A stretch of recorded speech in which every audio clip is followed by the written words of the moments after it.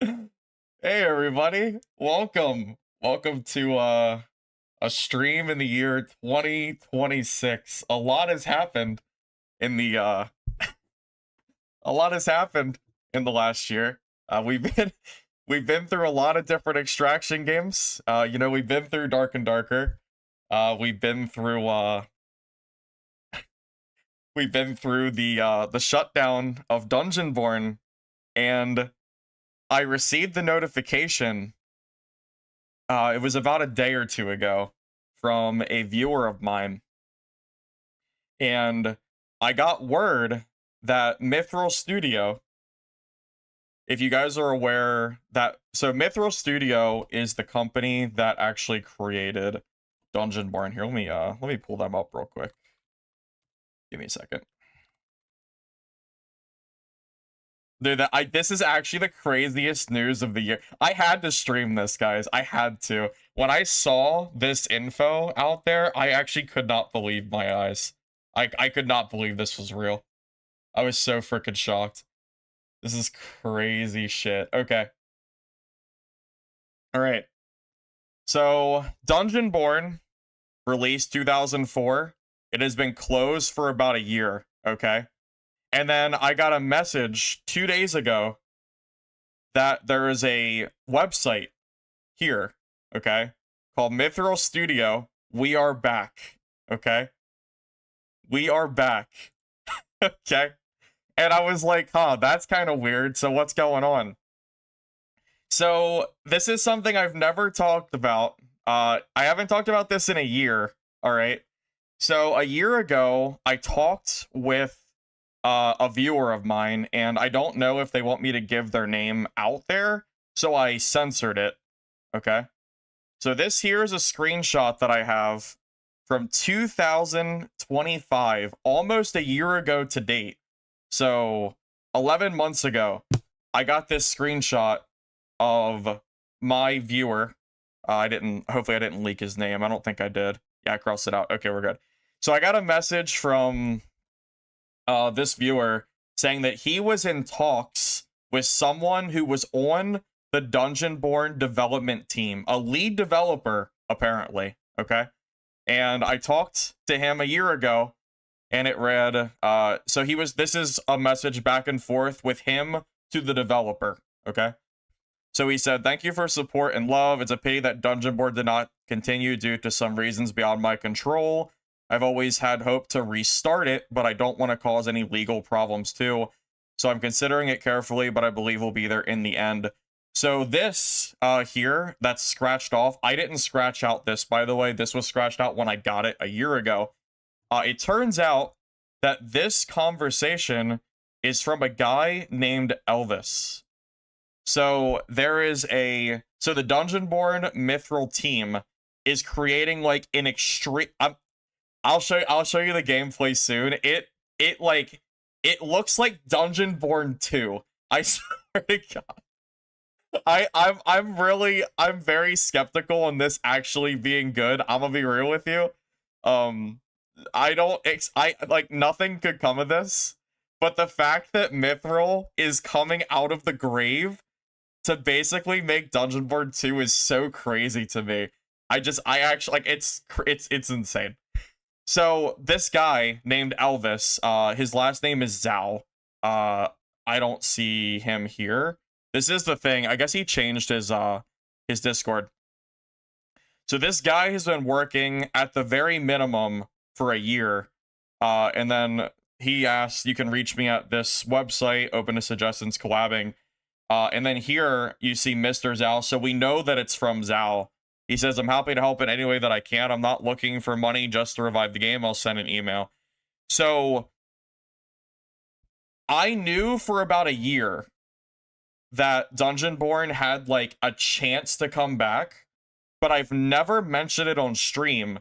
Quite honestly, number one, I forgot about it because it's like a meme, right? Like, yeah, Dungeonborne's gonna come back. Like, yeah, I'm sure it is, right?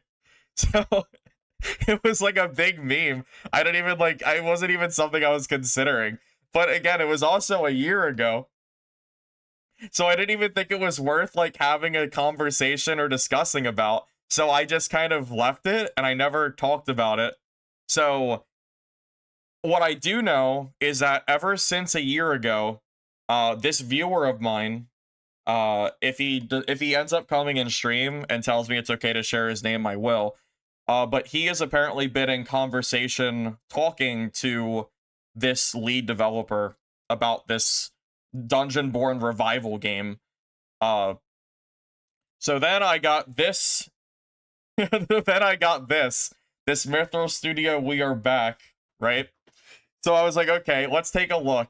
So you know what's funny? Right off the bat, whoever made this website made a mistake. Oh my god. Jesus Christ. Alright, hold up a minute. That was so loud. Oh my god. Hold up a minute. That was so loud. How do I mute this? Is there a mute button for this stupid website? Oh my god, my ears. Here, let me, here, I'll turn down the decibel of the desktop audio temporarily, so you guys don't get, trashed here. I'm gonna turn it, like, way, way down, so you guys don't get blasted. My bad. Okay. Alright. Sorry. Oh, wait, you can mute the tab, can't you? Mute site. You are smart. I forgot you could do that. Smart. Thank you. Appreciate it. Yeah, well, yeah, no, it was already muted, so when you click the unveil button, the mute button wasn't working. Yeah, I actually forgot you could mute sites, sorry. You'd think I would be more computer literate than that, but I guess not. Sorry. Okay. So I got a link of this website here, and what's funny is they made a, like a grammatical error. I'll point it out to you. It's actually so funny. Okay. So to everyone who still remembers, it's been a year ago, this year, they like forgot to code it properly. This is supposed to say we lost Dungeonborne, whatever. So to everyone who still remembers, it's been a year ago, we lost Dungeonborne. This is from Mithril Studio, like the guys that worked on the game. The things we couldn't control, but the team stayed together, we just went quiet. Today we're a new studio, same OGs, full control. No one tells us what to make or when to ship anymore. We put in serious work, solid progression. We're at a point where we can proudly show this to the world, and we're ready to share it. If you were with us before, you may recognize the feeling before you recognize the place. If this is your first time, the door is open, so we're here. So I saw this, this actually released earlier this morning, this information, and then you get this. First of all, I just want to say, the name of Dungeonborne 2, which is what I'm gonna coin it, this name is pretty terrible. So, so this game, is by the original developers of Dungeonborne. And the gameplay is shockingly similar. Like, you can tell. So, I don't know why. I don't know if this is like a finalized name. I'm gonna be real. Dungeon Betwixt sounds like a very bad name for a dungeon crawler game. I don't know. I think a good name for this game would be Dungeon Reborn or something like that. Yeah. So Dungeon Betwixt is gonna be the new game that's being created by the Mithril Studio developers. Let me, oh my god, let me show you this, bro. Let me show you Dungeonborne 2, guys. Oh my god. Here, let me pull this up real quick. It sounds like a candy bar. Oh, we made that joke earlier. Are you guys the left or the right Betwixt? I think I prefer the right side. Alright. So, gameplay. So first of all, I just want to say that the, sorry, I don't know if my mic just peaked there. Let me move it a little away from my mouth. So first of all, I've seen, so I guess I'm just old. So I've been told that the trailer is very obviously using AI. Not, the gameplay doesn't appear to be AI, but for some reason they decided to use AI for their trailer. I didn't actually notice it was AI, but people say that it is, and I'm not one to argue because I guess I'm just dumb. So apparently the trailer, part of it is AI, so you guys can tell me how stupid I am when we watch that. But yeah, we'll have actual gameplay that does not appear to be AI in it as well. It's really weird that they have like actual gameplay in this trailer, and then they just have like an AI opening. You know, honestly, I feel like I should notice it's AI, but I guess I'm just old out of the times or something. No, I think they're right. I think it's actually AI. I think you're actually right. No, I think it is. And I don't necessarily mind people using AI, but it is weird that their like release trailer, it appears to be that. So we'll go ahead and play this through once, and then we'll kind of go piece by piece and actually talk about what we're seeing here. Hold on, make sure the audio is not too loud. Alright, so this is apparently AI. I guess it's like, I guess new AI is just like harder to tell. Because I feel like I thought I was pretty decent at pointing out AI, but I guess I'm not as good as I thought I was.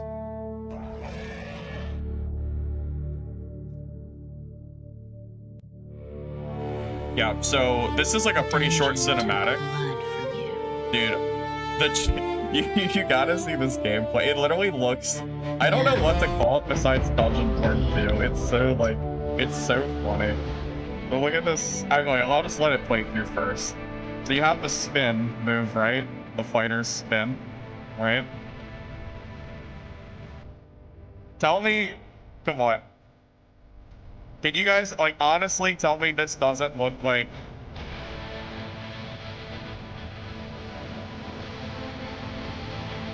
Tell me this doesn't look like Dungeonborne. Like, in a different paint, like a different, like, coat of paint.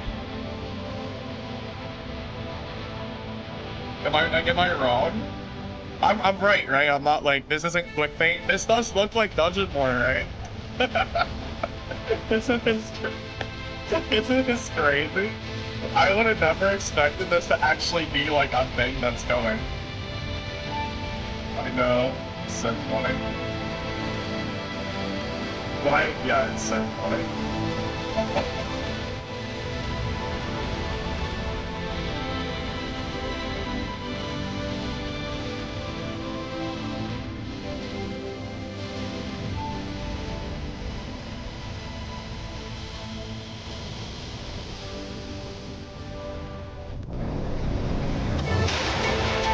That is a lot of shit. All right. Okay, so let's talk about this trailer for a minute. All right. Let's talk about this trailer for a minute. So first of all, I'm going to give not really a pass. I guess we'll just like we'll just gloss over the fact that this is like this is like clearly like AI like intro video. However, the gameplay itself doesn't seem to be AI at all, so I'm not really sure like why they even went this route. I guess they don't have an art drill. I don't really know. Anyway, all right, so as this loads, hello, please, please. Okay. Yeah. What So maybe you guys can actually can you guys actually explain to me pretend like I'm like an old like grandpa, and I've like never seen AI for the very first time. Because when I watched this for the first time through, I genuinely did not realize that it was AI, and I feel like I should have. Well, you guys say it's clearly AI. That was the point I was making. So, can you guys explain to me like what the tells are that this is AI? Because I actually don't know. Is it like the cuts? Like I know that quick cuts are usually indicators that a video is AI. So is it the fact that it's like going back and forth between these different like you know what I mean, like here? So like it shows like this guy here, and then like it keeps cutting like in and out from different like scenes. So is that like an indicator of AI? Is that like a big part of it? The movement and smoothing of textures, lights, and the goblins. The dragon. Well, the dragons from DB. Yeah, so this is not like a clickbait stream. This is like legitimately the gameplay, the developers, everything is coming from Dungeonborne. My understanding is I think Tencent still technically owns like the IP of Dungeonborne. So the developers that basically branched off from Tencent that are trying to recreate, we'll call it Dungeonborne 2 for the sake of a better name. Basically they're trying to make Dungeonborne 2, but I don't think they can like copy one for one. So they can't like copy like Clotho's Castle over, I'm assuming. At least I think that's like not allowed. Even though I think that's really I feel like that's always like a really dumb thing. I don't know about you guys. I feel like once a game like shuts down and closes, I feel like it should just kind of be like fair game, pretty much. Like I feel like at this point, I feel like anyone should just be able to just basically take whatever they wanted from Dungeonborne and just do it. Because Tencent isn't using it anyway. They shut down the game over a year ago with no plans to do anything with it. But anyway, I'm getting off topic here, sorry. Yeah, so I was just trying to figure out exactly like where the AI indicators were. For me, my best understanding of why it's AI is just like the quick cuts in and out between this guy here. Apparently this girl as well looks AI, that people say. Dungeon took blood from you. So her. Now I know background being kind of blurry. I think that's also something that people do. Like I think that's another thing that is typically like AI generated or whatever you want to call it. So yeah, I think that's like another indicator, the fact that the background's not like in clear focus. Count the fingers. Oh my god, were there more fingers than 5? Wait. What do you mean count the fingers? There's 5. Yeah, we're on par. Oh my god, if there were 6 fingers, that'd be crazy. That would be actually insane if there were 6 fingers. The face? Doran doesn't fit the style of the guy. Yo, you think the guy looks very different than the girl? I mean, yeah, I think you're right on that. I feel like they look a little different, for sure. But it's not something I even like really noticed. Anyway, we'll move on. We'll move on from the AI conversation talk. I was just genuinely curious what the thoughts were on like. I was just curious because when I watched it the first time, I honestly didn't even notice that AI was used. And then I kept seeing people talk about the fact that there was AI being used in the like the trailer, and I just didn't understand why that, like, I just didn't understand it. So I was confused. That's all.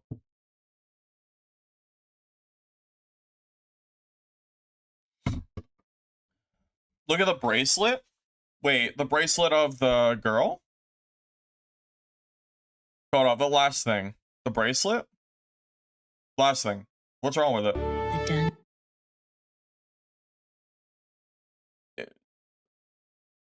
Yeah, again, like I guess I'm just old because I don't really see it. I guess I'm just old, I guess. I don't know. I'm either old or I'm dumb because this doesn't look weird to me at all. Dungeon took blood from you. Anyway, it doesn't matter. Whatever. We'll just move on. We'll just move on. It's fine.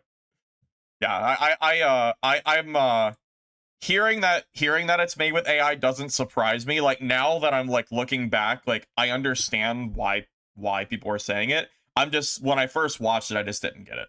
That's all. Anyway, so let's actually talk about the gameplay, because the gameplay doesn't appear to be influenced by AI at all. Although I say that not actually realizing or knowing anything. But yeah, the gameplay itself seems fine, which is why I was so surprised. Am I baiting? No, I'm not baiting. No, I am not. Why would I bait? I'm not baiting at all.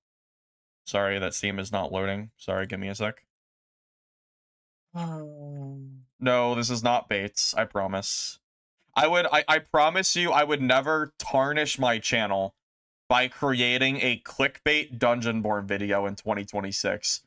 Why the hell would I do that to my channel? That would be stupid. Why would I do that? Like, why would I do that? That's ridiculous. Yeah, I promise you I would not do that. Sorry, it's not loading. I don't know why. Come on, Steam. Stop being like this. I'll refresh the page. Give me a sec.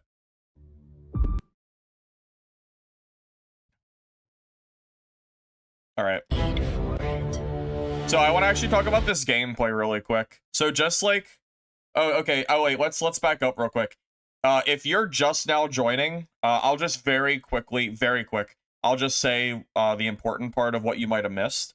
So this game here, Mithril Studios, the developers that basically branched off from Tencent, are recreating, call it Dungeonborne 2. So it's the same developers that launched Dungeonborne, and they're creating a, you'll see from the gameplay, it is like shockingly similar.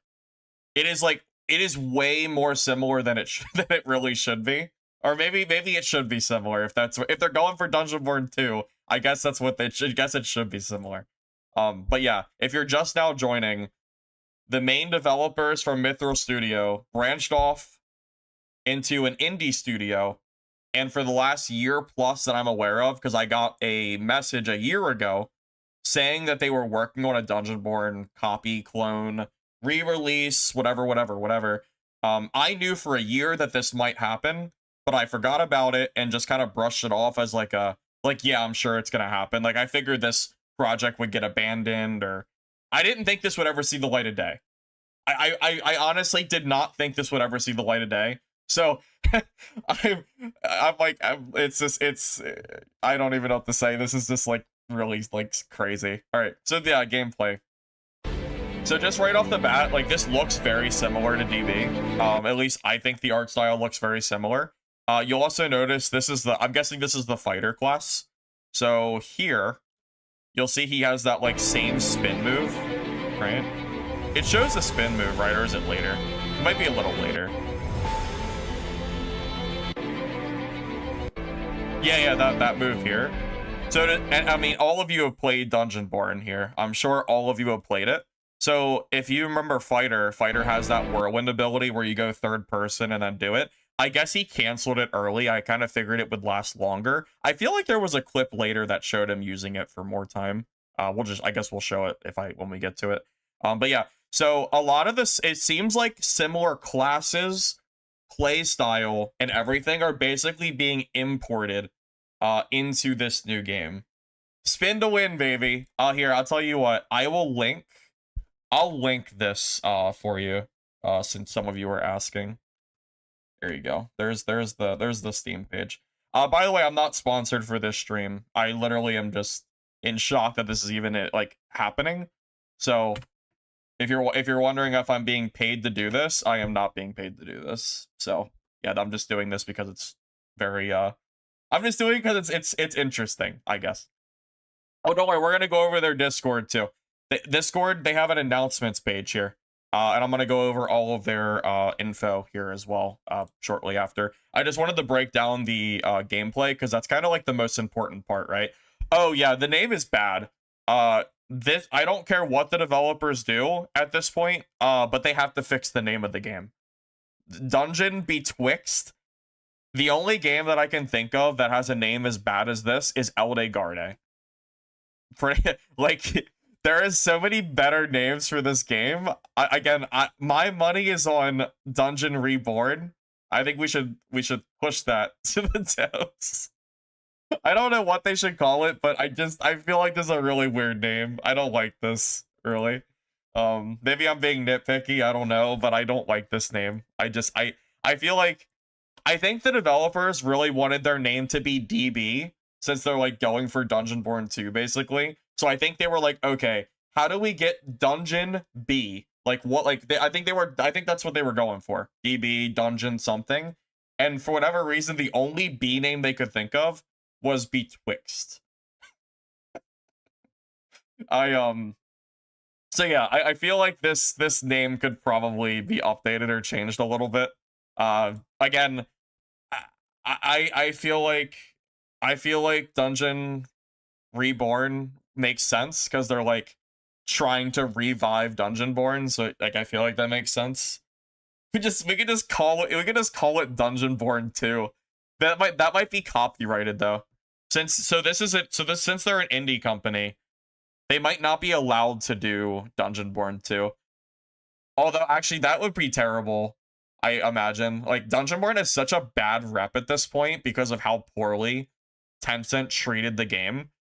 I've been told, by the way, since my YouTube video that I did on Dungeonborne like over a year ago, which, man, I can't believe it's been that long. I was told that there was a lot of stuff that went on with the game that I didn't actually know at the time. Apparently, Tencent pulled funding very early on, and Hellhammer was basically left to fend for himself with no money, and was almost single-handedly trying to do updates for the game until, like, he literally couldn't do it anymore. So my understanding is Tencent is really the one at fault for what happened to Dungeonborne, because they basically stripped the game of all like the the devs. There was no one to work on the game anymore, and it was just Hellhammer like solely chugging along trying to like carry Dungeonborne even after Tencent like pulled all funding.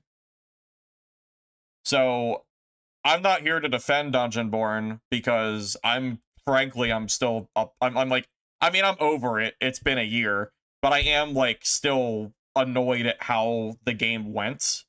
So, obligatory fuck Tencent for what they did to this game. Because I actually did like Dungeonborne, even though it had its very big ups and downs mostly.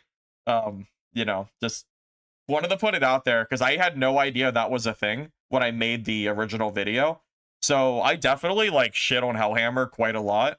And it seems like it might not have been entirely his fault or really a majority of his fault at all. It looks like Hellhammer was actually kind of, even though I like the meme on him, I guess he was more of a victim if that is true. I mean, if you think about it, I mean, what is Hellhammer supposed to do? He's under Tencent, right? He can't change what Tencent does. So if Tencent takes all of Dungeonborne's funding, what the hell is he supposed to do to like carry this game at that point? Basically nothing. I mean, I can't believe I'm saying it, but like I actually feel kind of bad for Hellhammer. I know like that sounds insane to say. Like I know that's like really stupid, but I don't know. Is there even anything else to is there even anything else to say? Here, I'll link. Here, give me a second. I'll link. Here. I want to keep watching this. I'll link the Discord really quick. I'll link it. Do I have a link for it? I want to get through the rest of this gameplay. Here. There's a join Discord button. I'm gonna link the website, and then you can just do it on your own. Because I wanna finish watching this. Okay. Alright. I don't want to keep repeating myself, so let's finish watching the gameplay, because I want to talk about like the similarities and differences that I notice in this gameplay. No sound? No sound? Hello? Are you sure? My mic says it's moving, so there should be sound.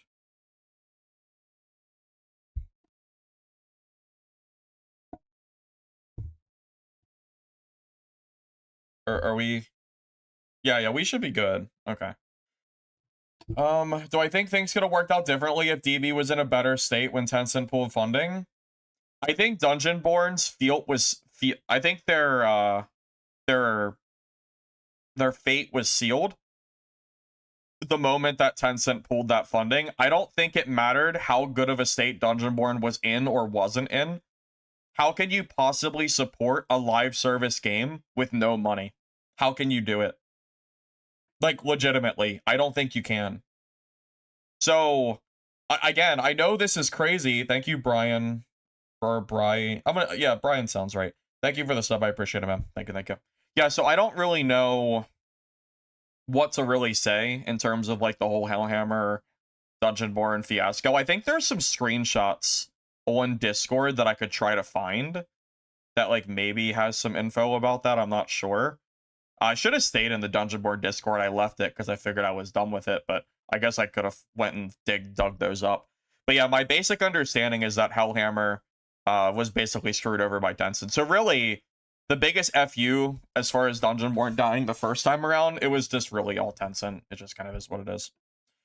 Okay, so yeah, clearly this gameplay is very similar. Like, the aesthetic looks the same. They're very similar. You have the fighter with the old spin to win mechanic. I don't remember. It's been like a really long time since it's been a long time since I played Dungeonborne. That is the skeleton, right? Is that the same dungeon from DB? Or this, I'm sorry, is that the same skeleton from DB? I think it is. It looks the same. Oh yeah, even the numbers, by the way, right here, the this little number pop up, isn't that also exactly the same too? Like, I know that like that number mechanic is in other games as well, but like I think the font, I think like it looks exactly the same. Like I think if I pulled up Dungeonborne and I was able to like find myself hitting a skeleton, I feel like it would look really similar, which isn't surprising because it's from the Dungeonborne developers, but like, I think it's the same. It is the same font? I think so too. I'm pretty sure it is. Yeah. You would think Dark and Darker would have taught other games to be careful with the whole similarity thing. I don't think games being similar is a bad thing. Also, you have to consider it's the same developers. So, I mean, of course the game's gonna look similar. These guys are not hiding the fact that it's Dungeonborne 2. That's like, it's not being hidden by any means.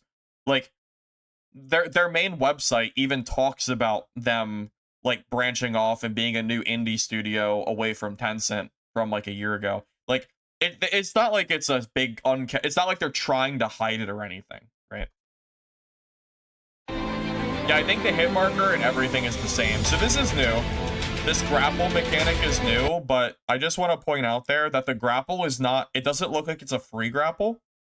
So in Mistfall Hunter, you have those like air rifts, and I think that's the best like comparison I could give. It looks like you have these little things on the walls, and they're going to allow you to zip around. But I don't think you can do it in like bare wall. You have to find the specific areas. Yeah, so red, I don't remember. Again, it's been like, God, it's been so long since we all played Dungeonborne. I don't remember if red numbers were a thing. I feel like they probably were, but I don't know.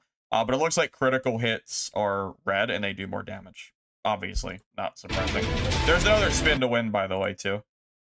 So yeah, everyone who played Dungeonborne knows what this looks like. Everybody knows what that whirlwind looks like. That's new, I believe. So this is clearly the Pyro class, like Pyromancer. That wall of fire, I don't remember being in the game. Although, honestly, who knows? Maybe it is, and I just forgot.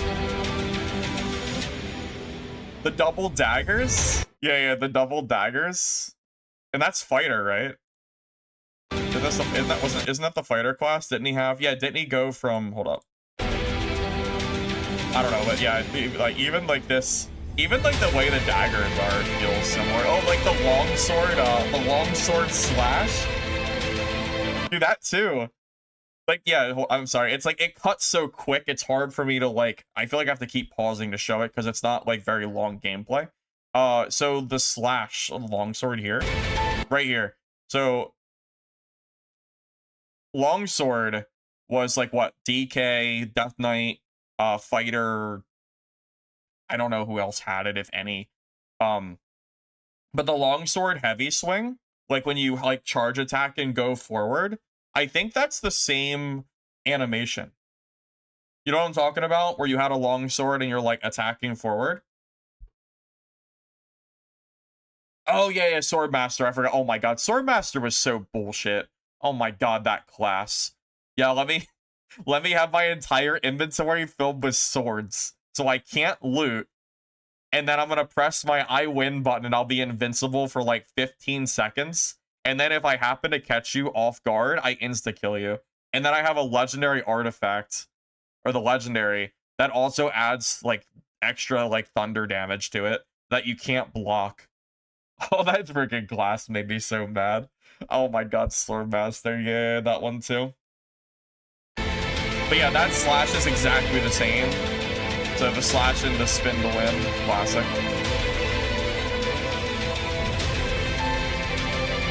Oh yeah, dude, wait, that too. That's exactly the same.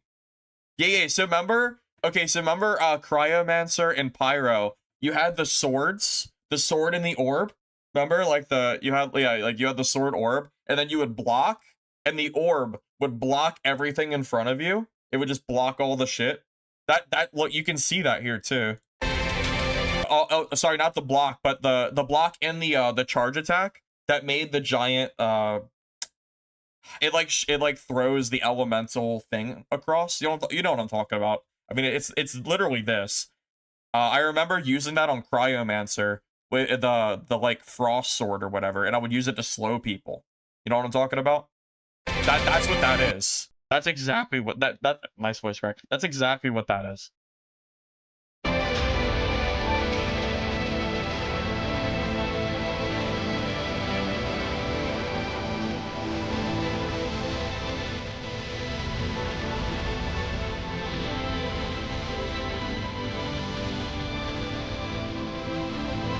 I think that parry looks exactly the same too. So notice when he holds block. You might have to refresh my memory here because it's been so long. This block here, you see this like the little shield icon in the middle, and then like your sword glows. Isn't that how it worked in Dungeonborne too? I remember blocking with longsword, someone hitting me, my weapon glowing, and then parrying. Is that right? Maybe different color, maybe, but like, so like it's basically the same, right? Like we're on the same page here. It looks like similar enough. Yeah, remember, yeah, the quick parry into the like heavy, like, you know, the heavy parryable attack, whatever you want to call it.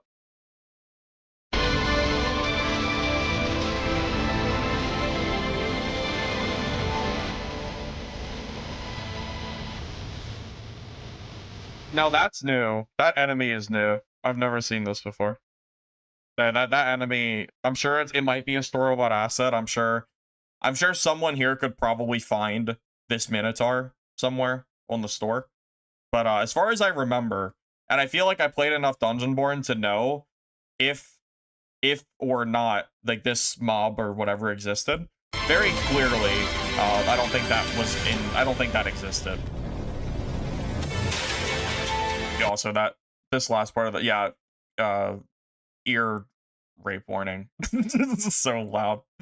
It's way too loud. Anyway, yeah. Oh, there is a second trailer too. I think this is fully cinematic though. Yeah, I think this is all cinematic. I actually didn't watch this. I like saw like a couple seconds of it. I just focused on the other trailer, so I don't even know what this is. It's terrible. The name is actually so bad. They need to change it. We need to make a petition. If they keep working on this game and Dungeonborne 2 actually releases, which it seems like they're going to, they need to change the name because Dungeon Betwixt is like so freaking bad. Yeah, this seems like it's just showing off different areas of the map. Although I will say is, as long as this isn't just like AI, because now I'm like questioning myself of what is and is not AI. If this is what the game looks like actually looks like in person, I think it looks good.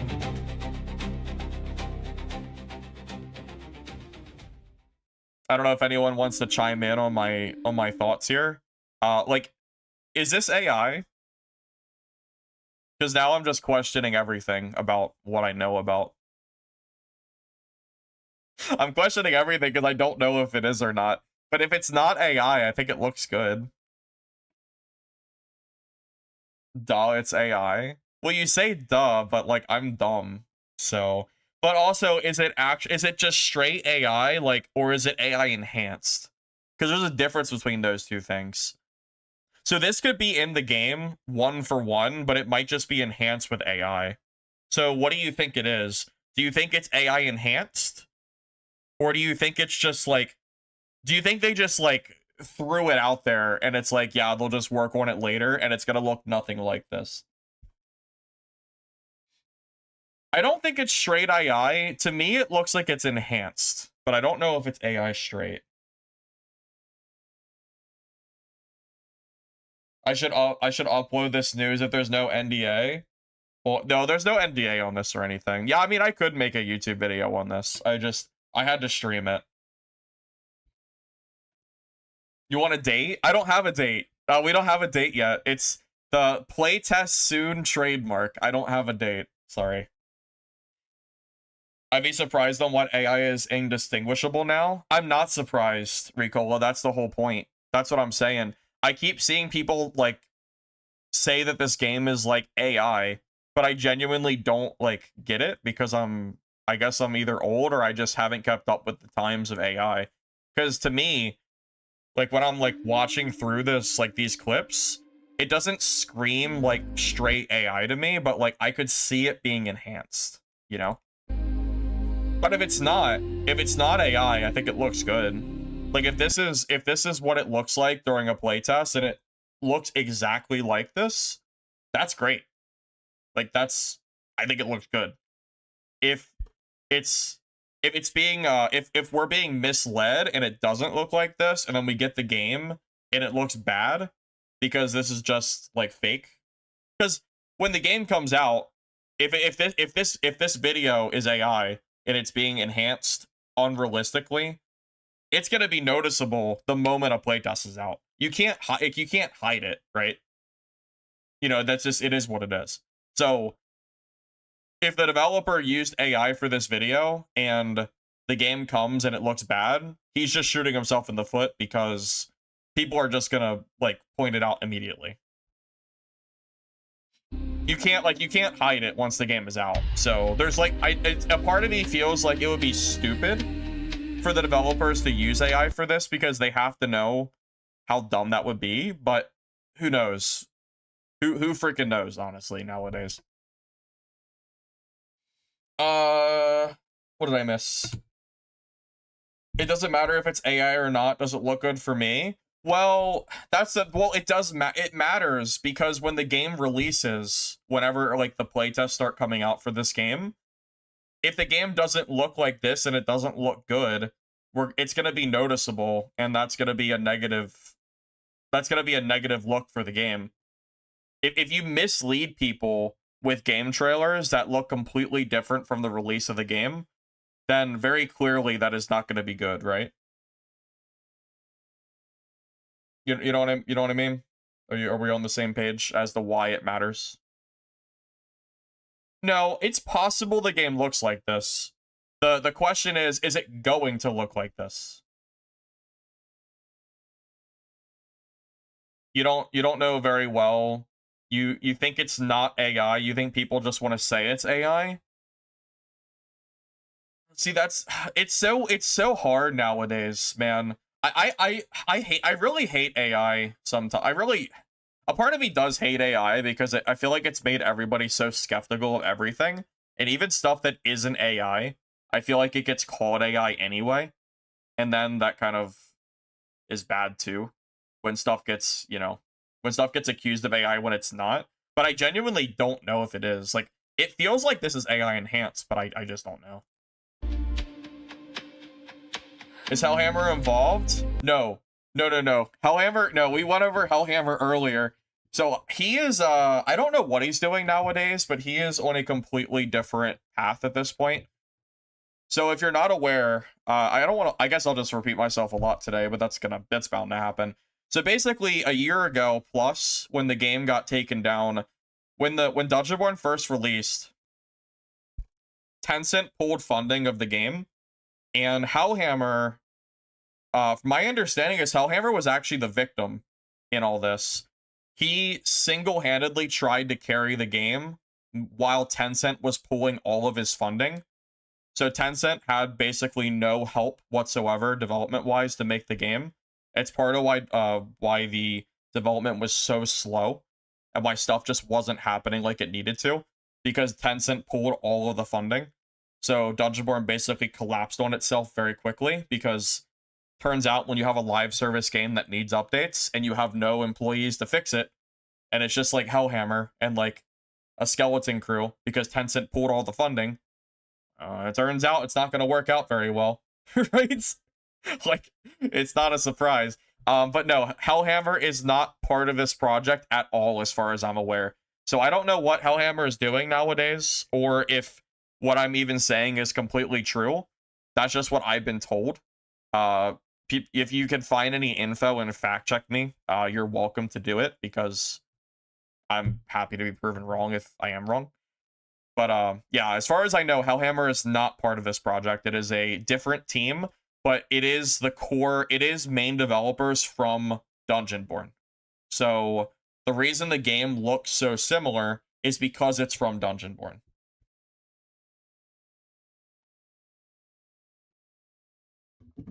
I'm sorry. I feel like there's a lot of messages. I feel like I'm missing a lot.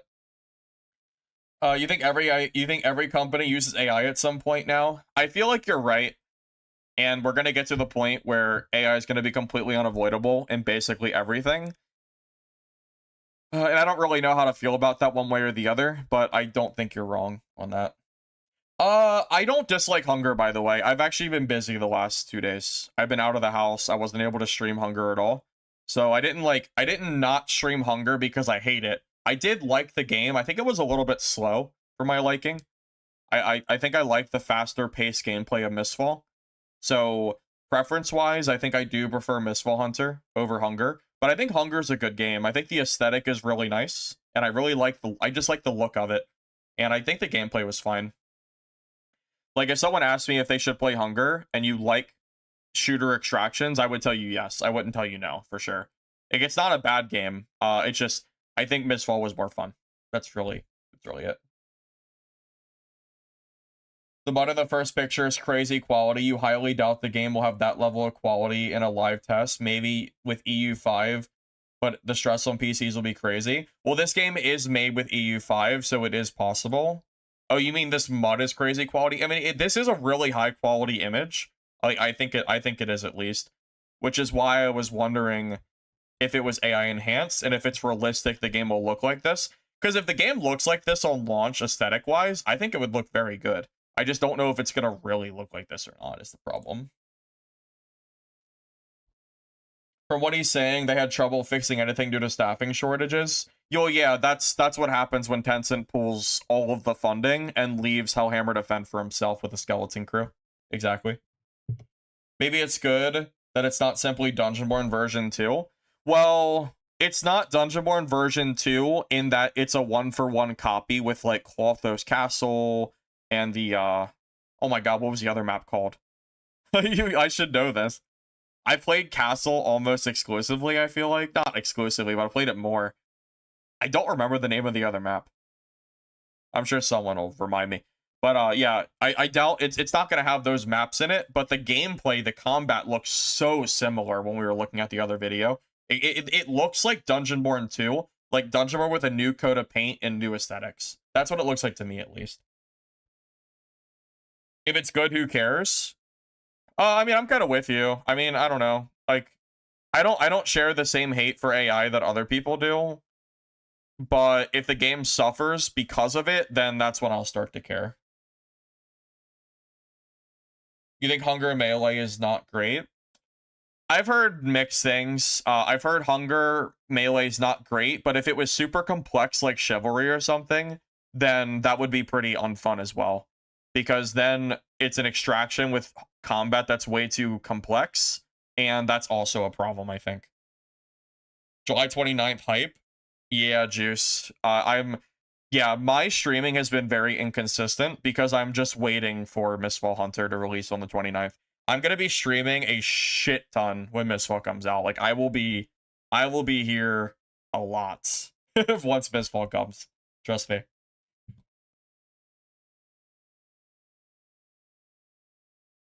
Yes, this is the same developers that made Dungeonborne. Yes, yes. Yeah, my title is not clickbait, believe it or not. Even though it sounds like clickbait, it is actually not.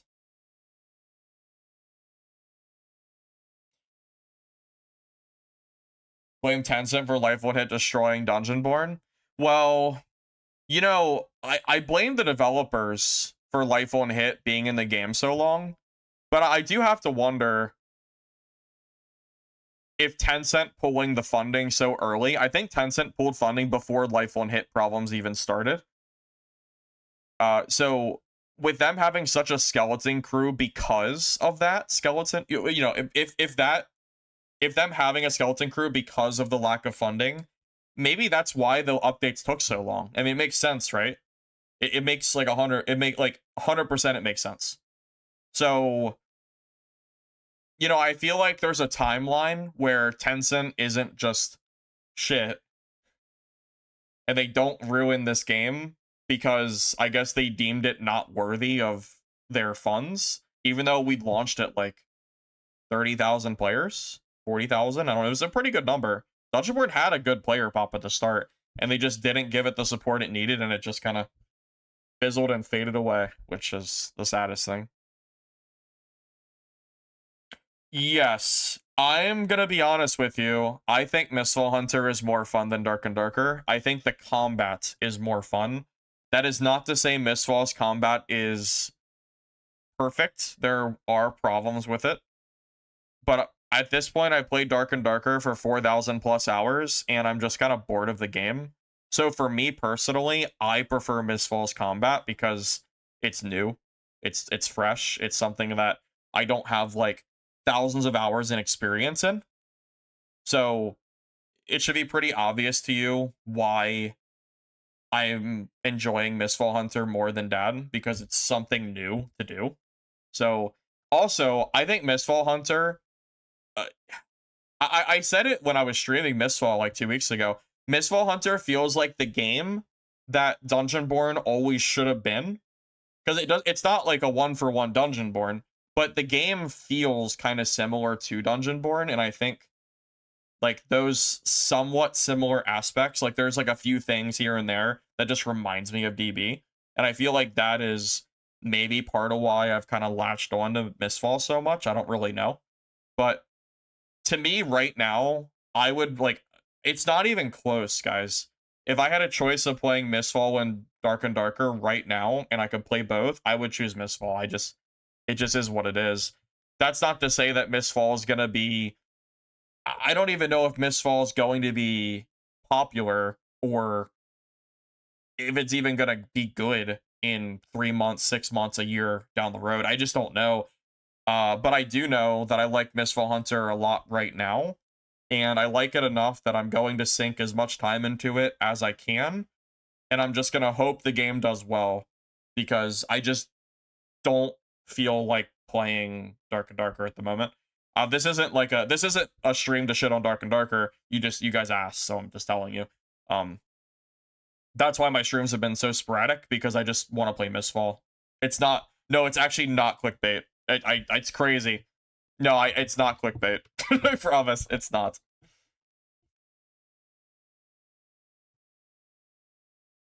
DB launched at 60K? No, there's no way. There's no way we had 60K. I thought we had like 30. I don't think that's right. I'm gonna look it up. No, yeah, you're a little off, buddy.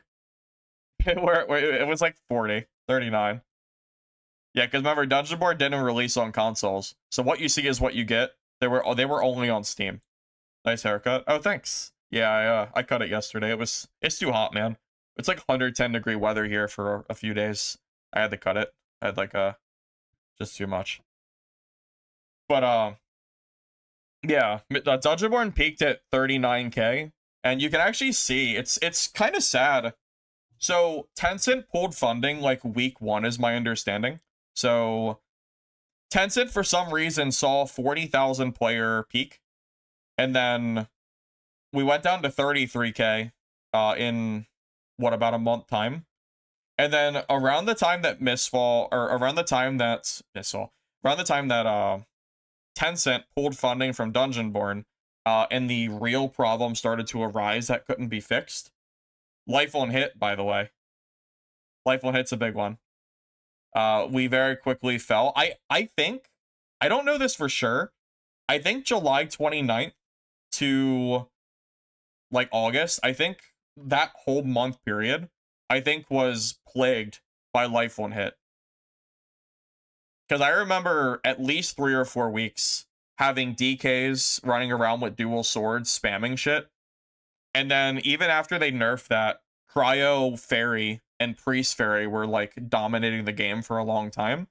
So I think at minimum, we lost like 66% of our players because of how broken some of that shit was. And again, Tencent pulled funding for this. So how the hell was Dungeonborne supposed to fix their game when they have a skeleton crew with no devs? Like they just it was an unrealistic expectation. We just didn't know it at the time. Like I was part of it too. I had no idea that Tencent like ripped away all of their employees. I didn't know. So at the time, we were just sitting here for weeks waiting for communication, updates, and everything, and it just wasn't happening. Right? And that's why our player base just plummeted. Because we got no updates.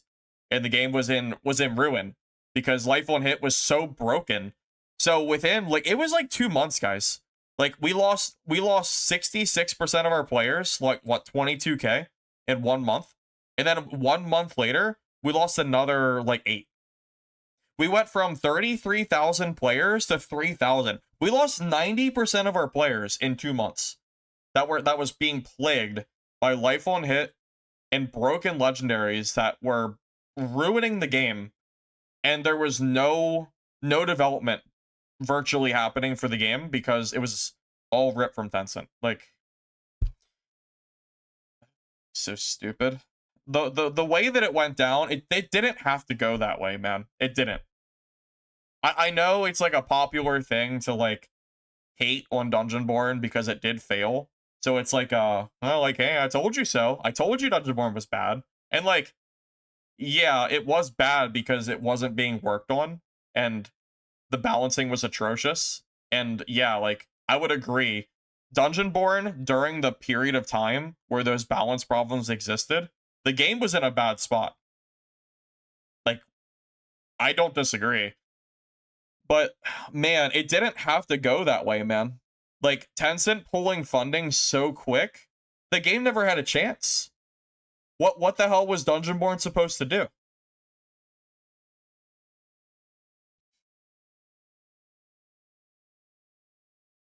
Tencent funded the game. So yes, Dungeonborne was made by Mithril Studio, which is the same company / developers that are working on basically Dungeonborne 2, but Tencent are the ones who funded the game. So Tencent pulled Dungeonborne's funding, left them with a skeleton crew, no way to update the game properly, so that's why the balance issues snowballed out of control and the game flopped. Because there was nothing you could do. Like and it's funny because at the time, you know, I thought the DB developers were just garbage, and then it turned out that it was actually Tencent the whole time that like basically ruined the game. I need to use the bathroom really quick. Give me a second.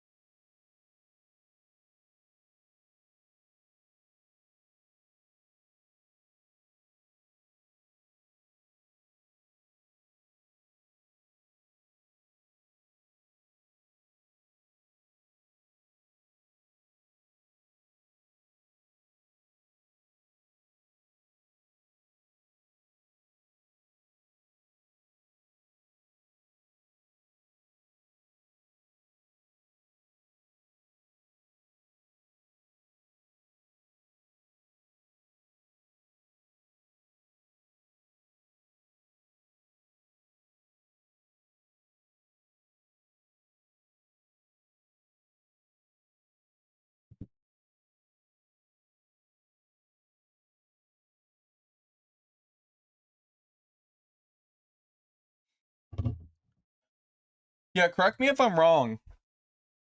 My understanding is that Tencent also funded Arc Raiders. Is that right? This is not clickbait. That's insane. If you think this title is clickbait, that's crazy. This is absolutely not clickbait. But yeah, my understanding is that Arc Raiders was also funded by Tencent, right? Yeah, so I wonder if Tencent had like an unrealistic expectation that Dungeonborne was gonna launch with what? Like, how many players was enough for Dungeonborne? Like, what did Tencent want? 100,000? 200,000? 300,000? I don't know what number they needed to basically continue funding, but clearly 40K was not enough for them.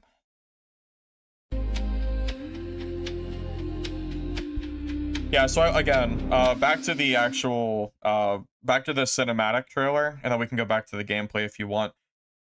I think if this is what the game looks like on launch, and this is not like, again, if it's not AI enhanced to a degree that the game looks nothing like this, I think this actually looks pretty good. And if you're just now joining, yes, there is a new Dungeonborne revival game coming from the same developers, coming from Mithril Studio. So that is currently going.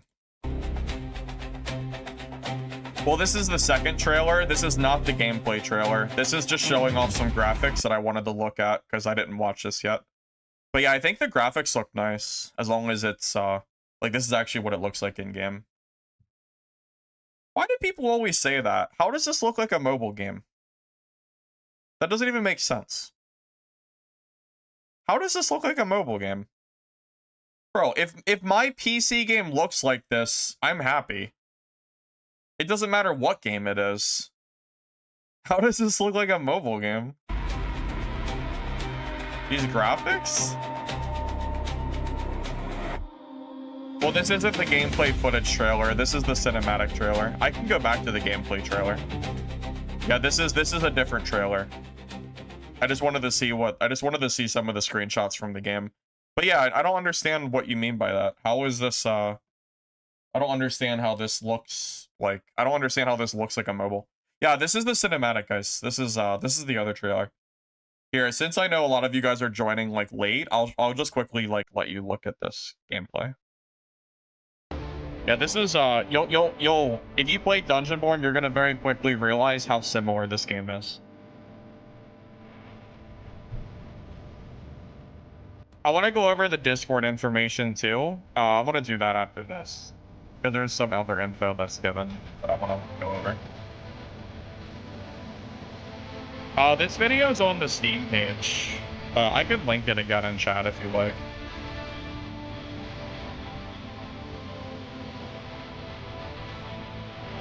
But yeah, anybody here who played Dungeonborne will very easily be able to tell that this is heavily influenced by that game.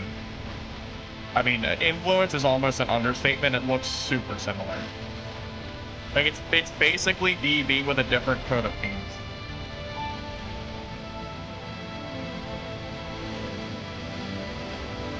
Yeah. Yeah, no clickbait required for this stream. This actually looks like DB. Even a lot of the nuanced mechanics are exactly the same as well. That mob is different, but a lot of, like, even like this block here, this block is exactly the same block that the orbs had. Remember when you had like the orb and sword? It's the same exact looking block that it has.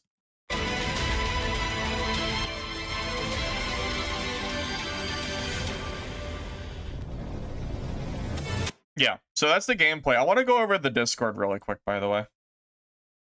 All right, so fair warning, this message was very clearly edited. It's funny, we talk about AI a lot today. They clearly like helped. This was clearly written with the help of AI because you can see the EM dashes. I'm going to assume that the guy that made it probably speaks what, like Korean or Japanese or whatever. So I don't think his main language is English. So I'm assuming this is his writing and then he just put it through a language thing. So whatever. Anyway, I figured I would just make that obvious now, since I'm sure people are going to say, oh, that looks like AI. Like, yeah, pretty much.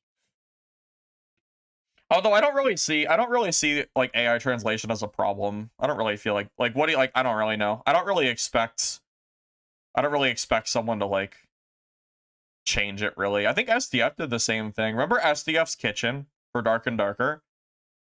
I think I remember SDF, like all of his kitchen talk was all translated through AI.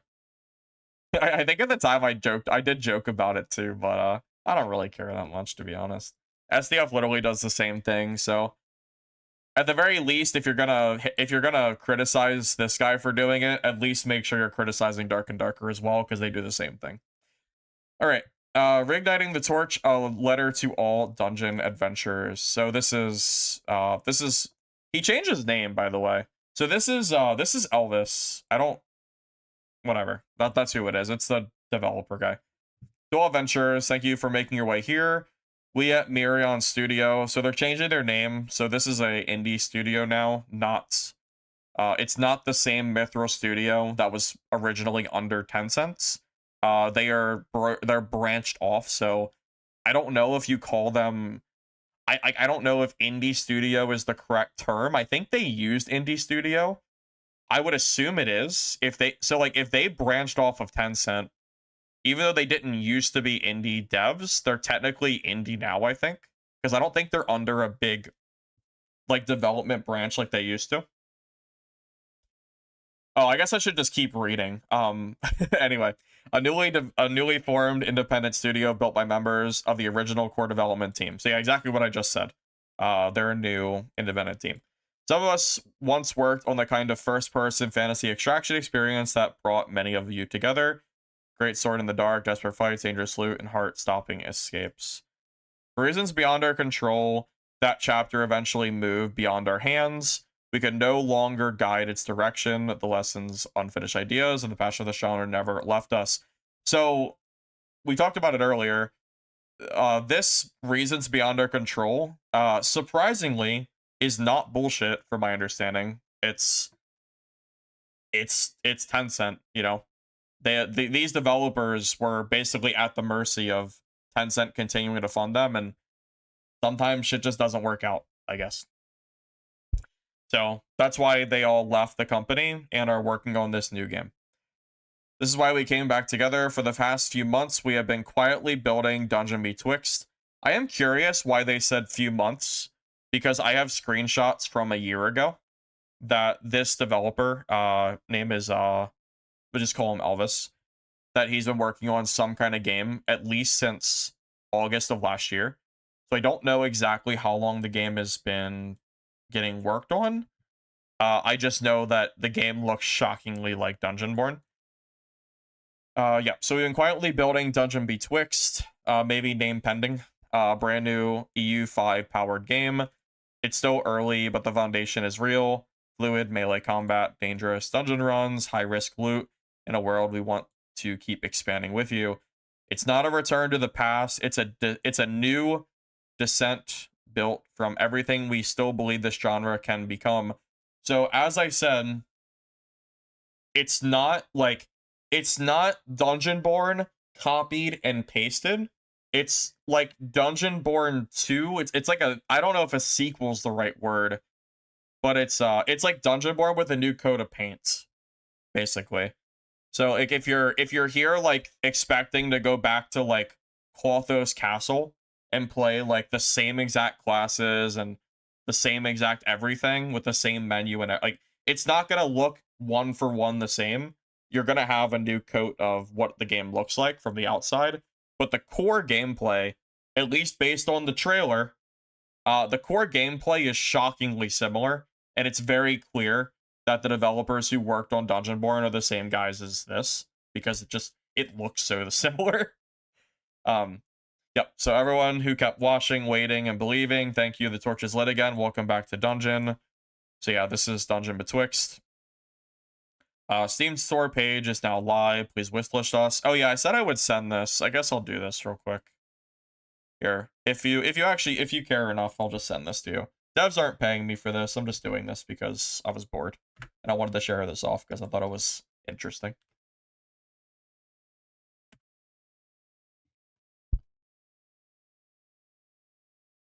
So right now there is not a beta test, but we'll go over that here in a minute. Trademark soon, basically. All right, so whether you're a diehard veteran who has been with us from the very beginning or a newcomer stepping into these dark dungeons for the first time, clicking wishlist is vital for support and driving force our indie team needs. So they themselves call themselves an indie team.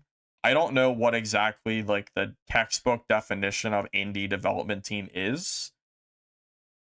I know the developers are not like inexperienced indie devs because they have experience under Tencent, but I don't think they have big money behind them anymore. I think they are their own company, as they said. What do they call themselves now?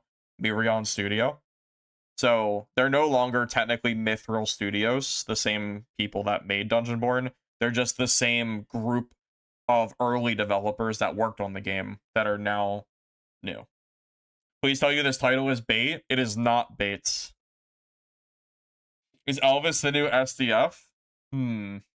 Good question. I'm not sure. All right. Note from producer. And with this project, we aren't repeating ourselves, nor are we just polishing the surface. Our earlier work delivered some solid experiences and earned a dedicated core audience, but we knew there was still plenty of room to improve. We went back through all player feedback, from the overhaul character mobility and responsiveness and the strategic layers to the underlying economy loops, and to a thorough rethinking of matchmaking and balance, and address each issue with targeted fixes at the system. In many ways, this is a significant evolution of our approach within the same category, and an iteration that has been carefully deliberated and validated at the design level. What we truly believe, or I'm sorry, what we are truly building is a complete living world, one where players with different preferences can find their ways to engage. Whether you're an explorer that loves discovery and crafting, or a crafter dedicated to making powerful gear, everyone wants to deliver tension and thrill of the extraction looter experience while gradually revealing the mysteries hidden in the world.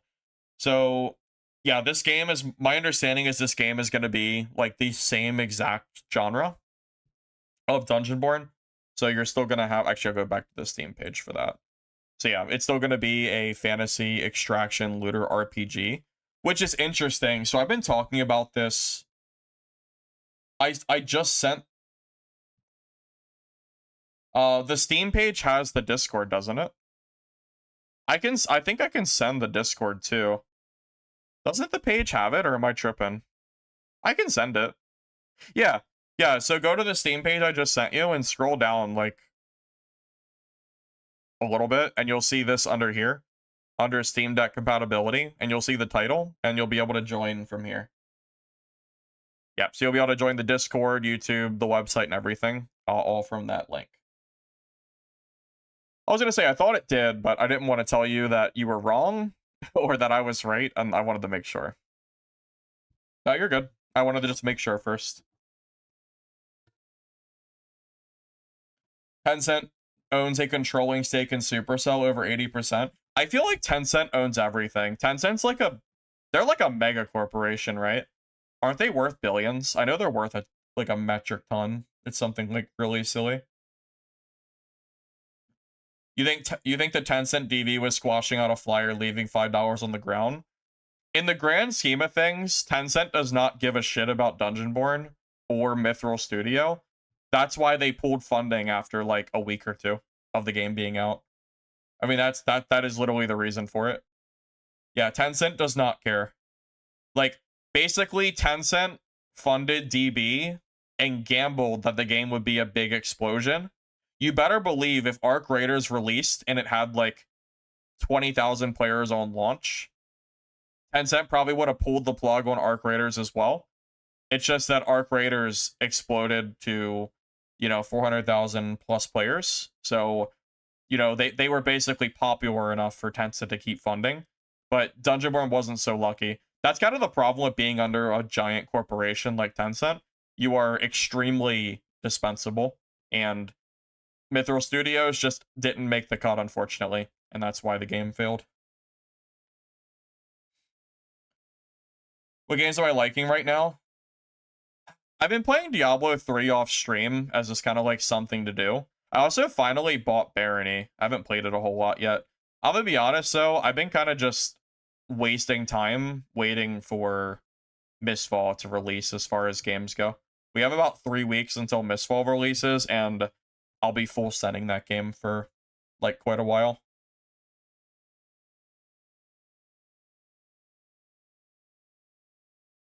Game was fine except for balancing. You mean Dungeonborne balancing? Well, that was the biggest problem.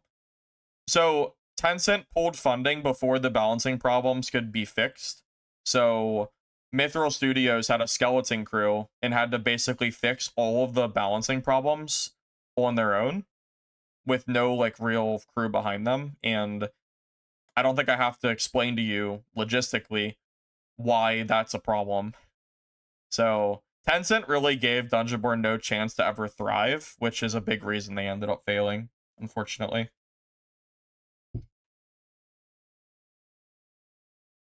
Yeah, Tencent will care about your game if it becomes massive and they can make money off of it, but if it's not massive and whatever, they don't care. They'll just pull the plug.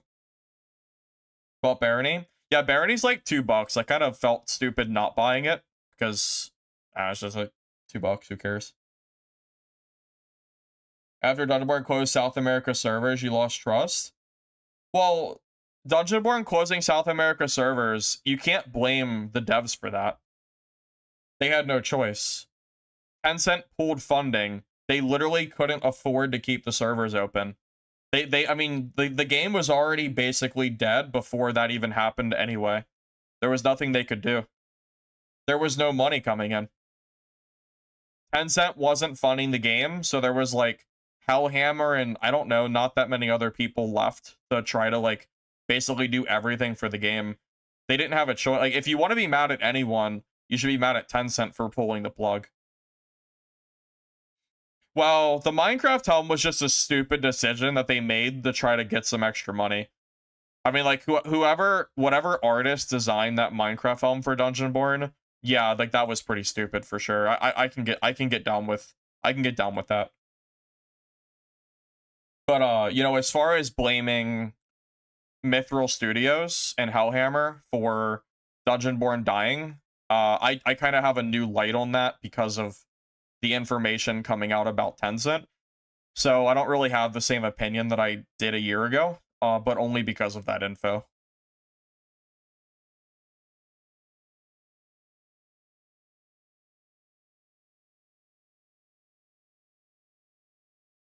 Oh yeah, I played Hunger. I played Hunger like 3 days ago. It was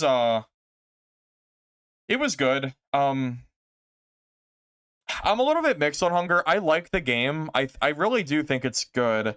It's just a little bit slow paced for me. I think it feels more similar to a shooter like Escape from Tarkov than it does a melee focused game. That would be like Dark and Darker.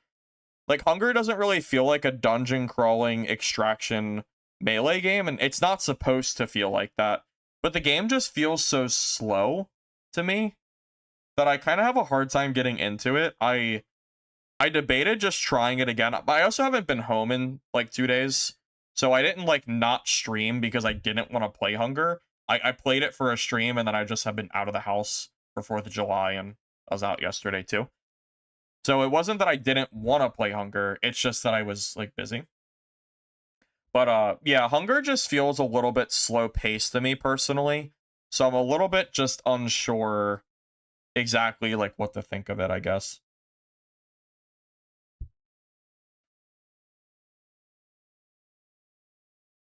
What did I refund? No, you don't want to know. You'll just make fun of me. No, you won't make fun of me. You'll tell me that I'm wrong. I bought like a somewhat popular game and I tried it because it was on sale, and it didn't really pull me like I was hoping it would. But I don't want to say it because you'll tell me I'm stupid. so, so I'm just gonna leave it at that. No, Hunger doesn't have a price. Hunger is a free playtest. There's no price for that. Am I more excited for Mistfall or DB having a second beta? Oh well, I'm way more excited for Mistfall. My excitement for Mistfall is extremely high. Like I am very, very excited for Mistfall Hunter. This news about DB2 is it's cool, and I will probably keep up with what the developers are doing, and if the game is fun, I'll play it. But I'm not like uplifting my I still love Mistful Hunter. That's what I'm gonna be playing the most. Hi, Hi, Pocket Sands. It's good to see you, man. I can't do this to us? Wait, Smooth, what do you not want me to do? Let the guessing begin? Oh my god. Guys, it's not a big deal. It's not a big deal, I promise.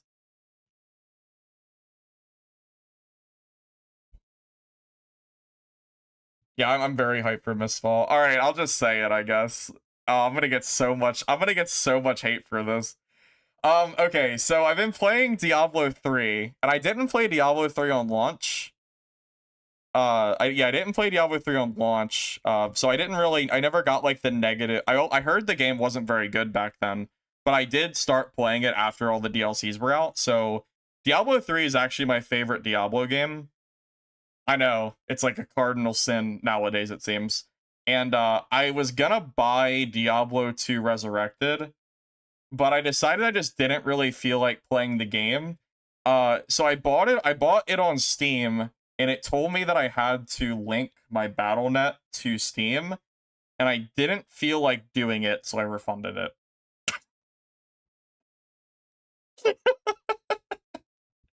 So, yeah, you can go ahead and make fun of me now. Yeah, you can make fun of me if you want. You can go ahead. Go ahead. It's fine. Yeah, so I know. I know. You can shame me, that's fine. I know. Terrible taste, whatever. That's fine. Look, man. Look. I loaded up Diablo 2 Resurrected. It said I had to connect my Battle.net.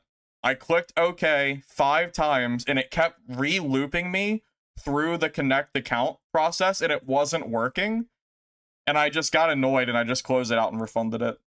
So I guess it's not that like I didn't like Diablo 2 Resurrected. I just didn't feel like dealing with whatever Battle.net BS they decided to add on Steam. So yeah, you can go and hate me if you want, but that's why I did it.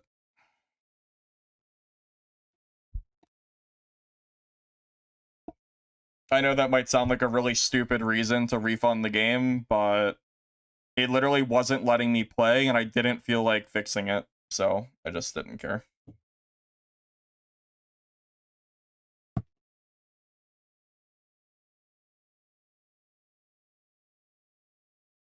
Welcome to being old, you do the same thing.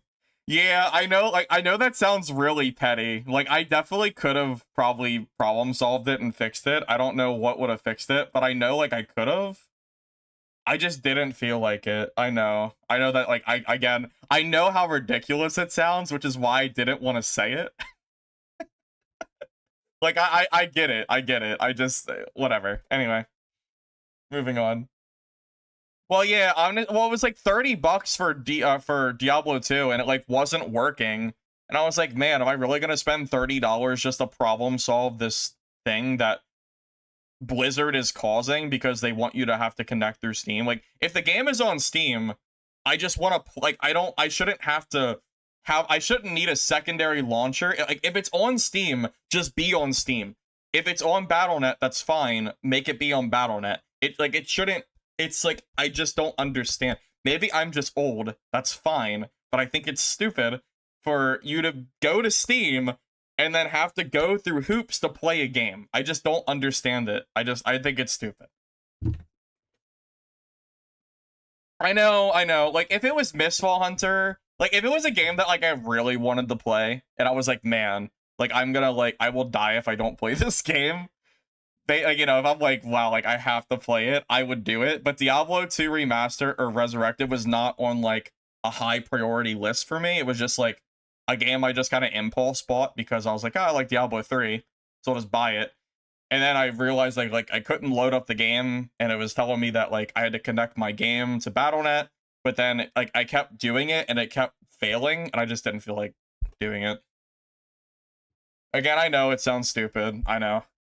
Call me old or whatever. It's fine. But yeah, that's why I have a refund. Anyway, I want to read through this as well. So there's an about section here on Steam as well. That'll kind of go over some of the info. So I want to go over that too. Is Dungeonborne back, or is Hunger going to be the new Dungeonborne? Okay, well, just to be clear, Hunger is nothing like Dungeonborne. It's nothing like Dark and Darker. It's nothing like Mistfall Hunter. If I had to compare Hunger to anything, it seems like the general consensus is that I would compare it to Hunt Showdown. But I've never played Hunt Showdown myself personally, so I don't really feel like... I don't really know what else to compare it to besides Hunt Showdown.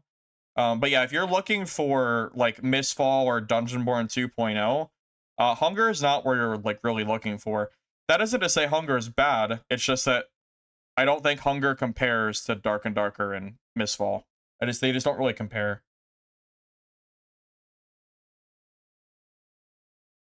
It's fine. They do it for engagement metrics. You don't play any game that asks you to do that. Yeah, I think there's a lot of people that are like me and that'll just like give up on playing a game the moment I have to go through hoops to play it. But then there's also a group of people that'll just tell me I'm stupid because realistically I probably could have spent 10 minutes and figured it out, but you know, I don't know. You don't think it looks like Hunt at all? I'm pretty sure all the big streamers have been calling Hunger like Hunt Showdown 2. Or like a Hunt Showdown type game. I guess you could just say it's clickbait, I guess, but I'm pretty sure they've been calling it that. I don't think... I think it's unrealistic that Hunger is going to kill Hunt Showdown. I think Hunt Showdown's its own game, realistically. Also, they're very different games. Like, Hunger is like a full-on looter game, whereas Hunt doesn't really feel like that. I only played Hunt for like an hour or two. But, yeah, that game didn't really seem like much of a looter to me. And I also talked to people about it, and they kind of confirmed what it seemed like it was, so... No, this is not clickbait, believe it or not. It is not clickbait. The Mithril developers have branched off of Tencent and created their own company and are making a Dungeonborne 2.0 game, which you can see here through this GIF that we're currently looking at. There's no loot and hunt. Yeah, so that's the whole thing. If you want a looter extraction, Hunger is a better choice than Hunt Showdown is. That's it. My only issue with Hunt Showdown, I'm sorry. My only issue with Hunger is that it feels kind of slow-paced, and I think Mistfall's gameplay kind of spoiled me a little bit, because Mistfall feels extremely fast-paced. Like, between... It's not just the PvP engagements either. The gameplay just feels fast. Like, anybody who played Mistfall's beta could probably attest to that. It just feels fast. So, yeah, like, I don't know. I think it's just...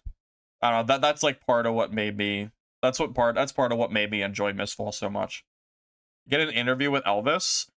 No, I did get a DM from him, though. I messaged him before the game released, so I knew about this 2 days ago, before the website was up officially. I got, like, not insider info, I just got, like, I just found out early, but I didn't want to talk about it because info wasn't out yet. I did talk to him a little bit, and it wasn't much, really. It was just more like, hey, how you doing? Whatever. But if Elvis wants to do a Q&A on stream to get more info on his game and what their plans are, I would be willing to do it.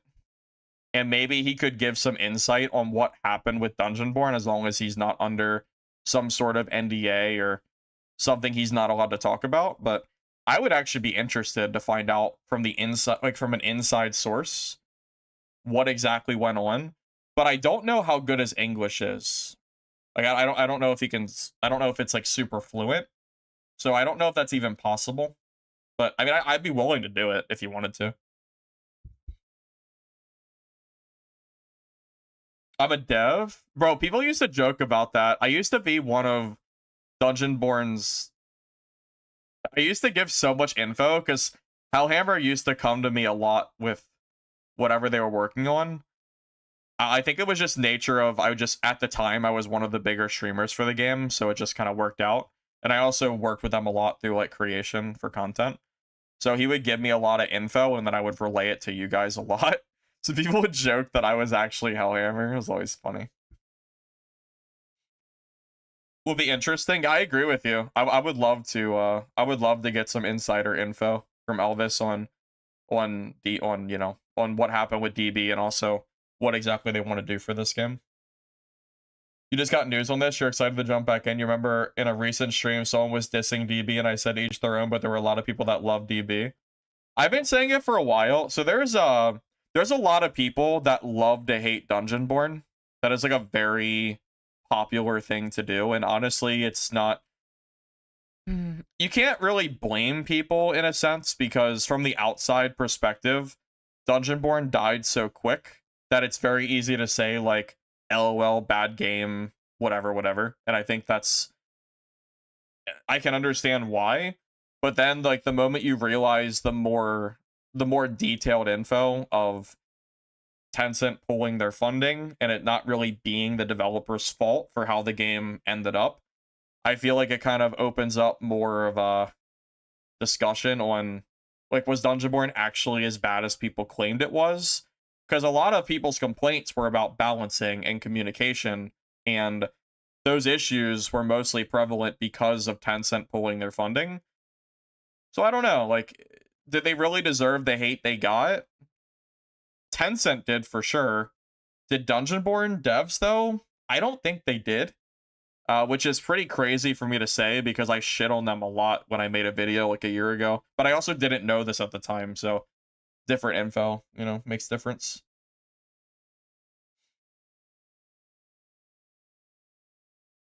Yeah, I mentioned earlier that their trailer is using some like their trailer is using some AI, but the gameplay's not. I'm not really sure why they're doing that. I personally don't really care as long as the game is fun, but I know that there's people that do care. I think we're like at a point in time where public opinion has not swayed enough in favor of AI that companies should like be so open about using it. I think 10 years, 20 years down the road, it's going to be like everybody's going to use AI and you're going to be like the minority if you say like, oh, you're using AI, and it's like, no, like everybody's using it. So I'm sure at some point that public opinion is going to change. At least I feel like it probably will. I don't know. I'm kind of like in the middle. I don't really care one way or the other as long as the game isn't suffering for it. Like if you're building your whole game on AI, I'm just gonna probably assume it's not that good at this point because if the whole thing is AI, that's like pretty stupid. But if you're using it like here and there, as long as the game's good, we'll see. But yeah, like in this point in time, it's enough of a pushback from people that it's probably safer as a company to stay away from it. But I feel like it's at a certain point that I feel like the public opinion's gonna change on that, but it's probably gonna be a long time. I mean, think about when, like, think about it generationally. You know, when the next generation grows up, they might have a very different opinion of what they feel about AI, and then the people that hate AI are gonna be like old. We're gonna be like 50, 60, 70, 80 plus. And then the younger generations are gonna go, well, we've always had AI. We don't really mind it at all. And the public opinion will probably, I feel like, I mean, maybe this is like stupid of me to say, but I feel like as the younger generation grows up, they're gonna see AI as like the norm, and they're not gonna view it as a bad thing at all, which might end up being a bad thing, you know, in the long run, right? It might be a bad thing, but I feel like that is gonna happen. Just my thoughts.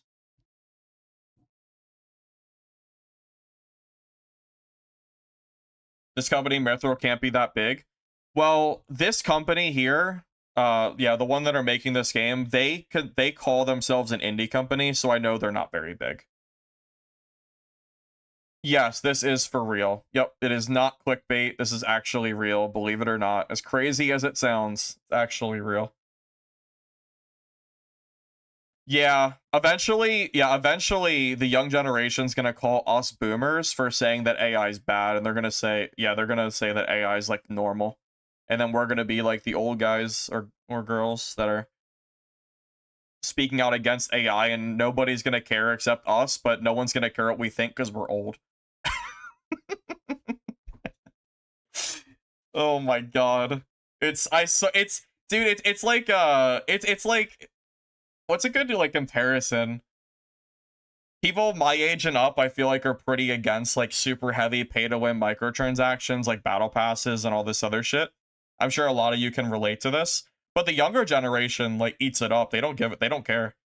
I mean, they spend so much money on like Fortnite battle passes and pay to win and all this other stuff. They don't care. That's like the norm in gaming nowadays. It's becoming less, it's becoming more of a norm. And it's like, as the younger generation gets older, I feel like games are getting more and more egregious as to what they're allowed to have or what they have. And I guess maybe I'm like on the younger end, maybe. I don't know, maybe not.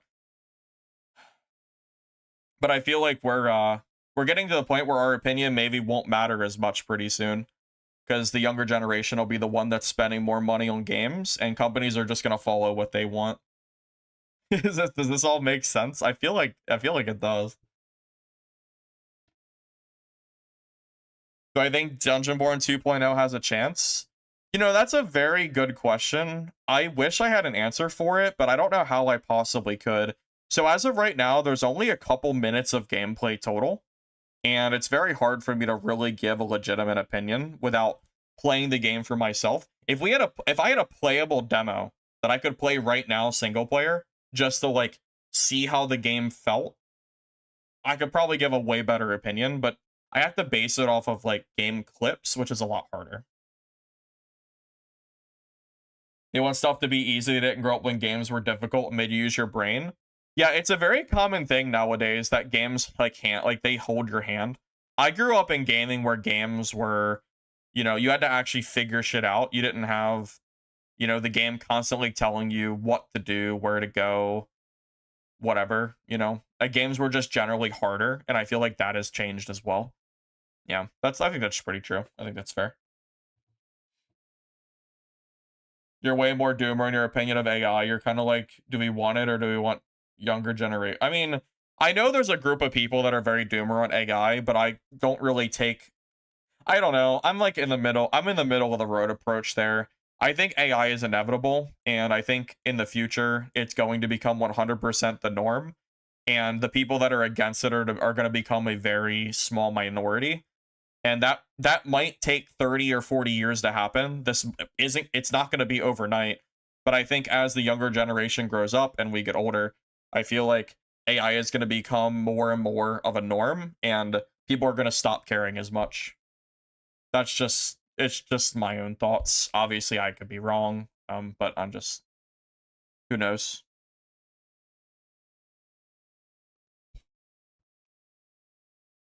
Look how big look how big games are compared to old games. I mean, yeah. I mean, I don't know. This could be a whole conversation piece of new games versus old games, and talking about like what works, what doesn't, what makes more money, what doesn't. Because you can look at mobile games and look at how egregiously pay to win they are, and you have people spending like $10,000, $50,000 a month on like some stupid mobile game that is no skill. Like, you're like, it's like it's like you're paying money into a slot machine because it's all gotchas, right? So you have people paying so much money in this bullshit, and they don't care. The companies are raking in tons of money, but you have a group of people like me who like doesn't like those games. So again, it doesn't matter what I want or what you want, as long as there's a customer base that is willing to buy and play it, but it's gonna happen. So it's kind of it's a very hard it's a very hard topic, because I don't think there's any right or wrong opinion, because nobody really knows what's gonna happen in the future. That's how I look at it, at least. When will Dungeonborne 2 be available? That's a good question. We don't know yet. Right now, all we have to go on is the trailer. Well, the two trailers that are up here that we went over earlier, and then we have this little summary here that I was going to read a while ago, and then I started yapping. So we don't know exactly when yet. Uh, it's definitely gonna be after Mistfall releases. You know, right? I don't know. Right now, Mistfall is like my most anticipated game of the year. Like I'm planning to play a lot of Mistfall. If Mistfall fails, I'm gonna be very sad because it is by far my favorite game to play. So I'm not gonna say one way or the other if and when I will play this new Dungeonborne 2 game. I will probably give it a look, and if it's fun and good, like I'll play it. But I do plan to like I'm really gonna be full setting Mistfall as long as the game doesn't flop and fail or whatever. I'm a pretty smart guy. Thanks, man. I like to think that I am at least a little bit. Yeah, I went to college for what it's worth. Not that that seems to mean anything nowadays anyway. Sometimes I feel like I just got like a useless paper degree, a useless piece of paper, right? Sometimes it feels that way. Dude, yeah, man. Mistfall Hunter is genuinely so fun. I really like that game. I know it's got its problems, but I really like it, man. Do you have a price on Mistfall yet? No, I'm a little bit worried because the game's supposed to come out in 3 weeks and we still don't have a price tag. So I'm a little bit, I am a little nervous on what's going to happen with that. I think Mistfall's best chance at being successful is to do what Sand did. Release it as $25 and release an introductory price for 2 weeks. That's like $19.95 or something. So give people like a period where the game is like under 20 bucks and then maybe go up later. But you know, you really want to make sure that there's a big player base for launch. So I think anything over I'm worried if they make it over 20. Like if Mistfall launches at 40, I will buy it, but that is going to make me really nervous of the game. If they make it 30, I will obviously still buy it cheaper. But 30 is like kind of pushing the point where I'm like a little worried how many people will buy the game. I think 20, again, I think Sans price hold of $25 and then maybe like again like 19 or so for the introductory month or whatever. I feel like that's the best way to do it, but we just don't know yet.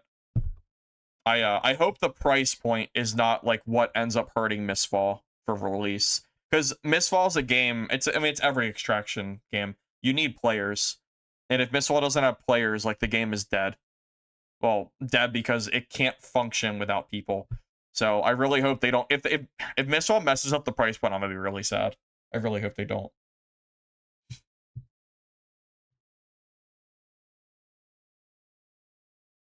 $25 for a game nowadays is extremely cheap. I mean, if you look at the price of everything nowadays, like $20 today is what, like $10, $15, even maybe 5 years ago. I feel like $20 is not that much nowadays, but maybe I don't know. I feel like that would be perfect. Like if Mistfall released as a $20 title, I wouldn't bat an eye. I would buy it, no problem. Did Dungeonborne have crossplay? Mistfall has a strong case to succeed for just crossplay alone. Dungeonborne did not have crossplay because it was only on Steam. There was nothing to crossplay on. Yeah, so Mistfall had an advantage of being crossplay. During the beta, Mistfall was not it was like server locked, region locked. I remember people talking about that, where if they were playing on a certain server, they couldn't change servers or something like that. I don't know what's going to come of that when the game releases. They haven't really said, so I'm kind of keeping an eye on that info too. But as far as the gameplay base goes, Mistfall was what I'm looking forward to the most. I mean, I'm going to be playing the shit out of it when it comes out. Yeah, I mean, yeah, regardless of how much I stream between now and the 28th, once the 29th, 30th comes around, I should be live like pretty much every day. It's 1.5 burgers. What is the price of a burger nowadays at like a restaurant? Like 10, 15 bucks? Something like that, probably. 10 might even be on the lower end, which is kind of crazy. Well, I know that certain countries like South America, I know that games can be more expensive if they don't do regional pricing. Isn't regional pricing a typical thing they do though? Like if a game is $20, if Mistfall is like $20 in the US, I assume that that would be translated differently for South America. Like I mean I assume so. I thought that was like how that usually goes. How do I know Dungeonborne is back? Pork chop, we've been live for like I've been live for 2 hours. There's a lot of info. This has been like an info dump stream pretty much. The quick TLDR is Mithril Studio, the guys that worked on DB, the developers have basically branched off of Tencent and they're making their own Dungeonborne game that's very, very similar looking, pretty much. I'm a big PvPer. You don't know if I've ever seen me loot a skeleton in Dark and Darker. Watch me on Wipe Day and I loot skeletons, but usually I played so much Dark and Darker that I only need to loot PvE for like a couple days at most, and then the rest of the season's PvP only. There's no reason to loot. I kind of thought about talking about Dark and Darker's update too. I'm a little bit on the fence about it. That might be like an after we discuss DB to death. It's kind of, I feel like it's kind of negative. I don't want to like, I don't want to change gears yet, but I don't really like Dark and Darker's new gear system they added for normals. And I saw that update and it kind of made me not want to play the game anymore.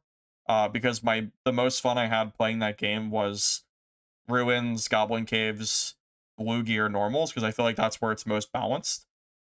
So when they released the new update for normals and Ruins and Caves are green gear, white gear, and below, like white gear for Ruins, which was my go-to map, and green for Caves, it gives no game progression, and I feel like the high roller gear still really isn't very balanced. So they kind of ruined like the most fun way that I played Dark and Darker is gone. So I've been kind of on the fence about playing that at all, and I didn't really talk about it much because I haven't really been streaming, but that is something I considered talking about. Also, hi everyone. If I'm sure I missed some messages. Hi Brandon. I didn't say hi. Hey Mr. X. Welcome, welcome. Yeah, I thought about playing Squire Royale Dark and Darker. I could probably still have fun with that. However, it's weird. Dark and Darker is in a spot where I like gear progression, but I don't feel like high roller gear progression is balanced. So I like gear progression up to like blue gear. But now if I want to play blue gear, I have to play the water map or the ice map, and I don't like either of those maps. So I've been put into like this really weird spot where Dark and Darker has no place that I want to play it, which really kind of sucks. People keep asking me if I'm going to play Dark and Darker's Wipe, and I don't have an answer for that. I might play it because they're updating Cleric, and Cleric is like my favorite class. So if they give good updates for it, it might incentivize me. But I am like, my excitement for Dad has really dwindled over time. My excitement for Mistfall is much higher. If I play Dark and Darker at Wipe, I'm going to be playing Mistfall instead once it releases. I'm not going to keep playing Dad. So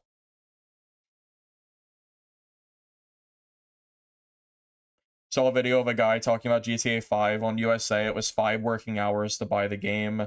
And in South America, it's 50 hours. Yeah, I think regional pricing is always something that companies should try to do when possible, because I know it can be rough for people in other countries to buy stuff. I can understand that. HR is better. It has less rats. Rats aren't really the problem at this point for me. I just don't think HR gameplay is that fun. I think the gear balancing just isn't very good. Part of it's also kind of because I don't play the game a lot anymore. So sweating in HR with like competent gear sets, it takes so long. Honestly, man, Mistfall ruined me. Mistfall's gear system of quick equip like full gear sets and having pre-loadouts ready to go, and then you can just like instantly buy it from the marketplace. That whole system, it ruined me. Because going back to Dark and Darker and having to sit there for 15 minutes after a death to remake a kit where Mistfall Hunter is 30 seconds and go, it's really hard to go back to.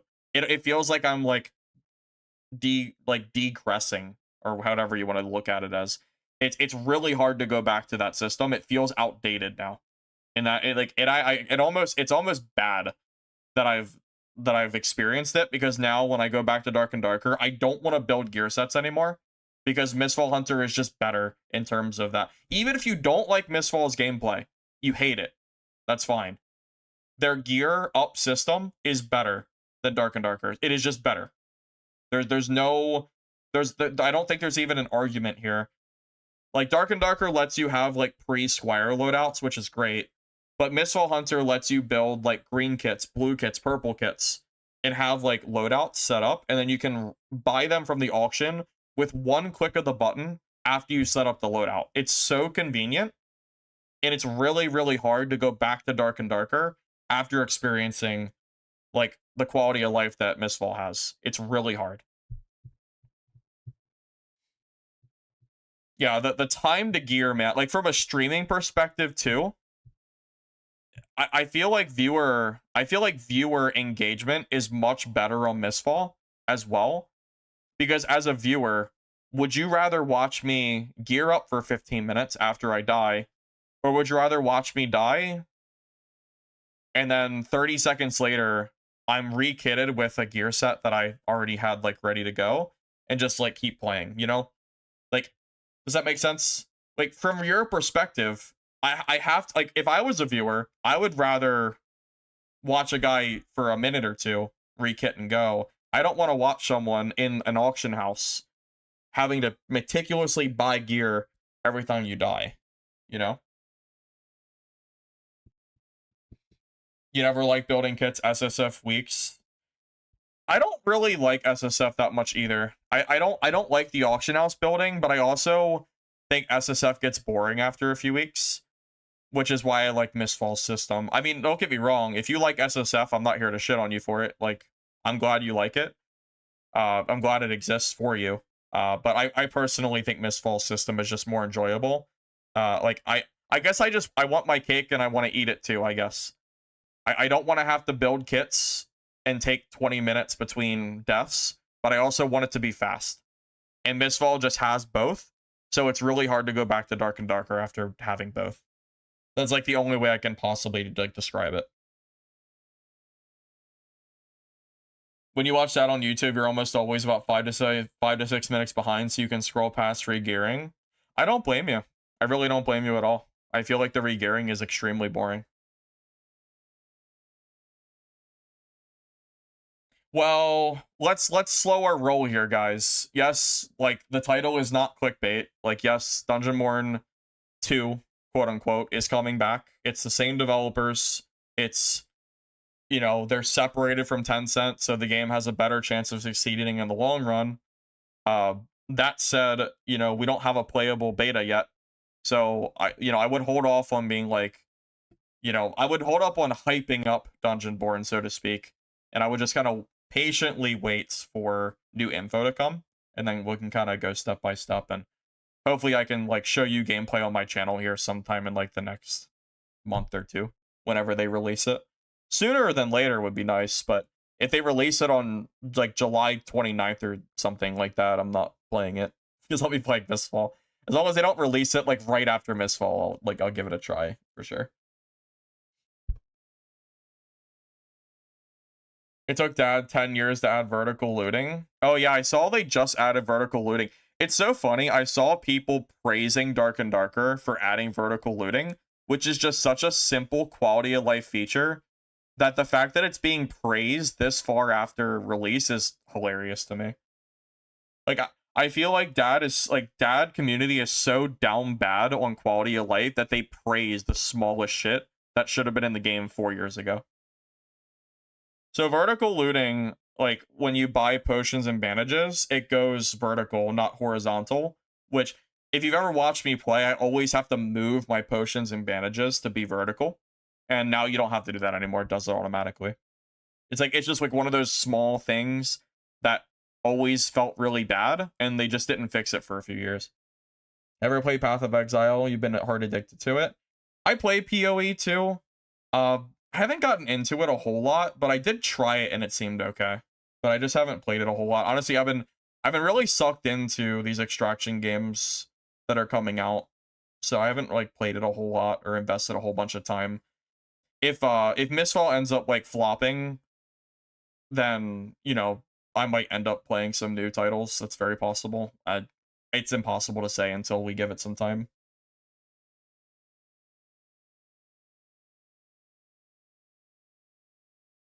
Wasn't DB similar with gearing and Mistfall? No, DB kitting was different.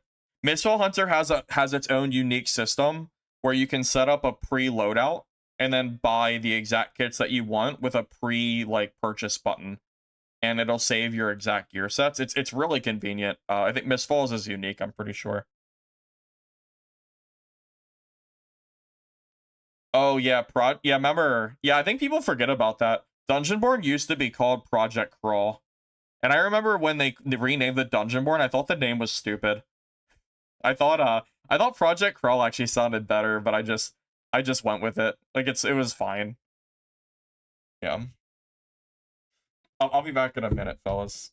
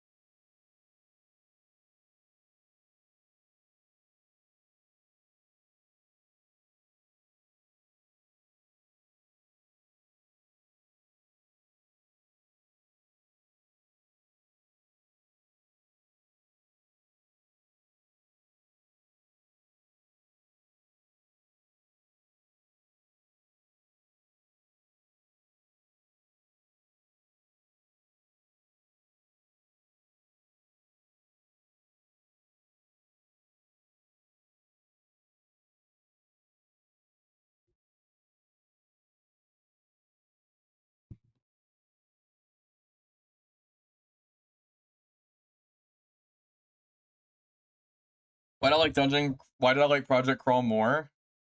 Oh, just because I thought Dungeonborne was a silly sounding name. That's really it. Yeah, DB is back, guys. All right, we need to read this. I've been talking too long. All right, so this is the info of I actually have not read this yet. All right, about Dungeon Betwixt, which is the new Dungeonborne. Each expedition in Dungeon Betwixt begins before you step into the dungeon. Choose your class, prepare your gear, decide what you're willing to risk, and enter with a plan. Inside danger comes from every direction. Rival adventures, deadly creatures, hidden traps, sealed vaults. In the constant temptation to push one room deeper. Survival is not just about winning fights, it is about knowing when to loot, when to retreat, and when to turn a desperate moment into your own way out. Between runs, return to your hideout to recover, craft, upgrade, uncover mysteries behind a world built to grow with its adventures. So it sounds like exactly like Dungeonborne setup was, and like every other extraction. Go into dungeon, come out, go to your stash, your hideout, and then crafts up. It's the same stuff in every other extraction, but they are gonna have like the basic formula. It sounds like. So there you go. Loot is earned, not found. Loot is never just waiting in a chest. The richest rewards are hidden behind deadly traps, puzzles, sealed vaults, and encounters that demand timing, teamwork, and nerve. I'm kind of curious what that means exactly. So, deadly traps, puzzles, sealed vaults.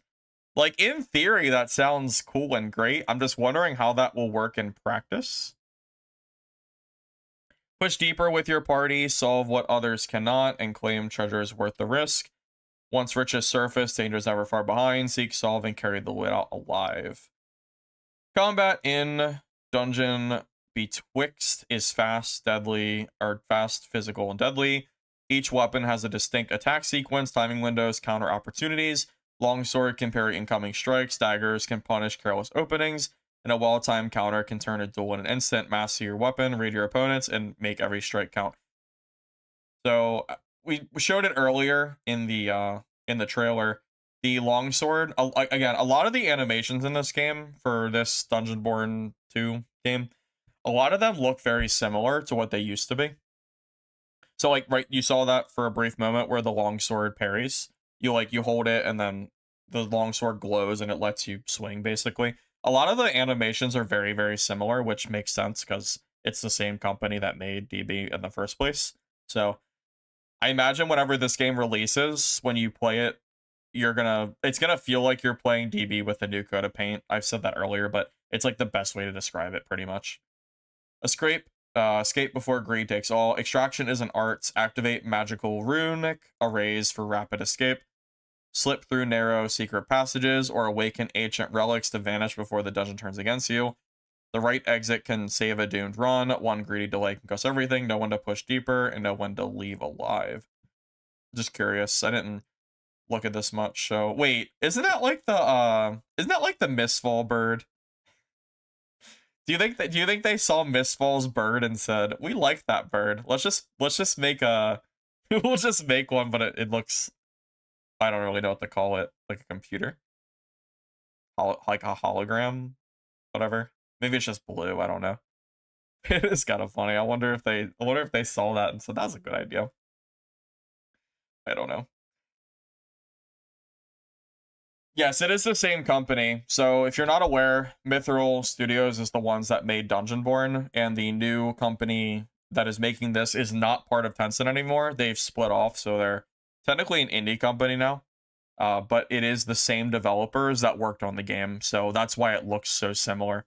Oh, wait, I didn't even see this yet. This is actually new to me, the hideout feature. Okay, well, I'm kind of glad I kept looking around. I didn't know there was more info. Ravens are pretty common in Chinese lore. Yeah, I know it's not just Mistfall. I'm aware of that. I just thought it was funny. I wasn't like hating or anything. I thought it was funny.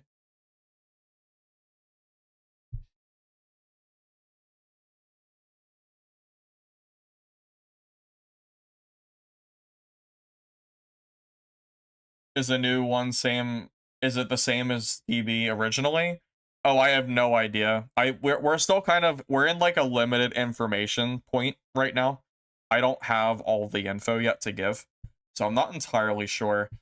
I've seen some similar classes, like we saw a fighter that had the spin to win ability, which is the same as Dungeonborne had.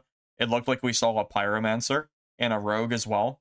So if I had to guess, we'll probably have the same classes as Dungeonborne. Honestly, maybe, hopefully, without Druid. I feel like Druid is just bad in every game. I think we should just, like, I think Druid just shouldn't exist in any extraction game ever. I think I don't know, I think it's a bad omen at this point. Like, Dungeonborne released Druid with literal wall hacks, and Druid ruined Dark and Darker for years. Like, I feel like we're 2 strikes, you know? Why worry about a 3rd strike? I think we just remove Druid. The class just doesn't work out in extraction games. It's never balanced. It's like, it's always bad. I don't know. I feel like we should just move on from that class. I think, I don't know, it almost feels like Druids always get overtuned at a certain point, and then they're never fun to play against. I'd rather us just move on from that class entirely.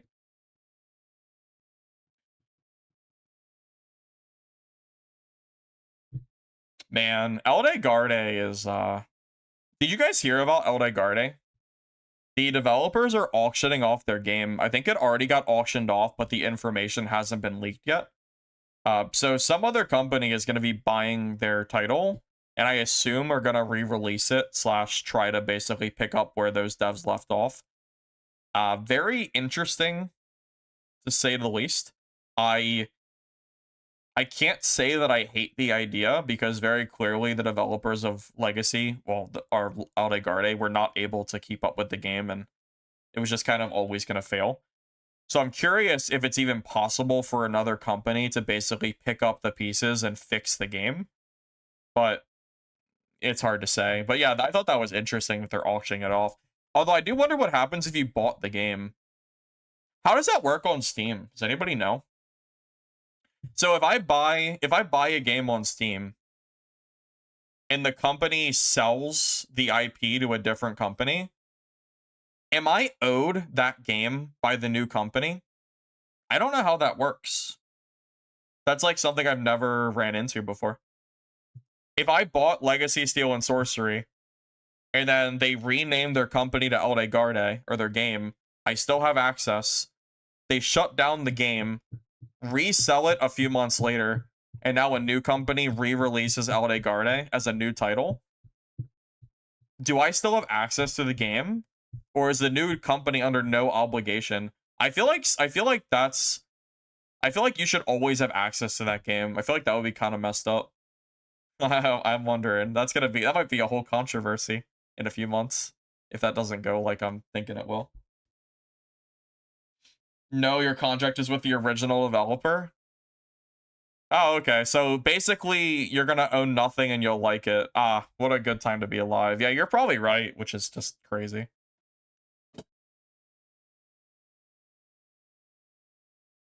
Damn, you're totally right. People aren't gonna get shit back, are they? Sucks to be you, I guess.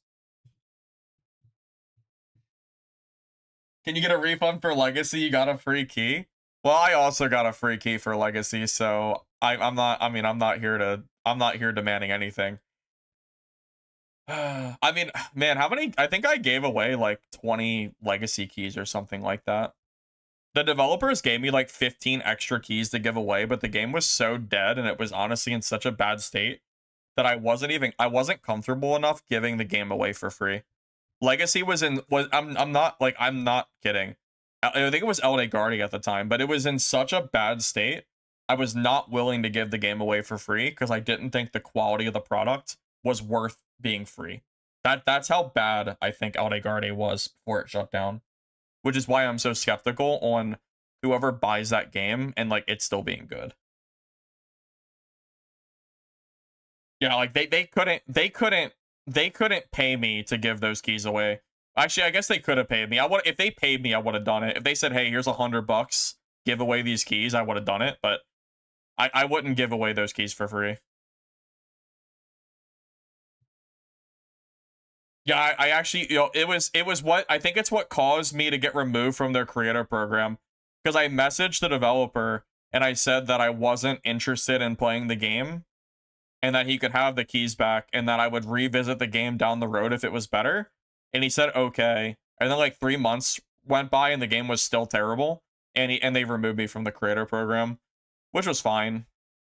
Like if you don't want honest feedback from me and you'd rather just remove me from, if you'd rather just remove me from your creator program and like basically hide bad publicity, that's fine. But they weren't getting any publicity from me. Like it was just bad. I was not willing to like give them anything at that point. I need a drink, guys. I ran out of water. I've been talking a lot.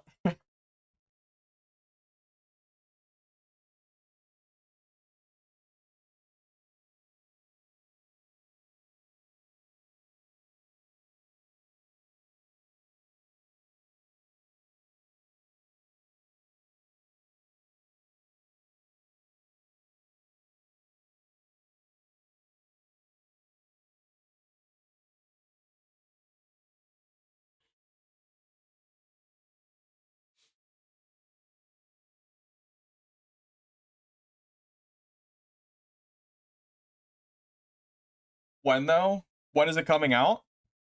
That's a good question. I honestly don't know. The developers have only given us the info of soon. Sometime soon. That could be 2 weeks. That could be a month. It could be 2 months. Who knows? I don't know.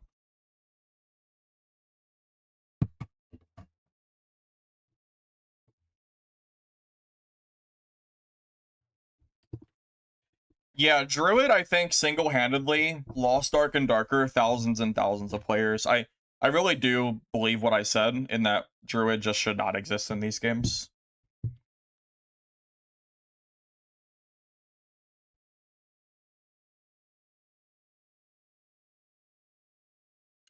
If it's a new title, you'll have to buy it again. Yeah, I saw some people.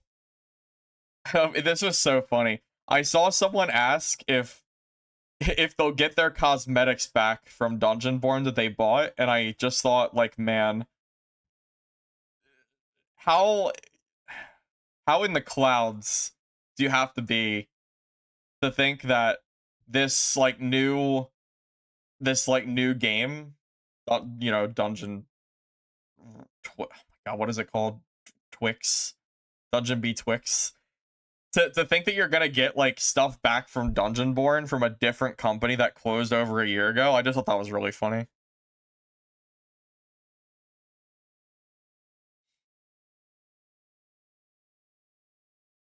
Dungeonborne in its original form will never be back because Tencent owns it, and companies like to basically never re-release their dead games. I don't know what it is, but companies are very protective of their IPs, even if they're making no money and they have no plans to bring it back. This is, I'm gonna be real with you, I think this is our only chance, like, period, for us to ever get Dungeonborne back in any capacity. If this project fails, mark my words, I do not think we will ever get Dungeonborne back, period. I do not think Tencent is ever going to release the game, release the files, whatever. It's not going to happen. So if the Mithril developers fail and this game does not like have any success, I truly just don't think there's any chance we ever get Dungeonborne back. This is like our second wind, whatever this does end up releasing sometime soon. And if it doesn't go well, like, that's it, you know? Dungeon Twix is what you use. We should just call it DB. That's what it is. It's literally DB. It's Dungeon B Twixt. Or just call it Dungeonborne 2, one or the other. I'm not Dungeon B Twixt. I don't like this name. I don't like this. I think it should be called something different. So I'll just call it DB or something. I don't know.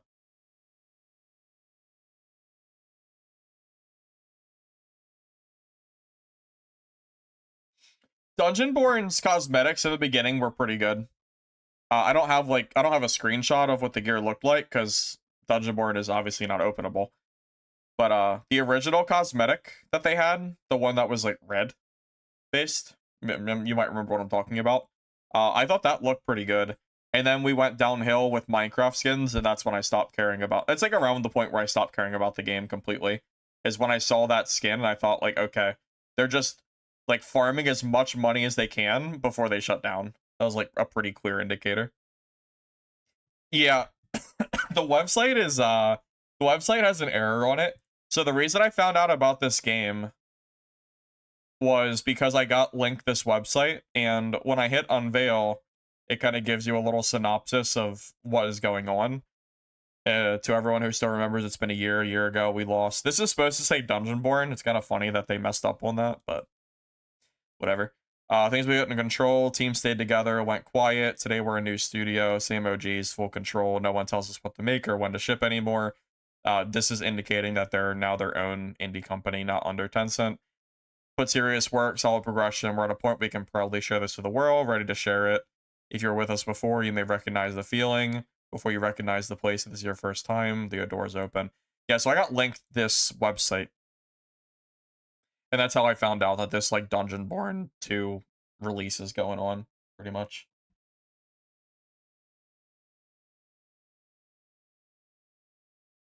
You don't think they can use Dungeon Reborn? You think Dungeon Reborn would be, like, copyrightable? Or you think that's not okay? I think that would be the funniest name, but you might be right. It might not be allowed. Oh my god, wouldn't that be funny if the previous game is there because they didn't maybe it's on purpose.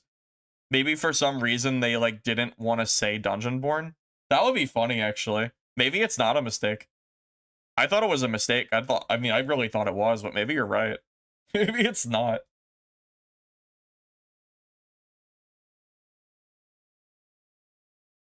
Tencent could sue for it being too similar. In my experience, it seems like every time a game company tries to sue someone for being too similar, they lose. Nintendo tried to sue Pal World for being too similar, and that didn't go well. That didn't go in their favor at all, right? Pretty sure Nintendo lost that lawsuit. if Palworld didn't get successfully sued, I don't see how this could get sued. I feel like, I don't know, I just don't see it happening.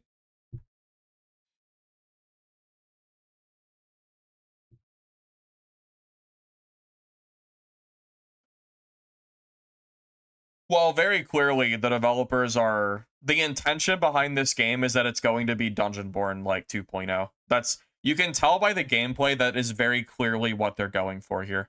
It's very obvious. Yeah, I mean, that's no questions asked. That's exactly what they're going for.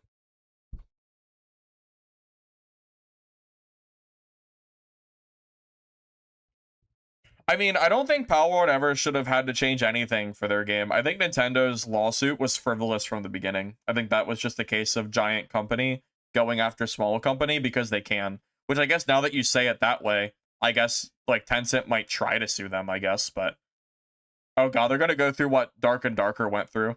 The Tencent's gonna sue them for like infringement or some kind of trade secrets or something. Oh god. It's gonna be Dark and Darker 2.0 all over again.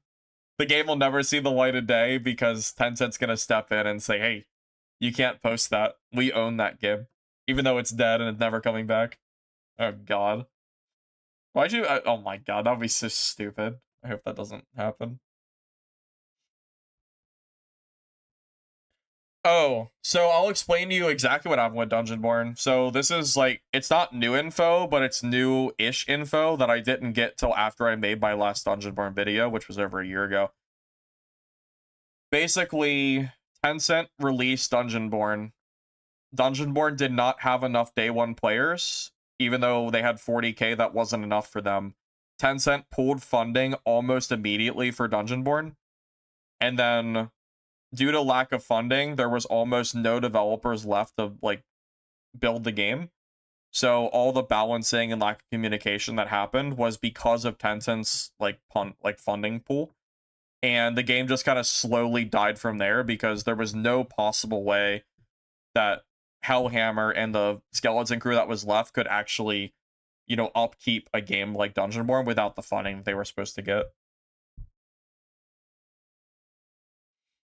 The drama will be repeated because people will join that were not here like 20 minutes ago. It's kind of an inevitable thing. Just kind of is what it is.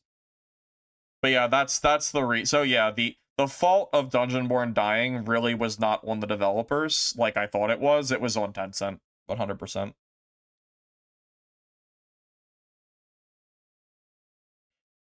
Yeah, you might be right. They're probably but why Dungeon Betwixt though?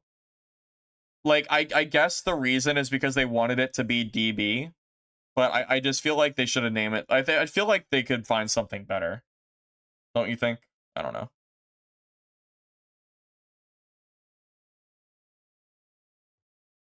All right. I want to read the rest of this really quick. Build your hideout between expeditions. Return to your personal hideout. Gather materials. Upgrade your shelter. Craft weapons and armor. And prepare essential adventuring tools such as potions, traps, grappling hooks, and more. Yeah, so we saw grappling hooks are going to be part of this game, which is interesting. As your journey unfolds, hidden lore scattered across the world will gradually reveal itself. Piece together lost histories, uncover sinister plots, chase legendary treasures, and turn every failed run into preparation for the next. So I know it's like going kind of fast down here, but we can kind of get a little bit of a glimpse of what's going on. So this is the stash, or like the hideout location, it looks like. So it's going to be more similar to Dark and Darker or DB. It's not going to have like a, it's not going to have a full camp system like Mistfall does. So, you know, whatever. Just, that's how it's going to be. It's kind of hard to see. It looks like you'll be able to kind of click through different items in the room. So it's a little bit more interactive than Dark and Darker, because that is just like a wall of text and merchants and stuff. Whereas this at least has an area. So I guess a little bit more in depth, but not like by much. Just a little bit. Okay, so storage system looks like you have what, I guess all your stuff, potions. I don't know what the difference is. I don't know what that is. Looks like a different type of syringe. I don't know. I don't know what these icons are. I guess, I mean, keys. It looks like ranged items, maybe. It looks like a bow and arrow, like a quiver. Oh my god, they have a quiver. They have this question mark. Who knows? I don't, again, I don't know what these icons mean, but it looks like they'll have different, like, types. Oh, probably traps. Okay, so those are probably traps, right? They have wood panels, flame traps. Did, I don't remember. Did Dungeonborne have traps? I feel like they did and I never used them. Didn't they have like a frost trap or something you could place down? I think they did, but I never used them like at all.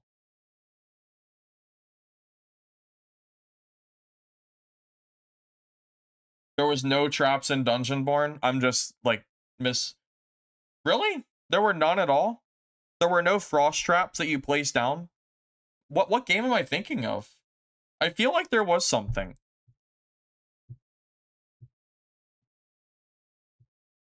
Does Mistfall have Mistfall has some traps. Does it have the trap that I'm thinking of?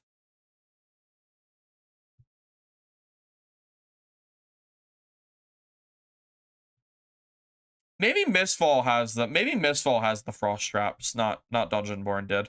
I don't know. I don't know why. I thought Dungeonborne had some kind of traps, but maybe not. Mistfall has it? Okay. Yeah, I don't use those traps at all. I don't think I used it a single time in the last beta, so yeah, I mean, it's not surprising that I wasn't aware of that. Oh, yeah, so Dungeonborne had the throwables, right? They had Thunder Flask, Fire Pot, Smoke? Is there smoke?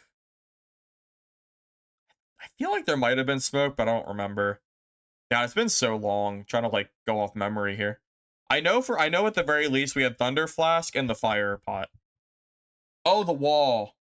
Yes, the wall. Yep, that's true. Although the wall seemed kind of bad. It like basically broke in one hit unless the guy had like a dagger or something. So I think everybody basically used the Thunder Flask. I think that was the most popular. But the fire had some like use too. It was like a little bit more niche. But the Thunder Flask was like broken. Like what, 80% slow for 5 seconds or something. It was crazy. It was like by far the best way to chase people down. Not even close. Oh yeah, there was a smoke grenade. I thought there was smoke too. I thought so. Oh yeah, the slow flask was best and got nerfed. The stone, no, yeah, that's true. The thunder flask got nerfed, but it was still the best flask.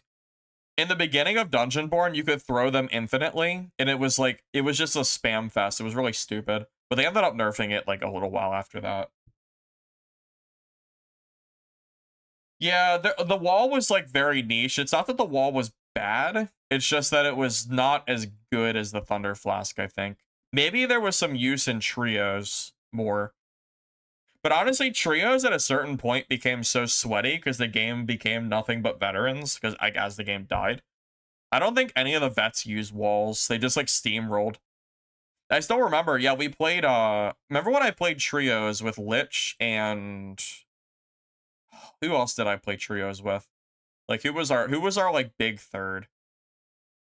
It's someone that I haven't talked to in a while. I know I played with Swanifer. I feel like there was someone else too, but I don't remember. I know like Swanifer would play Swordmaster. Lich would play Priest or Druid. I think he would play Druid. Yeah, he swapped the Druid. I would play Priest. And we would steamroll every lobby in the game. The only time we ever died was when we got like 12v3'd. Because towards the end of Dungeonborne's life cycle, the cheating got so bad that there were full teams of like Chinese players that were joining in groups of like 12, ruining the game. Oh my god, I remember that. That was crazy. I did play with Kasun and Trey at certain points too. I did. I'm trying to remember like the main group. I think I played with Lich and Swan a lot, but there was a couple others as well for sure. Say Dungeonborne is back. Tell me I'm not lying. Well, it's not clickbait if that's what you're asking. Can tell you that for sure. Obsian, I don't remember playing. Did I play with Obsian? I don't think I did. I talked to Obsian. He was in my chat a little bit ago. I don't. He's still here actually. I don't know if we've ever played though. Zero skill, no fun. I talked to him, but I don't think I played with him. I played with Kassoon. That's where I found Kassoon for the first time.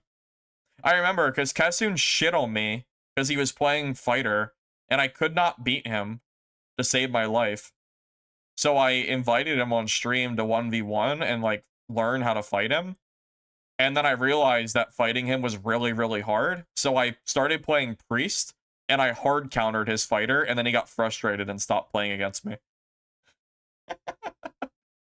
Yeah, Fairy Priest was actually like an unwinnable fight for fighter. So even with how good Kassoon was, he still could not win. It was so silly. I basically just cheesed Kassoon out of winning those fights. Yeah, it was very hard to win fights against him, so I just played a different class. Yeah, Obsidian, I didn't think we did. I think we were on at different times, because you're EU, right? Because I was on, I think, at different periods. Yeah, Kassoon was very good. You might remember, I fought Kassoon in Mistfall Hunter. He's one of the people that I fought in that legendary video that I posted. He was the sword and shield mercenary that we fought. That was like a really close fight. Right after we fought YOLO Rage. Yeah, he's pretty good at Mistfall too. Not surprising. I think a lot of the people that are good at Mistfall, like early, seem to be players that came from either Dark and Darker, Dungeonborne, or Legacy. I feel like anyone who came from the extraction games already, like kind of has like a leg up on Mistfall. And even bonus points if you play previous betas too. So it's going to take a little bit of time for, I think, the general public that's brand new to extraction to get good at Mistfall. I'm hoping that the learning curve is not hard enough that people quit the game, though, because that would kind of suck.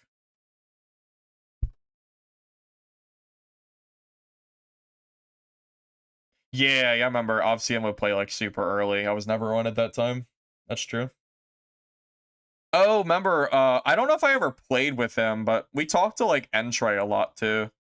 Entray's been kind of gone, though. I don't think he's even been on Mistfall. He's been kind of vanished. All players I named have 500 hours on Mistfall. I don't think I have 500 hours on Mistfall. I think in total I have like 1 to 200. I think I have like 200 hours total, maybe 250 at most. You guys have more than me. But I can keep up still. All that dad experience is coming in clutch. Don't worry. Yeah, the melee priest, dude. Priest was broken. I remember Priest was memed on. Everyone said Priest was bad. And then Lich came in with his fairy kit, killed me on Priest, and I literally could not touch him. It was an impossible fight. And I was like, oh, like, wait. Fairy's actually, like, Fairy is broken. Like, I can't even fight it. So I started playing Fairy. I learned how to play Priest, and then I used Fairy kits, and I realized I was basically invincible. And then I just played that for a while. That's also when I wasn't playing my Beastlord Mallet fighter. Beastlord Mallet was, well, it was pretty good. It was pretty decent, I think. Yeah, pretty good investment. Paid like 800,000 for it week 1. Pretty good.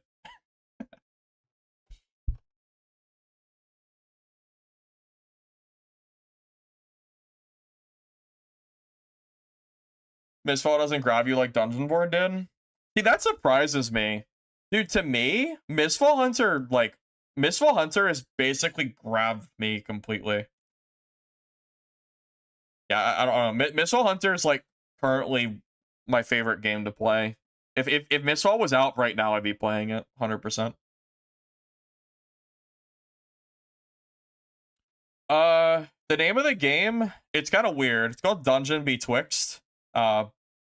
Maybe name pending. But it is the same guys that made Dungeonborne, same like development team. So yeah, we're kind of just talking about the game right now in the future of it. I'm personally in favor of they should rename the game to something else, but I don't know what it would be.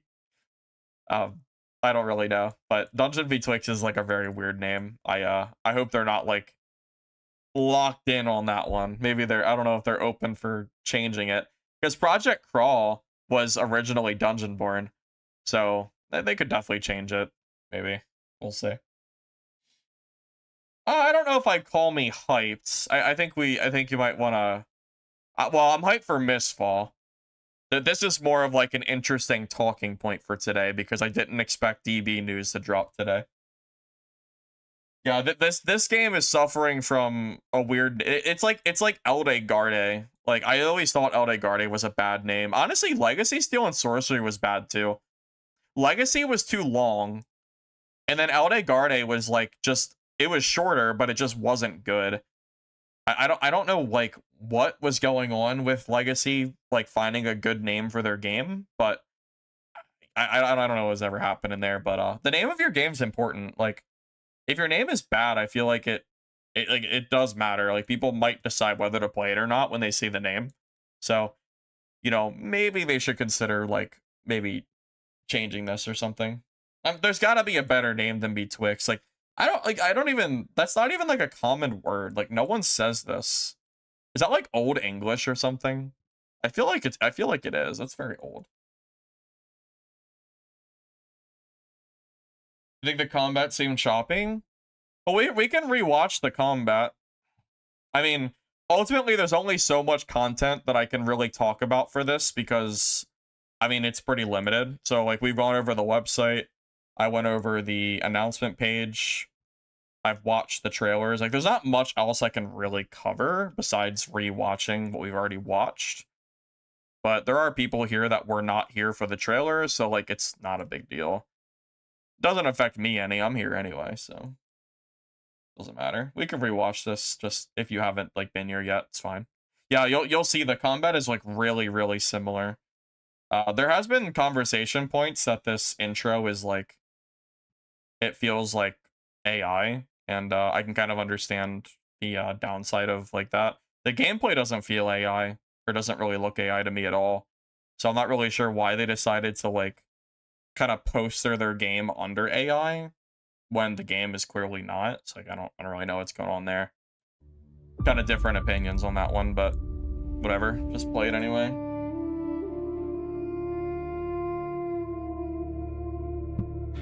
But yeah, the gameplay of this is very similar. I don't know when the playtest is going to release, but if you were a Dungeonborne player, you are going to immediately notice like how similar it's going to be. As long as the similarity is the same as like the trailer is portraying, you should be able to notice like pretty well.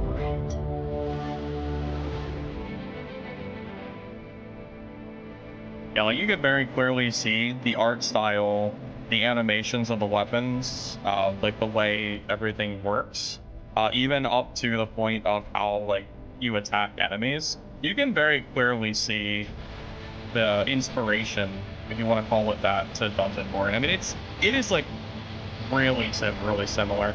No, I actually don't really mind if companies are gonna use AI as long as the game is good. It doesn't affect me at all. I don't really care.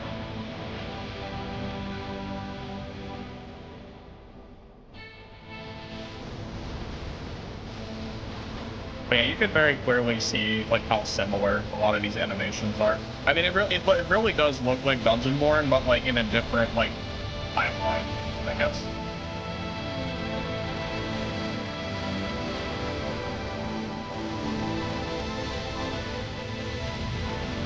Well, I mean, Dark and Darker uses all store-bought assets. So I mean, I think it's kind of common for games to just buy store-bought assets and go. But yeah, that's the gameplay. So you can very clearly see, like, this is, I'm assuming this is Pyromancer, and you can clearly see, like, the shield block is the same exact block that you had in Dungeonborne. Where, like, you know, you have, like, the shield in front of you with the sword and orb that you used to have. Then you have, like, the fighter spin to win. You have the, like, the damage numbers look, like, very similar. Just the art style in general and, like, the mobs look very similar, too. Yeah, I think it's, like, pretty clear from watching this trailer that, like, you know, it's very clearly heavily DV inspired. I think that enemy is new, but I guess I don't think that enemy was in the game, was it? Doesn't look like it, but yeah, even like the parry, like when you block with your weapon and your weapon glows, it's almost exactly the same. What's my impression on Hunger? I think the game is good, but it's a little bit slow for my taste. So with that said, my preference is definitely on Mistfall, but I would be willing to play Hunger. It just might not be like it just might not necessarily be my preference, basically.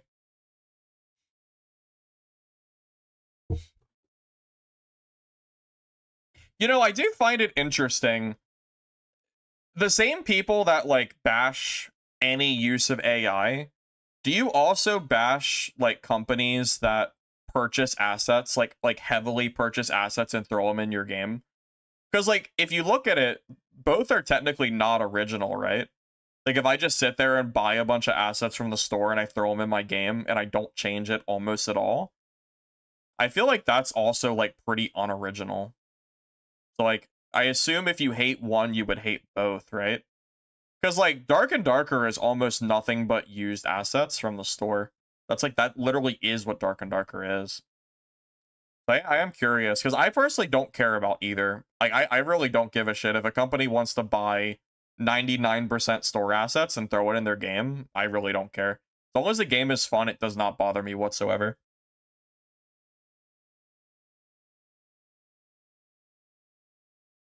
Yeah, I don't really buy the whole like AI bad mentality. I feel like AI in 20, 30, 40 years eventually is going to be, whether you like it or not, I think it's going to be like mainstream appeal.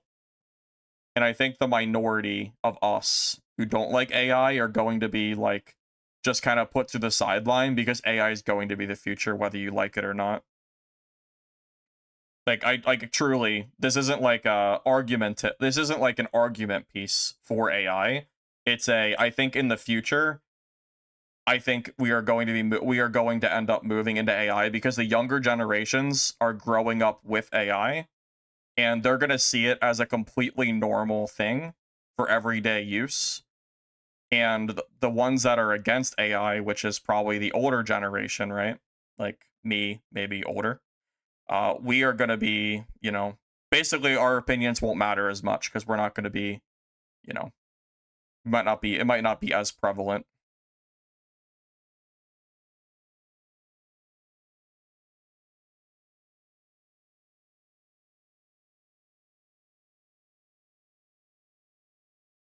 I don't think that's the case at all. I don't think all young people hate AI. I really don't think that's true. Well, I think well, no, there's a key difference, right? There's like different uses of AI. Like there's like the AI slot videos that you'll find on like Facebook getting upvoted by like the like 60-year-old, like actually not even just 60, like just anyone really. But you have like the very queer like Facebook slot posts of like super garbage AI. And then you just have like stuff that gets enhanced by AI that's clearly like a very different look that gets the same hate as like the slop does on like Facebook. I'm telling you, I'm remember this conversation in like 20 to 30 years. I really feel like the younger generation that grows up with AI being like the norm. I'm talking like the young generation, like the ones that are like currently, you know, like teenagers or younger. I feel like they are going to grow up with AI and their opinion is going to end up basically, oh, like it's, I feel like it's going to overpower any opinions that we have as we get older. I don't know. I really feel like that's gonna happen. I feel like AI is here to stay. It's already way too widespread used. I have a really hard time believing that AI is gonna like suddenly go away just because you don't like it. I feel like eventually it's going to become used like everywhere. I don't even think I like ever use AI at all, pretty much. I guess like God, I mean, I don't know. I use like Photopea. I doubt there's any AI in there. I don't know. I feel like it's an inevitable thing, whether like I like it or not, or you like it or not. I just feel like eventually it's just gonna kind of like become a thing. I mean, think about I bet you younger generations, when like the internet first like came around, I'm sure they had a very different opinion than what we have of the internet today. Like maybe even smartphones, like when they first released versus now. I feel like anytime new tech, like a new technology that's like very foreign is released, the opinions of the general populace are going to be very different from what they might be in 5, 10, 20 years. I think it is I think it's kind of silly to just say that it's impossible that the public opinion of AI will not change in 20 to 40 years, because I don't think anybody could actually answer that question. Like, I or you do not have any idea what's going to happen in 20 years or longer, right? But I definitely feel like there's an argument that it could happen.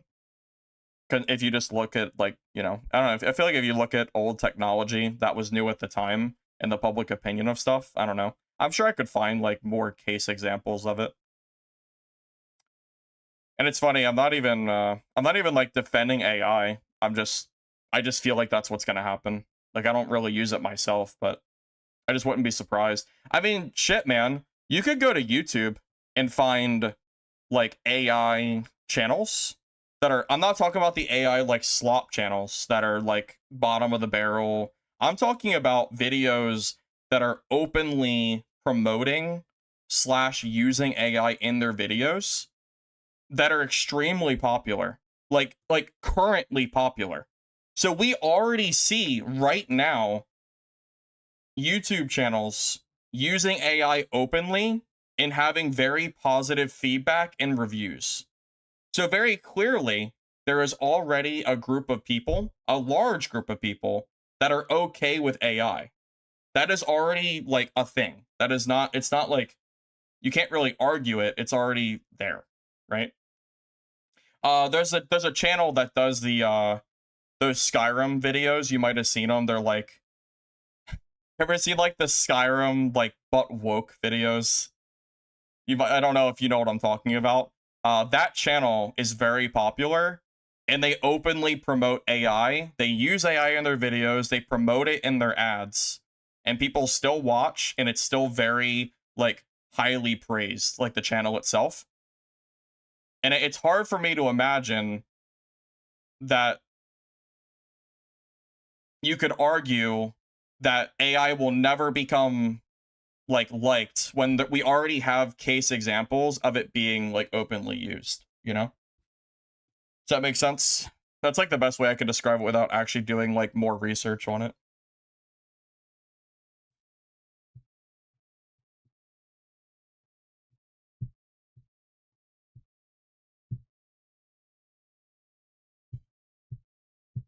Well, it is kind of scary, honestly. I think the scariest part of AI is the fact that you can use AI to make videos that people do not realize are AI, especially when it involves real people. I think there's definitely a scary. No, I agree with you. It's pretty terrifying what people can do already. Like, if you look at AI 5 years ago and look at it today, it's pretty scary what people are able to do with it, and people just are none the wiser, and they can't even tell it's AI. Like, dude, I can't even tell you what who knows what it's gonna be like in 10 or 15 years. Like, as far as AI's progression goes, it's crazy, man. I have no idea. I genuinely don't know. I mean, it's I don't know. It's just crazy, truly. Yeah, that's another thing too.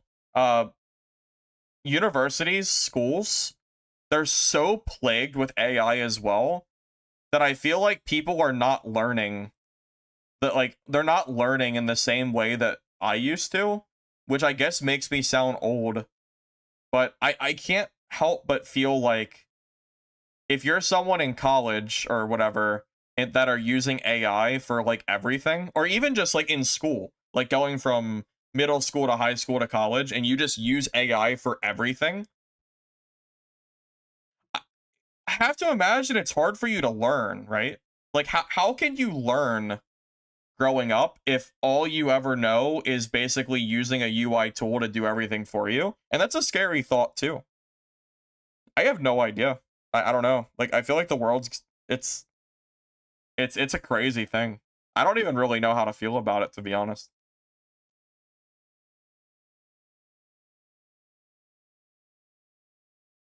What does that have to do with people not liking an AI trailer that will not be the finished product? Well, ultimately, not everyone feels the same way that you do.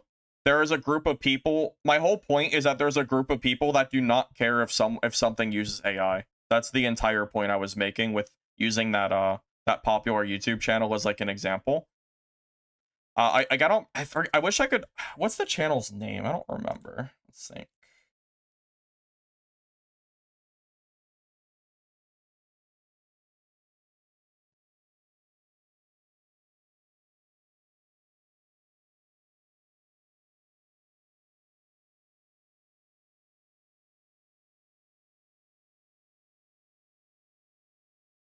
Yeah, so there is a YouTuber named Dr. Fox Audic, I guess. So this guy, Dr. Fox Audic, this guy literally makes AI videos. That's what he does. Like, he has 250,000, like, I'm not, like, he has 250,000 subscribers. He gets tons of views on his videos, right? Like 50,000, 100,000, 300,000 views on his videos. He promotes AI, he uses AI, and he still gets tons of positive praise and views. My whole point is, no matter how much you hate AI, there are people that are actively using it to great success, even when they're actively. He's not hiding it, by the way. It's not like he's hiding that he uses AI. His description is literally AI slaps. Like, the whole point is that not everybody thinks the same way you do. Some people like AI, some people don't. I'm not here to defend AI. I'm kind of in the middle here, one way or the other. I'm just kind of putting it out there that there are absolutely channels out there, and this is just one. This is like a drop in the bucket. You know, there's a lot of channels that are probably making a lot of money on AI right now. And I don't know. I feel like as time goes on, it's going to become more and more like socially accepted, and these are going to become more common channels, which is kind of scary in itself, to be honest, because who knows like what it's going to be like. Because at a certain point, I feel like you're not even going to tell what's AI and what's not, which is going to be a really weird time.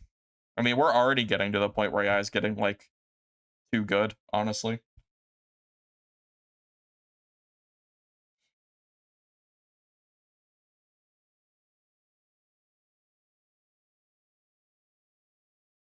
Well, the point isn't really about money, just to be clear. Yeah, my point, the point wasn't that he's doing it for the love of money. Although, you know, he can still be making money, right? Just because a channel's demonetized doesn't mean he can't make money off of other stuff. I don't really know much about his channel. I just know him from his Skyrim videos. I just know they do pretty well. But like he has ad promotion in the videos. So if you think he's not making money by having sponsored ads in his video, like, you know, that's not true, right? My whole point is it's not about how much money people are making. The whole point is just that the opinion of one person is not the same as another. I think that's an obvious thing. So just because you don't like AI or you do like AI doesn't mean another person will think the same way. You know, again, I'm kind of like in the middle of, I kind of don't like it in certain spots, and other spots, like, I kind of see why people use it. I don't know. If we kind of gotten off topic on this, I was just trying to like explain my point, I guess.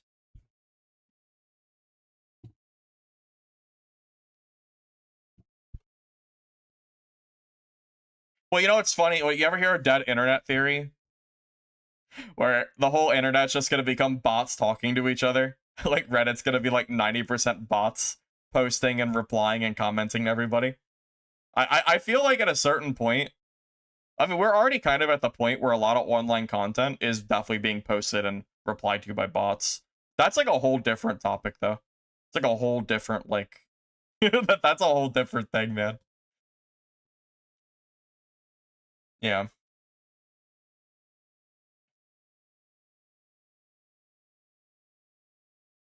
Yeah, you know, another controversial thing I've heard people talk about. I'm sure all of you are aware of this, how Sony is removing physical copies of games and GTA is only selling digital copies. So, you know, you have like, so this is not an argument for or against it, just to be open and clear. So you have GTA that are removing physical copies. You have like the uproar online, right, of saying like fuck you GTA, why are you removing our physical copies? But then you have the reality where the majority of players are actually not caring. GTA's already made 3 billion plus in pre-orders and the game doesn't come out for months. And again, this is all digital. So like I feel like times are going to change no matter what. You know, I don't know. I feel like this is I don't know. I don't know if that's even like a good comparison to the AI thing, but it's like another thing that I feel like is changing, and I feel like no matter what you feel about it, it's not gonna matter. You know, like no matter how many of you do not like that GTA slash PlayStation are removing physical games, the reality is that money talks, and the majority of players, not me, I've never bought GTA 6. I didn't pre-order it or anything. But there are so many players that are buying it that the companies are not going to give a shit. They're just going to do it anyway because they know, because it's more profitable for them. That's all it's about. It's about money. It's always money, right? Is GTA campaign offline?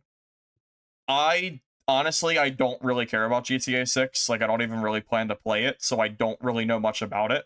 I just know that it was like very popular news to talk about GTA 6's like current stuff going on. So that I don't really know like the exact specifics. Yeah. Yeah, so yeah, not only is GTA 6, yeah, that's true too. Not only is it digital only, it's also $100, so they've also increased the price. I guess it's 80 baseline, but it's really 100 if you want like all the content to it. So like they've raised the baseline price, they made it digital only, you know, and again, you have the subset of people that are against it. You can go online and find huge threads of people speaking out against it, but the companies don't care because people are still buying it, and the reality is that, you know, the majority are just, I guess they just don't care. So just it's going to happen anyway. I think in a couple year time, I don't think Sony's going to revert this process. I think Sony's going to go through with the digital only. Xbox is probably going to follow shortly after, and eventually everything's going to become like digital except for like a few exceptions, which I don't think is a good thing, by the way, but I think that is what's going to happen, which is like, I don't know, it's almost kind of sad, but what are you going to do, I guess? GTA is not the norm. Well, that's true. GTA is not the norm, but PlayStation is such a big, you know, PlayStation's such a big company that them going digital only, I feel like is going to spark Xbox to also follow through. I think that would be like a fair thing to say.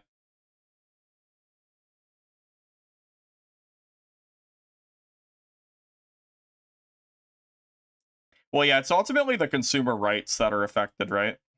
Yeah, that's like the biggest thing for sure.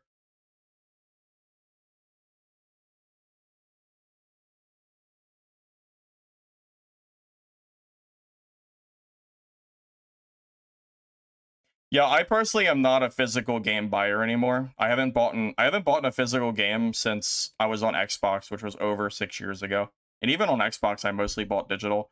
Doesn't really affect me personally, but I know a lot of people like digital, like the physical copies. And who am I to tell someone whether they should or should not like physical copies, right?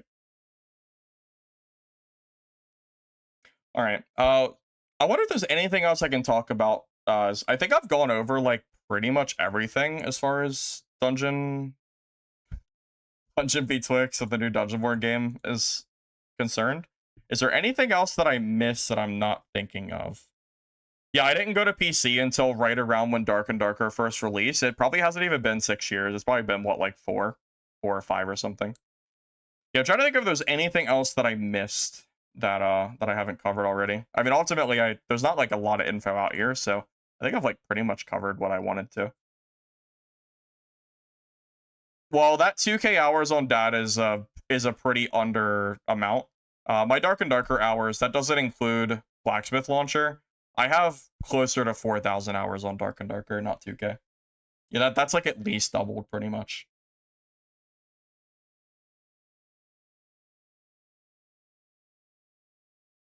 Yeah, I think Dark and Darker has been struggling a lot, right? As far as player count goes.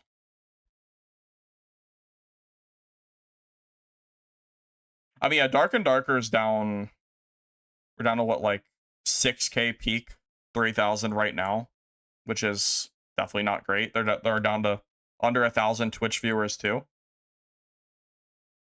You know, I think the problem with Dark and Darker is that it's not a bad game, but I think it's just boring, or not boring. I think it just doesn't have enough content, so I guess it could be considered boring. I think there's just not enough to do. You know, I think once Dark and Darker's wipe comes, I'm sure we'll see a player resurgence and whatever, like it usually does. But I do have to wonder if Dark and Darker, at least for me, I feel like every time they do like a new season, I feel like it's just not really enough. Like the last season, I feel like didn't really do very much. And again, it always feels like they go 2 steps, or you know, 1 step forward, 2 steps back. So it's like a whole like different ordeal. I mean, this last season was good, and it was better than last season. I just don't know if it's gonna like maintain or not. Hard to say. What do I mean? It's back. Tell me I'm not baiting. I am not baiting you. I promise. It is not clickbait. Yeah, we've been talking about it for the last 3 hours, except for a few like off yap sessions that we did. Yeah, no, Dungeonborne is actually coming back in a Dungeonborne 2.0 kind of look instead, but it is kind of crazy to even think that this is like going to become a thing. I will say, if this doesn't succeed, like if this game fails, I genuinely do not think we will ever see Dungeonborne back in any capacity again. Like, if the Mithril studio developers that have moved on to make their own company, if these guys that worked on Dungeonborne firsthand cannot make a new successful Dungeonborne game, I do not think we will ever see Dungeonborne again for the rest of our lives. Because what company would even be willing to touch this IP that has basically failed twice? You know? Like, does that make sense? Who the hell would even attempt or bother at that point? Like, if this fails, I think we're done. Do I know how Mithril's funding development? That is a good question. So I know they branched off of Tencent, so they're not receiving that Tencent money. I think they're funding it themselves right now. That would be my guess. I imagine, my only guess is that they're probably going to push for some kind of early access after they mentioned doing playtests. I forget where it was, but they definitely talked about doing playtesting. Oh, yeah, there's actually a FAQ I can read here. This is something I didn't. Yeah, actually, wait, I should read this. This is some more info. Let's see. At least the one that's new. Some of it is. I'll just read it all. Some of you are just getting here. It's fine. I haven't even read this. Let's see. What is Dungeon Betwixt? So, Dungeon Betwixt is a brand new fantasy extraction looter RPG that builds on proven genre mechanics. So yeah, Dungeon Betwixt name is kind of silly, but this is like the Dungeonborne 2.0. This is gonna be, it's gonna be just like DB. It's gonna be the same genre. You know, looter, extraction, RPG, whatever. Clear focus on solving pain points that have frustrated players and limited retention existing titles. I will say that is a bold. I know like literally anybody could write this. It is funny. If somehow these guys, like, could you imagine like would you know how crazy it would be if the Mithril developers that have branched off and created this new company, could you imagine if this became like a super big game in 3 months, 6 months to a year? That would be crazy, right? Like I think that would just I don't know. Something about that is just really funny to me because I can't imagine it happening, but you never know. Here, I'll give you a link to the website that has access to the Discord information. There you go.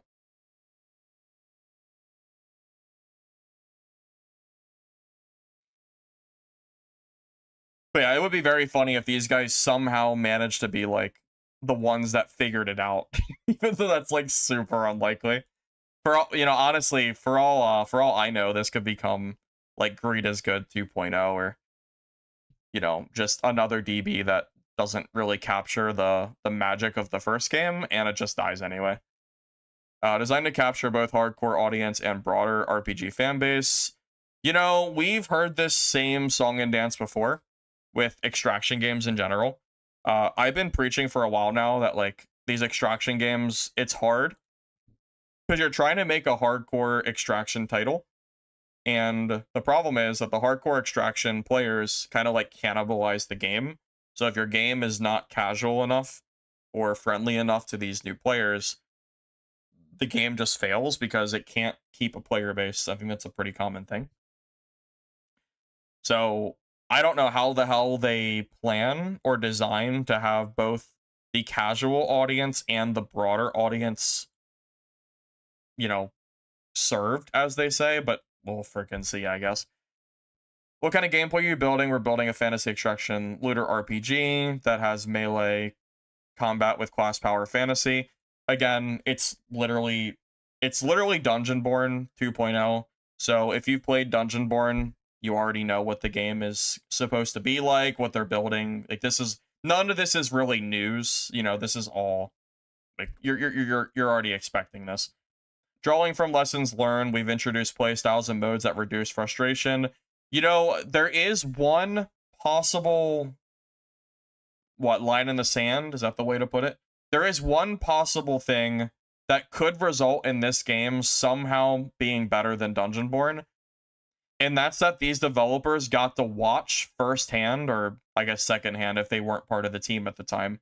Because I think these developers were let go like early on from the Tencent funding pool.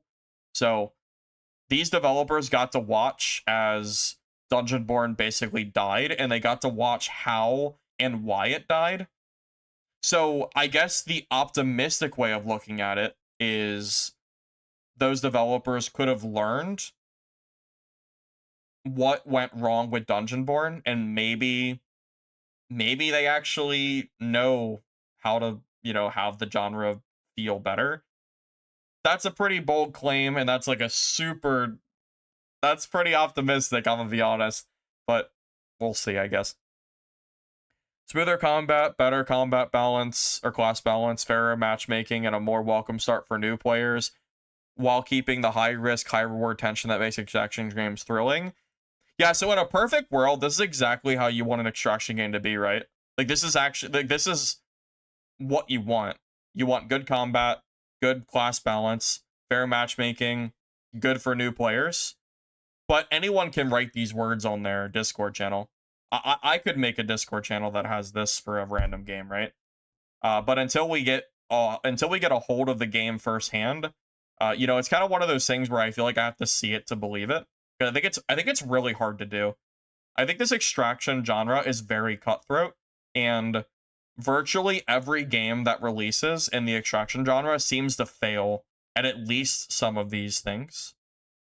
Even Arc Raiders, I mean, it didn't fail in the sense that it like did bad, but it has lost a lot of players, and I think it is like in the public eye, I think the game is not looked at in a like as positively as it used to.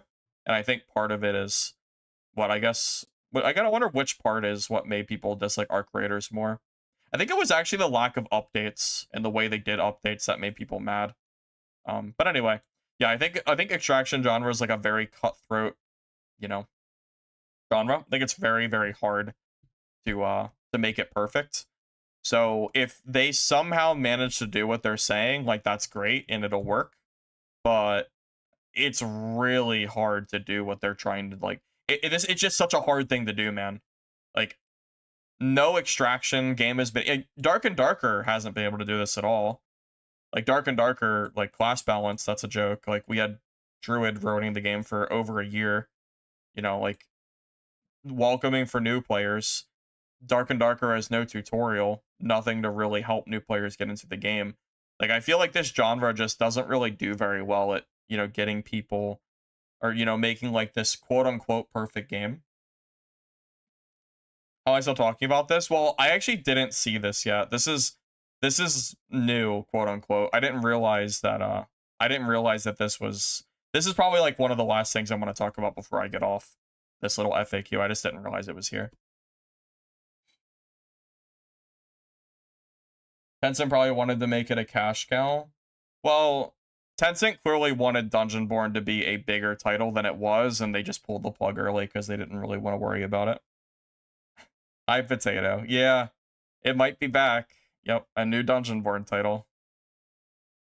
Problem for you in Dark and Darker, for example, is the skill gap. You only played game casually. I mean, yeah. I mean, that's gonna be pretty much every multiplayer game, though. I don't know if there's a single multiplayer game out there, except for, like, phone games, where you can really expect to compete competitively unless you spend a decent amount of time in it. That's just the nature of competitive multiplayer games, like, just in general. I mean, I would feel the same way for me if I tried to compete. Let's say I went to play, like, Rust. I would feel really out of place and bad unless I spent a lot of time getting good. And, you know, Rust is a very popular game, even though it's not necessarily welcoming for newcomers. But Rust is kind of like the exception, not the rule. I feel like Rust is like its own like game that just kind of doesn't care about anything. Rust just does so well. It's kind of insane. I get it. I understand why it does, but that it's funny because Rust is such a hardcore game, but it does so well. It's like it's weird. It doesn't really follow the same formula that Extraction does in terms of like the welcoming for new players, then still gaining players. But Rust has also had many years to like kind of fix up their game. Because Rust at the beginning, I think, lost players over time, and then eventually they started releasing better updates, and it became a lot better.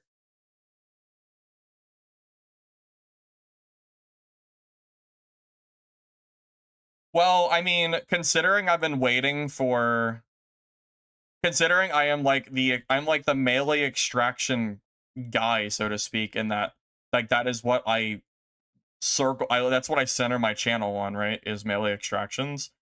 I had to do a stream about this. I had to. I mean, I had to, man. Rust, you respawn. That's true, but in Rust, like, your base can get raided and you can lose everything on your server. So I feel like it kind of has a similar feel to Extraction, right? If anything, Extraction should be less punishing. Because in Extraction, you don't lose what's in your stash, but in Rust, you lose everything, like, period. And then you have to restart from complete, like, new. So I would almost think that Rust should be considered more hardcore than Extraction, but it's not. Which is funny, because that's how I got into Extraction games. I used to really like Rust, and Rust felt too hardcore for me, so I went to Extractions, because I knew that in an Extraction game, I didn't have to worry about losing my stash, so I didn't have to worry as much about, like, being, like, life-focusing, so to speak, in terms of, like, one game. Yeah, like, Rust somehow has the perfect formula to shit on new players, but then they just come back for more. They enjoy the abuse. How do we get Extraction players to feel that way? That's the question. How do we get players that join Mistfall Hunter for the first time to not quit the game and to get addicted and keep playing? That's the question. If only. There's no way? Oh, there's a way, Crumbs. There's a way. It's coming. Yep, it is coming. No clickbait required for this one. You got into Rust looking for something else out of the same thrill as Dark and Darker. I own Rust. I played it for like 10 hours. I just had a hard time getting into that game. Probably because it's primarily a shooter. I don't really play shooters anymore, so I'm kind of like biased on that. You joked about Dungeonborne 2 once in a while with people who played it, but you had a feeling it might actually happen. I didn't. I did not. So I shared the screenshot at the beginning of stream. A year ago, I got this DM. I covered the names. Well, I not covered this name, but these were already covered.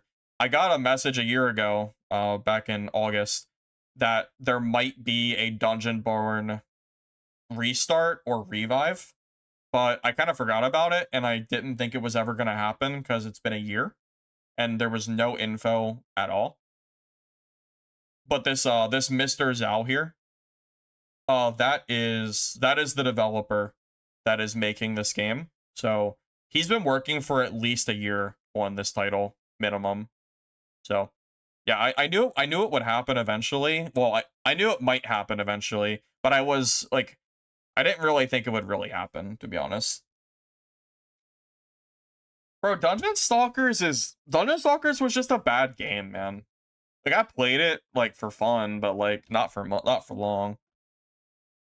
Because you can always start from zero pretty much on demand, and extractions mid-wipe everyone's already ahead. But that's only because Rust has access to a bunch of different servers that have extremely short wipe times. Like Rust has servers with like a 1 week wipe time, and they constantly have new custom servers popping up. So it just doesn't really, like, extractions already have wipes. I mean, extractions have what, like, you call it 3 months of wipe? I don't know. I just feel like it should be more casual friendly than Rust is. Because at least, like, when you die in an extraction, you don't lose everything. You only lose like a part of your stash. So you can always go back to your stash and like rekit up and all that fun stuff. I don't know, I just feel like that's like part of the fun, but I guess that's kind of, I don't know. I just don't really get it. I don't know why Rust is more casual friendly. It seems like it's considered like, but it seems like it's played more by casuals than these extraction games are. I just don't really understand it. Because to me, it seems like extraction should be more casual friendly, but it's just not the case. Dungeonborne was free to play, yes. Well, the cube was terrible. That was like a 1 day money grab, like shit game. I think I actually played the cube for less time than I have streamed Dungeonborne today.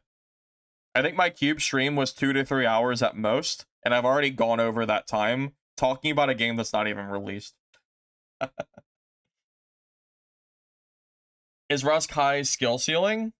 I don't know. People argue that Rust is an extremely high skill ceiling game, although it used to be higher when AK recoil was the old way. Do you guys remember the old AK recoil? I'm sure some of you do. I think that was like the high peak of where I mean, you had people aim training for hours a day just for AK.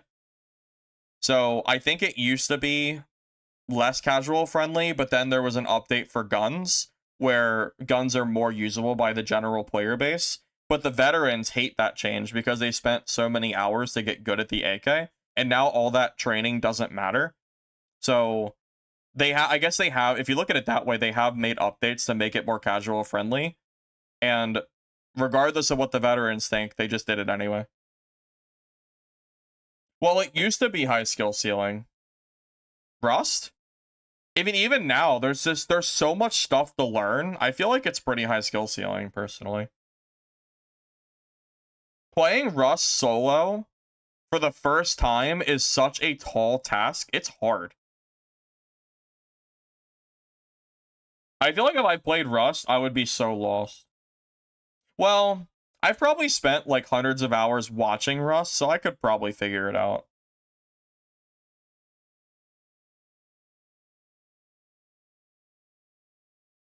Yeah, I feel like, yeah, the Rust players that have 30,000 hours in the game, even if you somehow manage to kill them once and get lucky, overall, like, they're going to win almost every engagement because they know what they're doing. They're going to snowball faster. They're going to have better gear on average. They're going to have better bases. They're going to know where they're going. They're going to know, like, the areas. And, like, they're just going to win more often than not.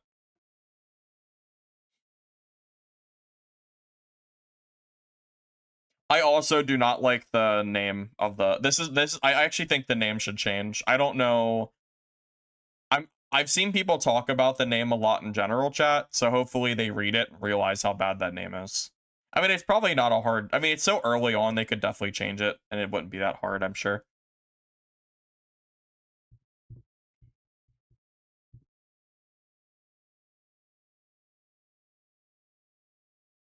Yeah, I don't... Yeah. I don't know. Are you guys right side or left side betwixt? I kind of like the right side more. It is funny. Where were we at? What can you say about the team? We're a small team that has already shipped and operated a live game in the exact genre. again, it's the same team from Mithril Studio. We know the multiplayer systems, the combat feel, the progression loops, and the live service challenges firsthand because we've done it before. With Dungeon Betwixt, we're applying everything we learned to deliver a more polished, commercial, sustainable experience from day one. Again, it's just one of those things where, like, I'll believe it when I see it. Once we have a playable demo, playtest, whatever you want to call it for this game, I'll definitely, like, have to give it a try because I'm very curious what the game feels like. Betwixt sounds like a candy bar. That was the joke. You know, like Twix has the right side and the left side. So I said, would you rather do you like the left or the right? It was a candy bar joke. They're the same? Well, say what you want, but that is what they say. So.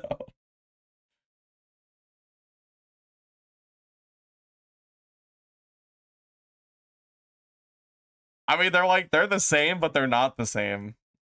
Go on. All right.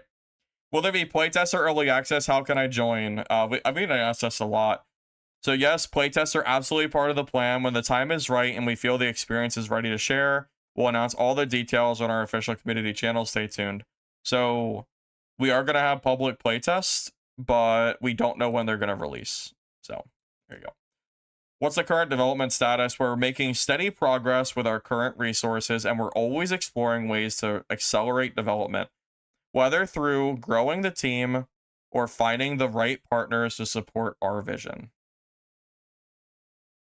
So there you go, as far as development goes. Yeah, I mean, it's no surprise considering it's a small indie team at this point. I mean, that's really what I would consider them. It's what it sounds like. Even though they have development experience from Tencent, like I would still, like, they're a very small team. I don't know if they have a lot of like money coming in. So I do wonder how they plan to fund their development. I kind of don't want are they gonna do like a Kickstarter or something? I don't feel like they don't have enough here to do a Kickstarter. I feel like if they end up doing any kind of public funding, they need to have a playable playtest out first so people can see exactly what the game is going to be. Because otherwise, people are just going to call it a money grab for sure. If they were to release like a GoFundMe or something before they released a playtest, people would absolutely call it a scam. They have to release a playtest first. They absolutely have to. Kickstarter is pointless.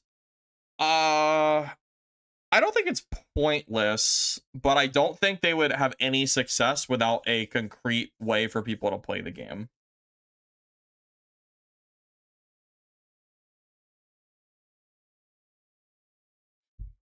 Well, investor would be the way to go as long as I mean, it sounds like they want to retain the rights to the game. Like they don't want to have the same thing that happened with Tencent with them, right? They don't want an investor that is going to pull the plug you know, the week one, even if the game is doing well. I mean, I'm sure they'll have to figure that stuff out, but I am curious how that goes. What's the long-term plan for content and live service? We're designing Dungeon Betwixt as a live game with sustained content pipeline. No one is surprised here. It's the same that Dungeonborne was supposed to be. New classes, maps, loot tiers, seasonal events are all part of our post-launch vision. We believe in building a community that grows with the game over years, not months. Again, nobody here should be surprised. It's an extraction live service game. That's, you know, exactly what you would expect it to be. What makes Dungeon Betwixt different from other games in the space? We're not reinventing the wheel, we're refining it. The extraction looter genre has proven demand, but we've identified specific friction points that hurt player retention. We designed the game to keep players engaged longer by addressing issues directly. Again, I'm not saying it's impossible. I don't want to sound like negative here. I think it is extremely difficult for a company in the extraction genre to get the game perfect, as we've seen by how many games have died. You know, we've seen Dungeonborne, we've seen Legacy Steel and Sorcery / Elde Garde, we've seen Dungeon Stalkers, Greed is Good, The Cube. Dark and Darker has had many bad swings over the last couple of years. You know, we've seen the struggle in this genre. So, you know, literally anybody can claim to have, you know, designed their game to keep players engaged and know what they're doing as far as that goes. Like anyone can claim that, right? We're gonna need to see concrete gameplay and ultimately like proof that they know what they're doing. And that proof is not really gonna start until we get like official gameplay revealed. I mean gameplay revealed as in like a playable playtest. Perfect anything? Yeah, it's pretty much impossible. I mean, Mistfall Hunter is great and all, but it has its own issues with like, you know, class imbalancing and stuff. So, you know, saying that they're going to get it perfect is unlikely. You know, are they going to get it well? Maybe. We'll kind of have to wait and see. I think Battle Royales are on the way out. I don't think that's the way to go anymore. I feel like Battle Royale is like so, I don't know, how many years ago at this point? I don't know, a lot. There's not a lot of popular, like all the big battle royales I think are already established, and it's basically what, like Fortnite and PUBG. I just don't think that I don't think there's a lot of market space for like extraction games anymore. I think I'm sorry, for battle royales. I think extraction is like the new battle royale of like what it used to be many years ago in terms of companies trying to like, you know, make them. I mean, Dark and Darker is kind of a battle royale now. Like they literally named it Squire Royale, so it's supposed to be a battle royale mode, which is funny because it's Dark and Darker's most popular mode. So who knows? Maybe I'm wrong. Maybe battle royale is the way to go. You know what? The Calling was like one of my favorite games of all time, and it was a melee battle royale. So you know what? If a company makes a melee battle royale that can get the feel of like The Calling or Dark and Darker or Dungeon, whatever, any of these games, and they can make it fun, you know what? I'll play it. That's fine. I don't care.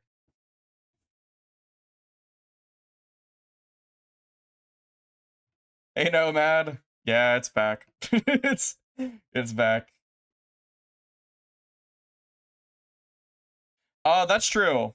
No one can argue that Battle Royale is casual friendly. There's no looting. You go in, you die, who cares? You leave and go again. Yeah, Battle Royale is way more casual friendly than Extraction is. Dude, you know what? You know, I said this the other day. Dungeonborne getting like a 2.0 fresh coat of paint with a, you know, with the same developers now. That is what I've always wished happened with The Calling, where a new development team basically stepped up, you know, got the IP or tried to make like a new game and followed the same path. The Calling is my favorite game that I don't think will ever see the light of day again because Xaviant sucks ass and nobody has ever tried to like remake it, which sucks. Like we're talking about Dungeonborne, man. The Calling is debatably more is a game I would be like I would want more than Dungeonborne back. Like The Calling was like my favorite game. So the fact that we'll never get that back still makes me sad. I mean, The Calling is what got me into Dark and Darker because it's what got me into melee combat. If I never played The Calling, I might have never played Dark and Darker. You know? Like that was like my OG game that I played and streamed back in the day.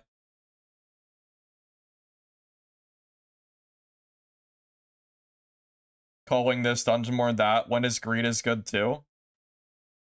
I saw someone earlier, I don't know who it was some random guy in the general chat, say that Greed is Good wasn't so bad. I feel like that game was terrible. No, we don't know when the beta test is, so right here, will there be playtests or early access? Playtests are part of our plan. When the time is right and we feel it's ready to share, we'll announce all details through our official community channel. So no, right now there's no plans for when we're going to have a playtest.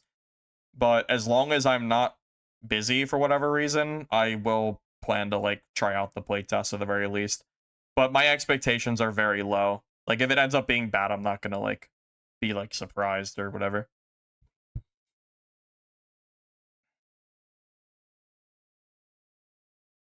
It's like a dream.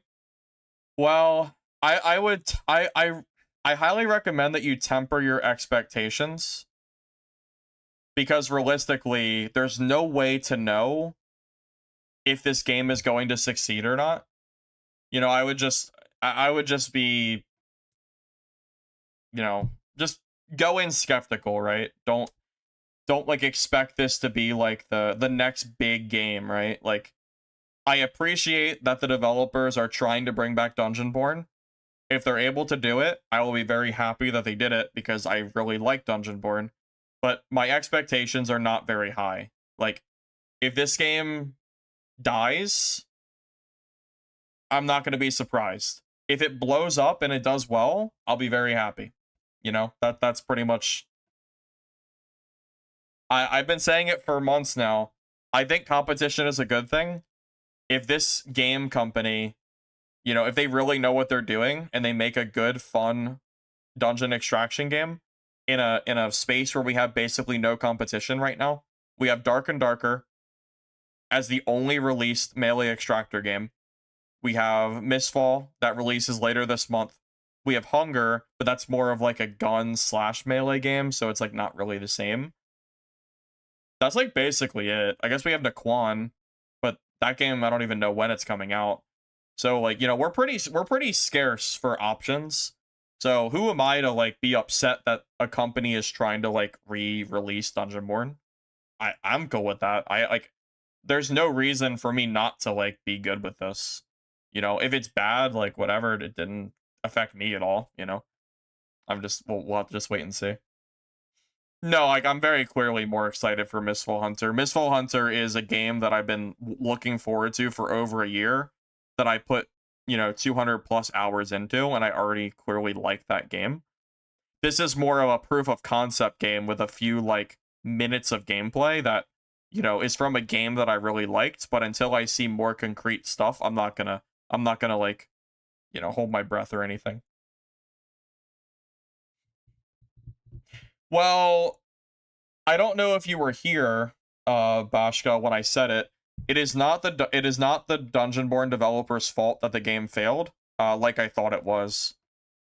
The reason that Dungeonborne died, it is Tencent's fault. Basically, when Dungeonborne released, Tencent pulled their funding like almost immediately, even though they had 40,000 player peak, and Hellhammer was left with a skeleton crew with no one to work on the game. And as a result, their updates were very slow. Their communication suffered. Like, they were a very small team with basically nothing to do. And Tencent gave them no help at all. They just hindered the process. So, really, if you want to blame anyone for DB dying, you really should direct it at Tencent, not the developers. So, the fact that these developers have basically gotten away from Tencent to make a game, I think it has a better chance than DB did being under Tencent.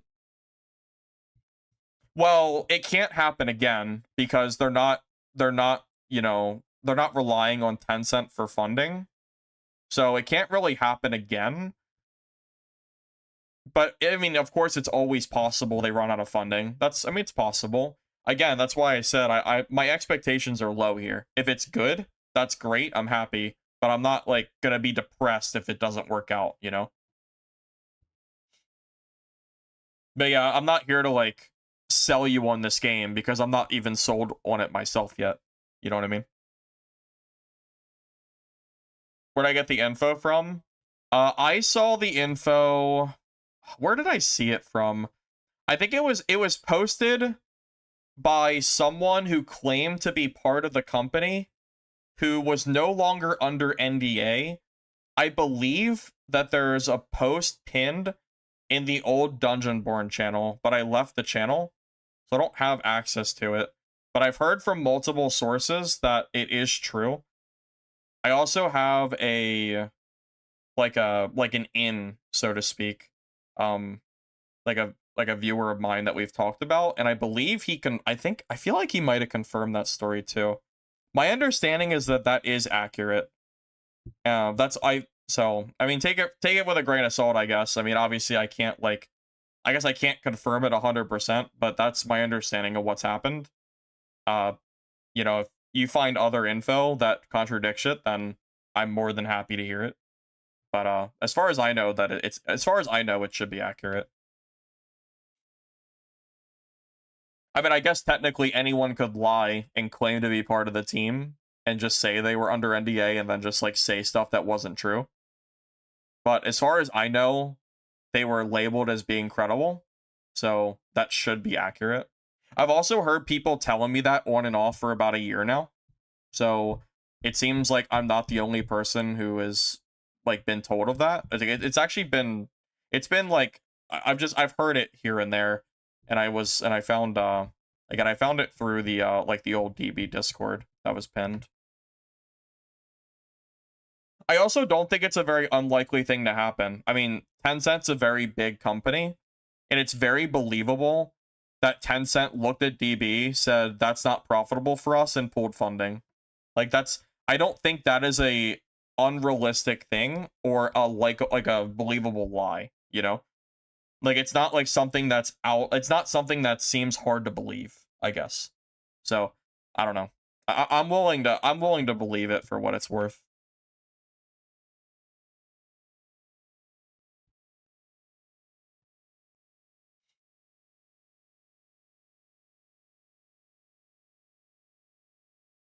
Yeah, as far as I'm aware, it is like pretty much confirmed at this point that Tencent pulled funding all that time ago, and it wasn't the developer's fault. It was ultimately Tencent, which makes a lot of sense considering like how everything happened. Also, Hellhammer is not even like part of this team anymore. I don't even know what happened to Hellhammer, but yeah, he's off doing something else, as far as I'm aware. Is that true?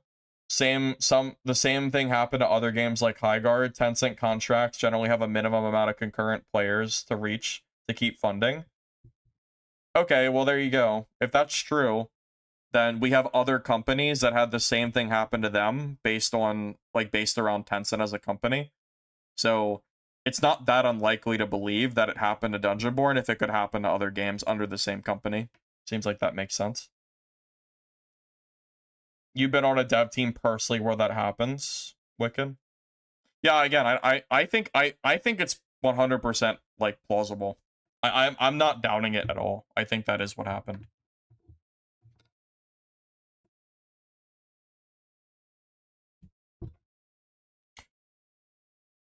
Well, the problem was Dungeonborne during the Life on hit. That was around the time where they basically had a skeleton crew and not enough people to work on the game. So unfortunately, a lot of the updates just came out very slow, and that was a big part of it. Which kind of is what it is. I mean, honestly, it's unfortunate because Dungeonborne at its peak was an extremely fun game. And I would like to think that if they were under a different company who gave them a legitimate chance to grow and, show that they could be a good game, I really feel like that game could have done well, but ultimately, Tencent didn't even give them a chance. They basically released the game, shot them in the foot, and then expected them to still do well. Or didn't actually, they just didn't care. So, it kind of is what it is. Yeah, I can send you the link to the website that has the Discord channel. Here, I can give that to you real quick.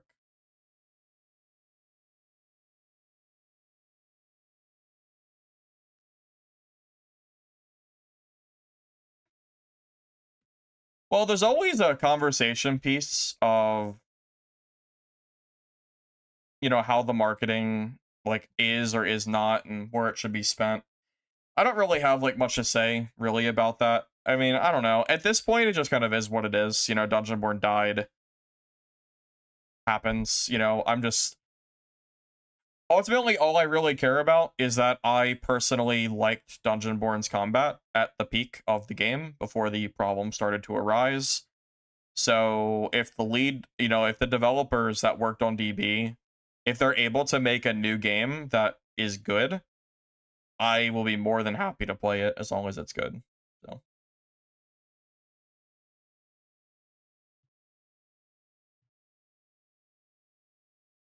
You go back to my videos when you want to see Dungeonborne, man.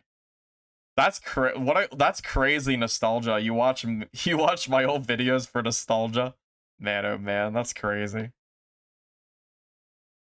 What would I like in Dungeonborne? What would I like in combat? Oh, what did I like about it? I like that the fights felt skill based, and I felt like the time to kill was pretty long. So now let me back up. The fights felt skill based until we started finding like the really big game balance issues, like life on hit, like playing in the game. But at the peak of Dungeonborne, before those issues started to arise, the gameplay was really fun.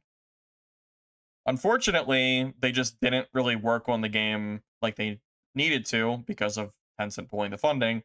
So, you know, and it's I don't think it's not a problem that balancing issues arose. The problem was that they never really got fixed until it was too late. So, for me personally, it was the longer time to kill. The gameplay just felt good. It's just that, you know, ultimately the game just didn't really get the love it deserved, unfortunately. You watched my DB videos 2 weeks ago? That's crazy. That's actually crazy. My god. Nostalgia chasing for sure. My goodness.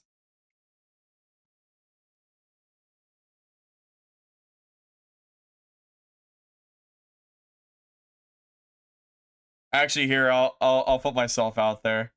Like my Dungeonborne. If I wanted to see if the servers were playable offline. On June 23rd, I did open up Dungeonborne. All right, I'll put myself on blast for a minute. All right, that was like what, 2 weeks ago. Shh, don't tell anybody. I, I was like, I wonder if you could like get online or anything. No, you can't. It doesn't work. So yeah, yeah. So there you go. I tried. No, you cannot play it. It doesn't work. You get stuck at the main menu and that's it. It doesn't do anything. Yeah, I never got the 100% achievements. I don't know what I'm missing. You think I would have got everything.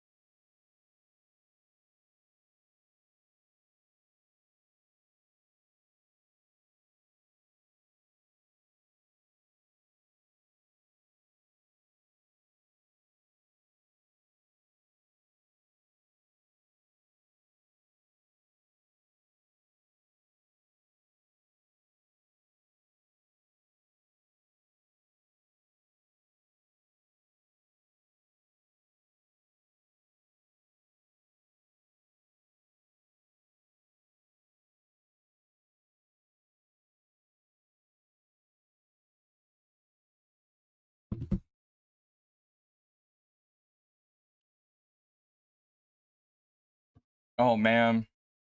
Do you guys remember the Beast Lord mallet? Oh man, the Beast Lord mallet. Oh man, what a weapon. Dude, people, it was so funny. I bought it week 1 for like 800,000 gold or something, or maybe 1 million. And the price of it, like a few weeks later, was I think like 10 mil or higher. It was like something, it was so out of reach. It was basically RMT type money. Because like, I'm sure RMT went on. I got so lucky getting that weapon. That thing hard carried me. And I would just sit there and just dice it. Just sit there and keep dicing it over and over again. No problem. That was so crazy. I'll never forget the adrenaline I had that one game where I killed that guy that was running full undiced, like unique and legendary gear. That was like the craziest game I ever had on DB. Hey Swanifer. You two in March? Wait, were you what were you like trying to play DB? You feeling nostalgic? You remember that stream? Dude, how I don't know. If you were there, like how could you forget? That was crazy. That was a dev? What? It was a dev that I killed? That'd be crazy. The original dicing system was bad, but I think the updated dicing system was actually pretty good. Yeah, didn't you guys like that? I thought it was good. Because remember the updated dicing system, it allowed you to get a bunch of money when you killed them.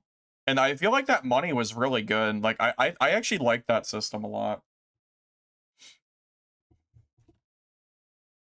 Open the video. Is it? It's still live, right? I have to find it. Give me a moment. Let me see if I can actually know where it is. I haven't really looked through my Dungeonborne videos in a hot minute. So no promises on that.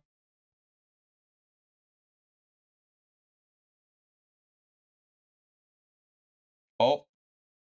I'm looking now.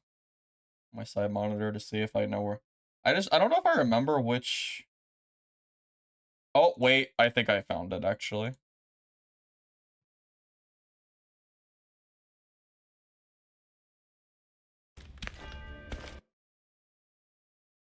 Oh, yes. Oh, yes, baby. Oh, yes. Let me show you. Let me show you, bro. Let me show you. Don't worry. Don't worry, we got it.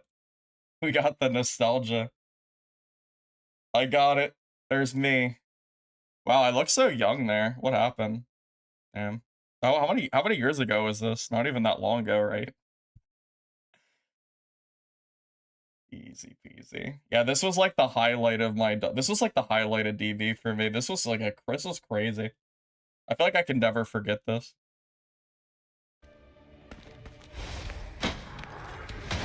This was like actual peak. And then of course I got my friggin' Beast Sword mallet, bro. And this guy trying to run away. Like that was ever gonna work. Like that was never gonna work. I was freaking out. Oh, yeah, what? Anybody here who played Dungeonborne knows that nobody ever played with undiced legendaries at this point. Like this was like, oh look, I actually used a wall here. I guess I did use walls. I used them more than I remembered. Yeah, anybody here should know like that. Yeah, legendaries and uniques, just they weren't found. Dude, my freaking mallet was so broken. Oh my god, the mallet. This thing was so busted, bro. Just hold. Oh my god, I got so low too. This is crazy. How did I survive this shit, bro? Oh my god. I gotta go. I think I remember. I think I turned off the stream for a bit. Like I actually made the screen black to escape because I didn't want to get sniped.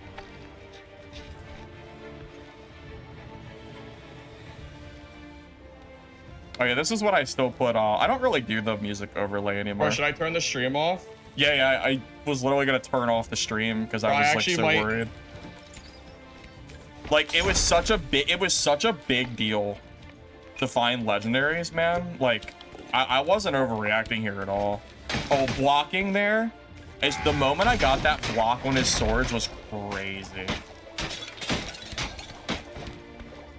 Yep, Swordmaster used his little sword thing. He's invincible, and then I wait, and he's dead. Yes. Hey guys. Yeah, that's right there. I want to share with you. I think right there is when I turned off the stream to leave. Yes. Yeah. Hey guys, how's it going? Firebucks here. I want to share with you some PvP that I had with the Beast Lord's mallet. Oh man, the nostalgia of this weapon is crazy. The Beast Lord mallets, Grant AoE damage on the ground on the second stage of the Mace and Shield charge attack.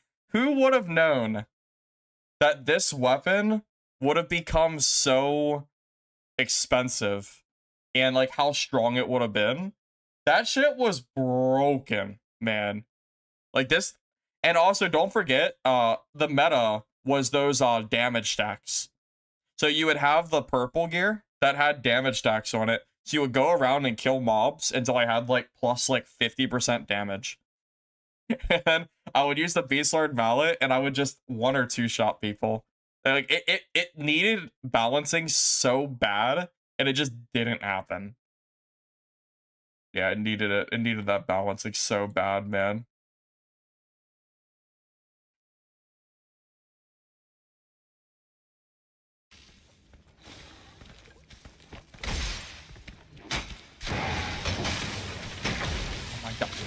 Holy shit, bro. Oh my god, look at this thing go. Oh my god, look how fast he died. This shit was so broken.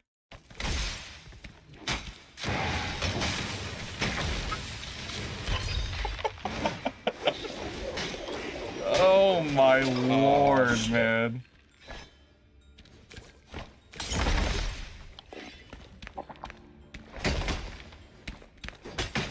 Crazy shit.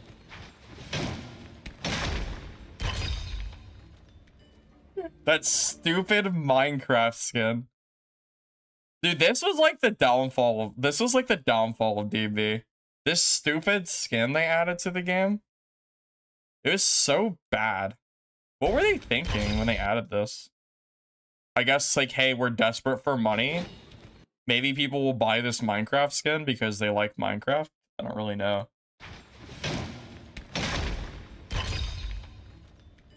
Yeah, it was kind of like having 3 attacks in 2. It basically gave you like 50% more damage, and it was AoE, so like you couldn't really block it.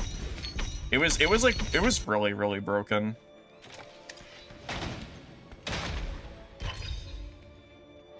You freaking wonder why I like this weapon. This thing is so stupid. Fun fact, I don't think in my entire time playing Dungeonborne I ever died to Beast Lord Mallet. I think I fought like 2 or 3 of them, but I don't think I ever died to one. I won every 1v1 I had, Mallet versus Mallet, I won. How crazy is that? Like, I really do not think I ever died to one. I feel like I would remember because it was so iconic. No, I can't move out of this little thing? You're kidding me. Yeah, I thought you could spin to win over that little wall.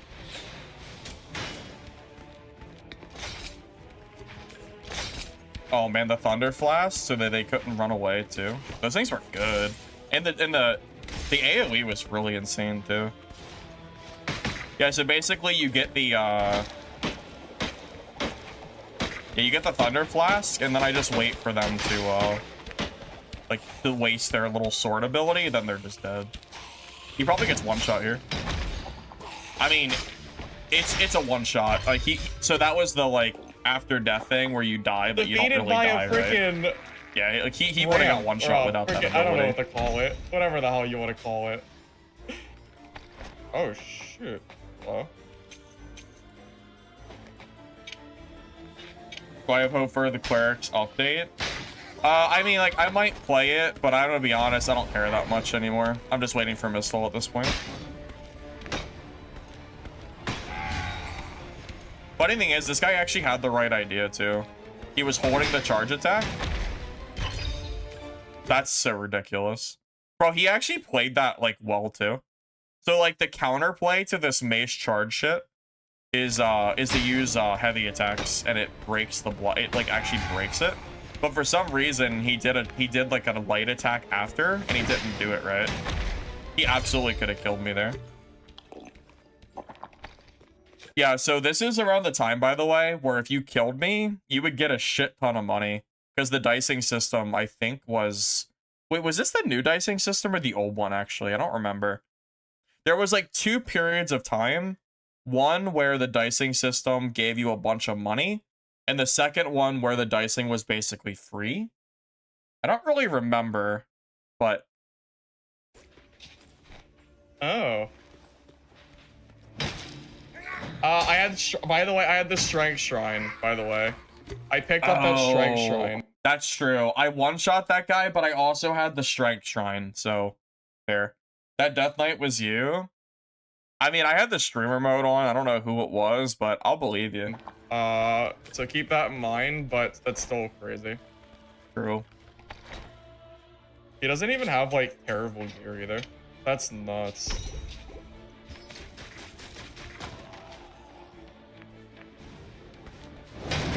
That's a one-shot. Yeah.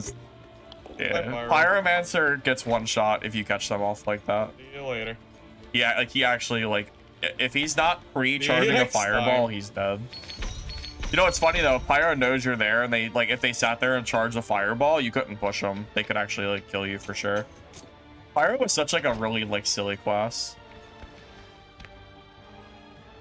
Oh, I'm sure I think I have gameplay for every class. Oh, this poor guy is just sitting in the corner. Yeah. Nobody is safe. Nobody is safe indeed. Just killing all the Timmies.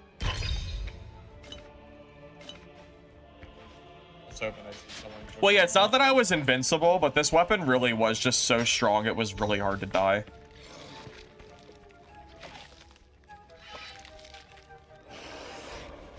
Oh, he's dead. Yeah, I was gonna say, you... Oh. Alright.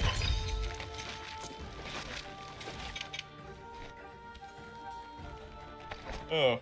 Yeah, the Dungeonborne devs are back making a very, very similar Dungeonborne game, but we don't know when it's gonna come out. We've been talking about it for a while, though, so we're just watching videos before I hop off now. Oh, this druid, he almost kills me, right? Yeah, I remember I was experimenting with the spin to... Never mind, he doesn't almost kill me, I lied. Spin to win, baby. I don't feel bad for the druid cheesing the door. Damn. Dude, my druid hate goes back years. I feel like I've just hated druid forever. I'm telling you, I don't think I ever liked druid. I've always hated that class. Druid was really strong, by the way. Lich played druid almost exclusively because you could do the thunder staff, and that shit was good. You would just insta kill people. Yeah, druid was no pushover. That's for sure. I always hated fighting druids. Come in?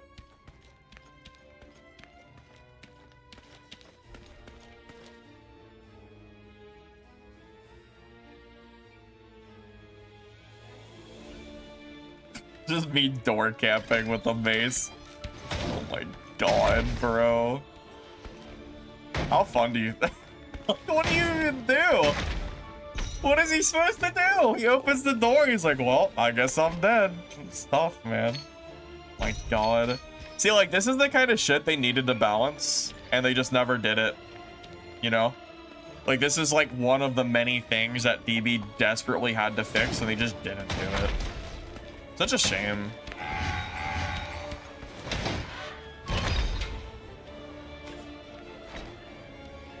Holding charge forever?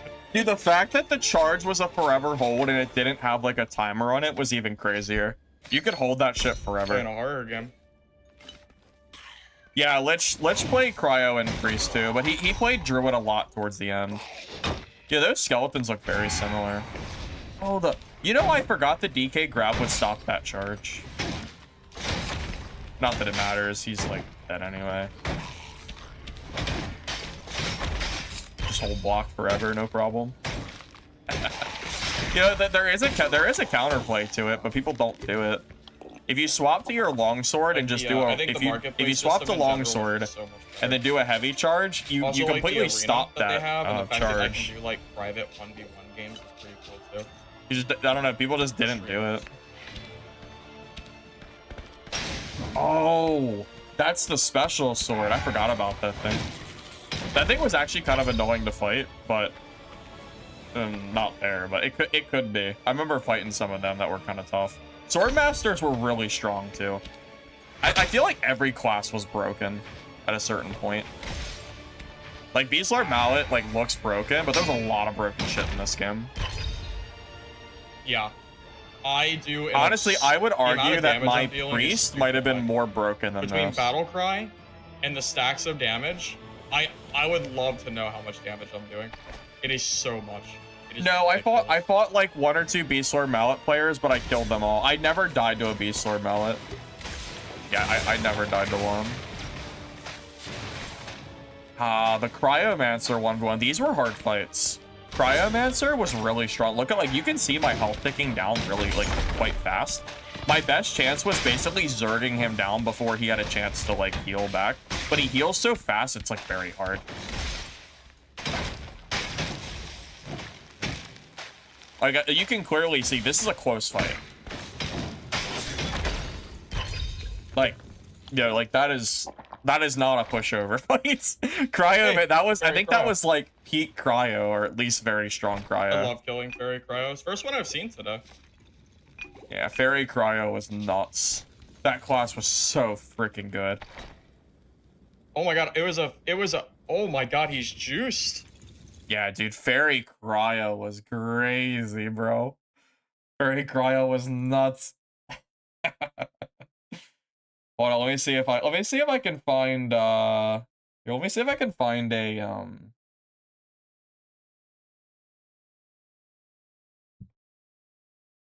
give me a sec. I'm gonna see if I can find maybe a Fairy Priest video.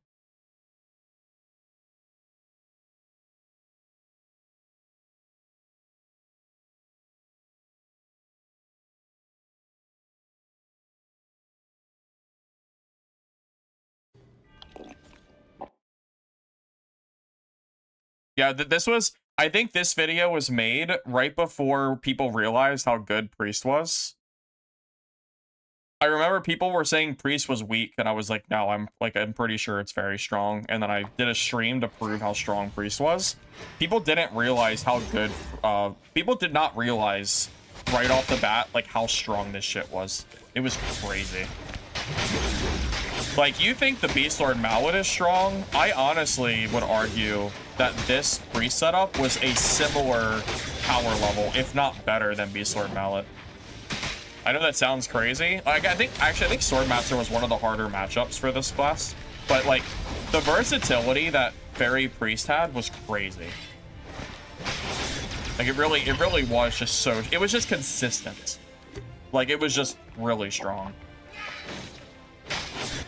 Here, we'll skip the game discussion. Wait, what did I talk about, actually? Share.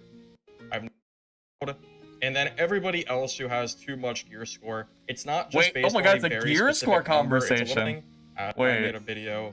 We talked a little bit about the things that I think need to change for this game to survive, because right now the player base has been dwindling. Yeah, it as has. people have already Tell seen. me. What's This gonna has save resulted in some Dungeonborne? matchmaking being a little bit dead. While you can find classic games and some casual games, I've noticed that there are times where player base is quite lacking. Now, the thing that I want to mention that I think really needs to change specifically is the casual matchmaking, but the ability to bring legendary and maybe even purple gear into this mode. I think similar to how Dark and Darker did a while. Interesting. Yeah, I remember that. Yeah, people were going to casual mode and bringing in, like, top gear, right? Because this was before the matchmaking change happened. But then they went too far deep. They added, like, too many restrictions because the player base wasn't enough to support it. So even though in theory, like, it was a good, like, idea thought process, it didn't actually matter. Back, even though there were some issues, I think this game would benefit highly. Up for debate on purples, I'm not really sure on that part, but at the very least, legendary should not be allowed. So if you're not aware of what people are doing, right now there are 3 current brackets in classic mode. It was 2, but something changed again over the weekend. They keep changing the gear-based system. It might be based on population of the server, because all my games have been on East. That is definitely. I remember I did entire streams based on trying to figure out how the gear-based matchmaking worked. Because if you had too much gear, you were put into either dead lobbies or lobbies where people were completely geared. And if you wore, like, a low amount of gear, it would put you into more casual lobbies.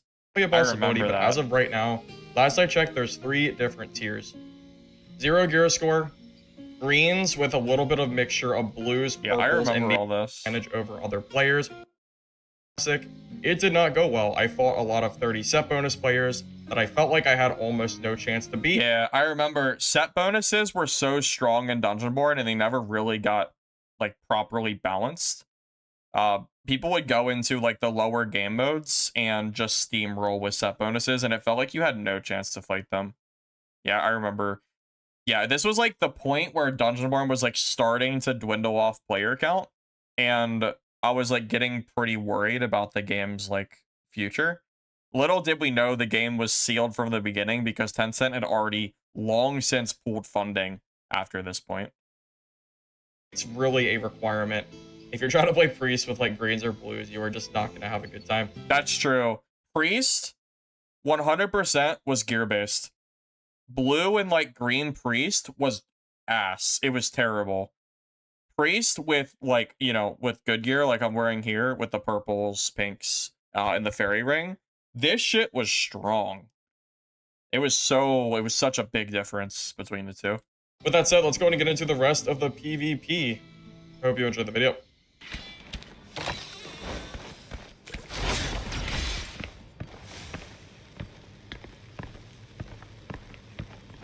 Oh my god, I remember. Dude, Swordmaster fights were so stupid. It was basically just you, like, trying to bait out their swords forever. It was so silly.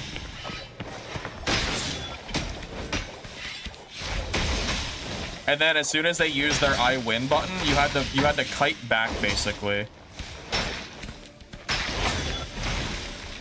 Yeah, you were just trying to proc as many fairy hits as you possibly could. Even though it was a hard matchup, it was definitely, like, I think skill-based. You blocked their swords, and then just tried to, like, out-heal their damage with the power of, like, how good fairy rings were. Without the fairy, this build basically didn't work. You were, like, half as strong. Also, hi, Entree. Welcome back. We are so back, baby. Hey, Augur. Yep, we are getting a Dungeonborne like 2, so to speak, coming very soon. Well, soon trademark. I don't know exactly when, but sometime soon. By the same developers that made Dungeonborne. We've been talking about it for a few hours, so I'm gonna just watch some gameplay and then we're gonna hop off for the night.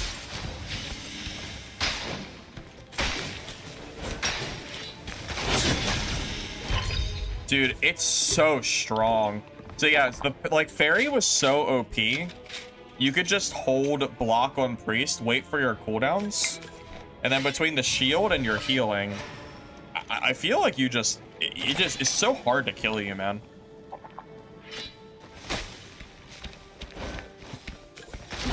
Is that a Gelflight rogue? I don't think it is. Can't actually tell, but I don't think so. It might be Gelflight. It looks kind of special. Even rogues couldn't really get away from you, though. Yeah, it was a Gelflight, yeah.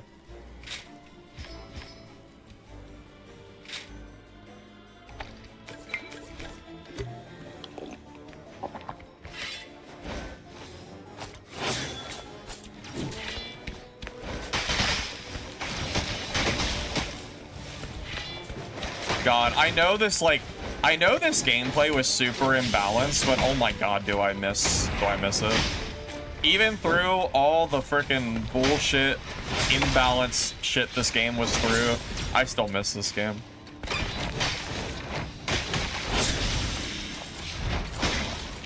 There's nothing like it, man. Like, well, no, we have Mistfall Hunter now, thank god. But, like, there really was just nothing like this game at the time. Why I was so sad when it died.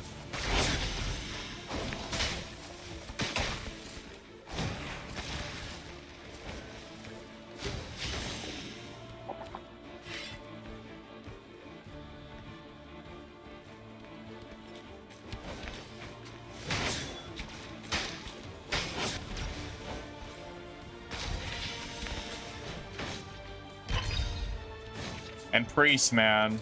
Priest was so good. Oh, the freaking Druid. Yeah. Druid in the freaking storm, too, which is wild. Yo, what's great is Druids, like, Druids actually kind of have hard-ish time running from you, I think. Between Thunder Flask and like Priest's ability to do those like fairy procs, I think usually the matchup was okay. This game was Dungeonborne. This was a main game of mine for a few months before it died off. That was like the whole point of this stream, is that we might have like a re-release game coming soon. It won't look exactly like this, but you know, we can at least dream that we'll have something similar-ish, maybe. Check Discord general. Oh god. Boy. I got it. Take care of it. Oh, it's one of those stupid... Yeah, someone got their account hacked, I see.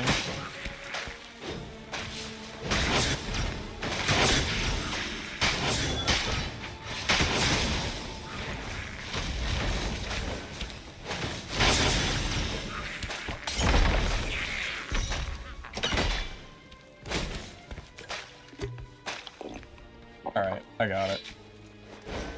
Thanks.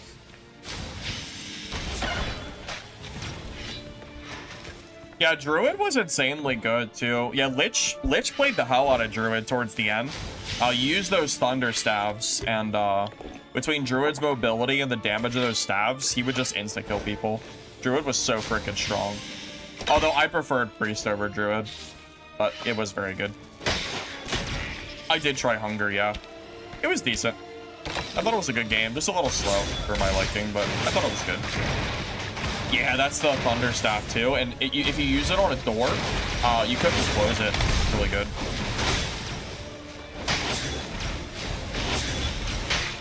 God, I won this fight. I can't believe I won this. Freaking grinding them out, I guess.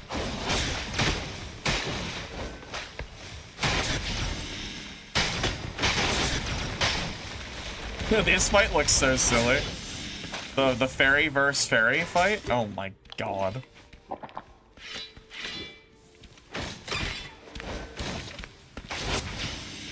Oh, that was cheesy. Right through the door. Oh my god. 2 free hits.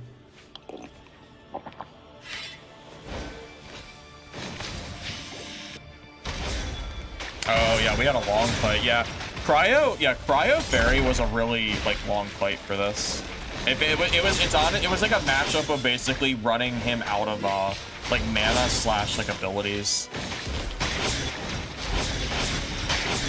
Yeah, this fight looked very, very silly. This was one of those like balancing things that like needed to get fixed, and it just never happened. Like, don't get me wrong, the fight was fun at the time, but it was very imbalanced. I'm trying to remember if this was during the life one hit or not. I feel like it probably was, based on the timing.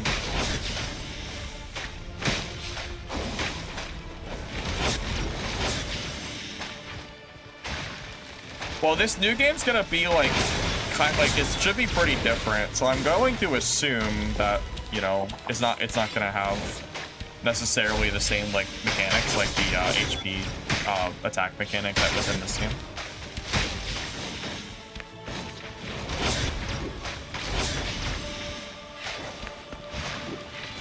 God, like, it just took so long to kill Cryos with Fairy. This fight was such a silly matchup.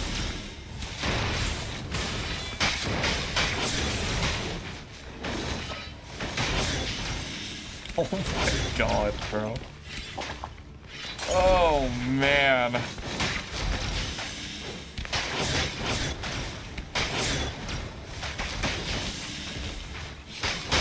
Dude. This needed balance so bad. You wonder why we lost 20,000 players in like 1 month. It was this bullshit. It was that life one hit, dude. It's that it took them so long to fix it. Crazy. This is such a good example fight of why life one hit was like the bane of this game. Like, we're both still chugging along, dude. This is like nuts.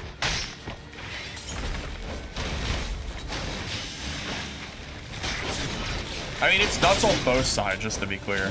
Not just like mine or his. I mean, he's still alive too. Like he's healing just as good as I am right now. Although I think at this point I'm finally grinding him down. Yeah, remember when I said in order to kill him, I would have to basically goodbye. Yeah, remember when I said to kill him, I would have to grind him out of mana and skills. That's how long it takes. But like that's the power of like a full level cryo. It was so hard to beat them.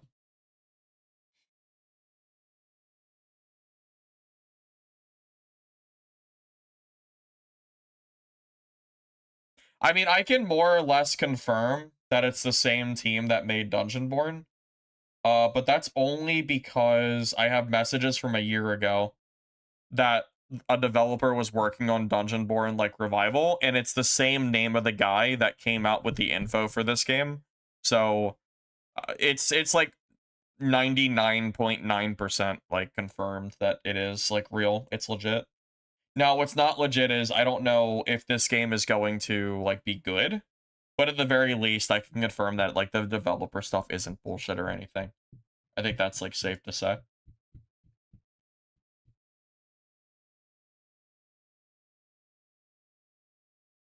Dead bodies here as well. Yep.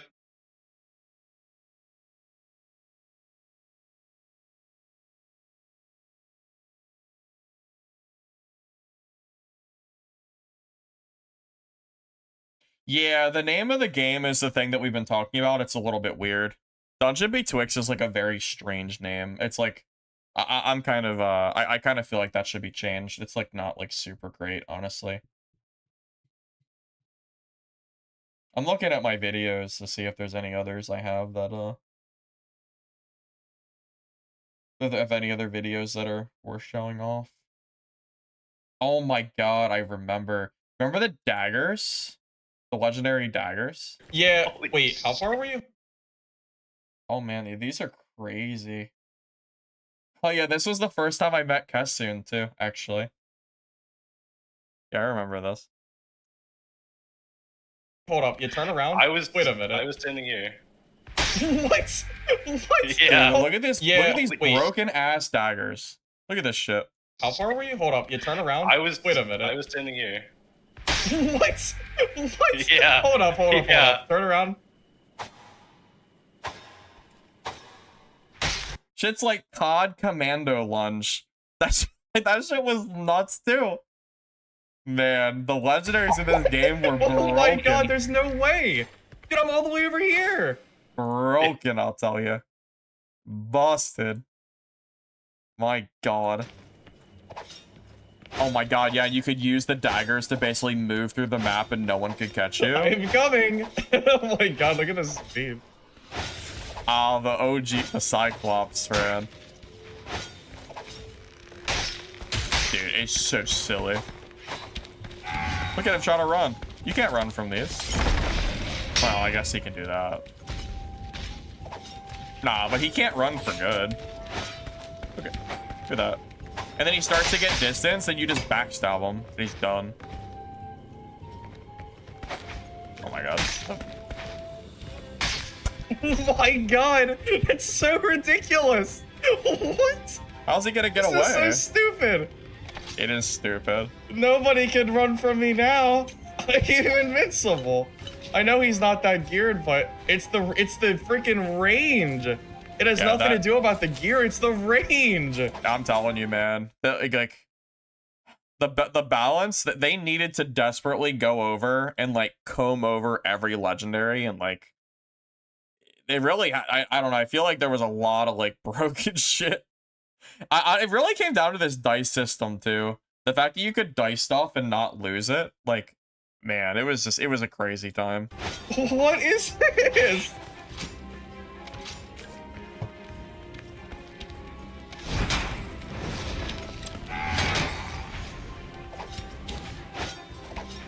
Oh yeah, and you use the dagger to just get away from anybody for free. Nobody You can gonna catch you. me? You Not can't even catch me. possible. Did they fix the Oh my dagger? god, look at the distance. Maybe later on, but He's too not little even too late, close. man. He's not even close. The problem with Dungeonborne is that everything, like, if anything got fixed, it took so long that it didn't matter. Like, Life 1 Hit got fixed, but not before it lost us like 20k players.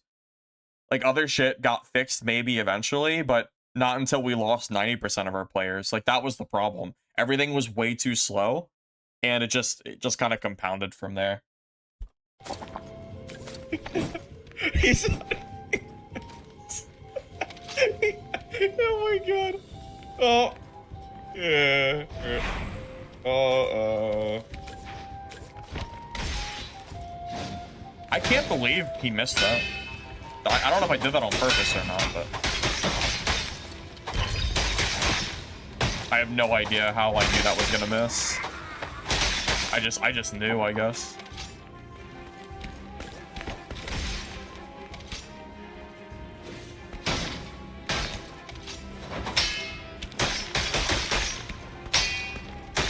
Oh, that poor guy. Oh, that is unfortunate. Yeah, He almost got out, too. I'm pretty sure that was the portals. You could just go in like for free. You just have to touch them too.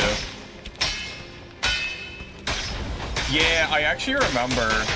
It turned out longsword countered the daggers because you could parry out DPS them, but at this time people didn't really know that was a thing.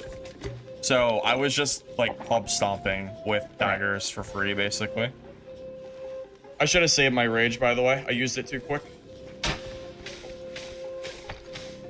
Oh, that's the rogue.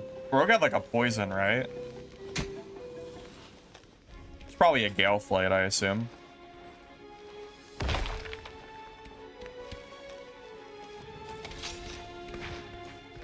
Yeah, it's 100% a Gale Flight. Well, actually, maybe not. Maybe it kind of looks purple. I can't really tell. I can't tell with it on its back. I thought it was, but maybe not. Oh my god, what's so funny? Rogues can't really out DPS this either. Because you're a fighter, so you have that rage ability too. It's just not really gonna happen. You just gotta out DPS them. Yeah, the dagger was one of the few ways you could catch up to a rogue and basically kill them. Oh wow, this like, guy's geared pretty too. easily. Oh, he's full life, or no, he's not full life one hit. He has some life one hit though. I always get excited seeing life one hit gear because it means I don't have to buy it myself. Yeah, this was released around the time when life on hit was completely broken.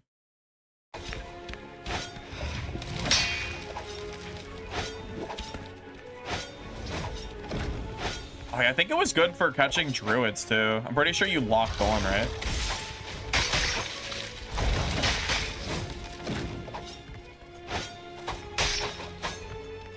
Yeah, you did. You absolutely locked on to druids with this.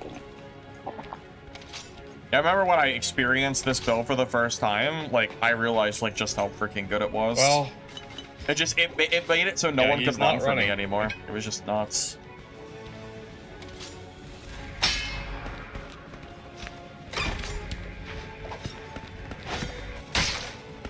Oh my god, watching rogues trying to run and not being able to is so funny. it's so crazy though. Like that makes me feel like, yeah, I should just use the dagger. Well, we went from two opposite spectrums, kinda, right? Well, that was a good, that was a great play. Nice third party there. Didn't give him much chance.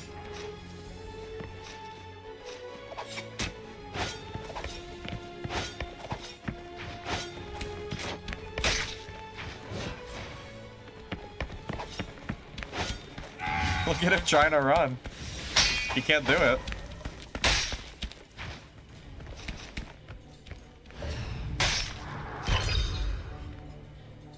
Oh my god. Here, I can send the link in chat. It probably won't send you the link. Here you go. There's the link for the info if you're just now joining us.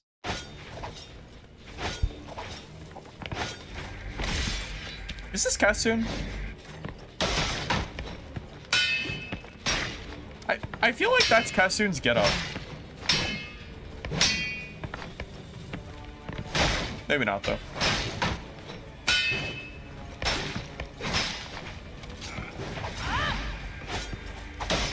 I'm feeling pretty likely that it's Kassoon, but...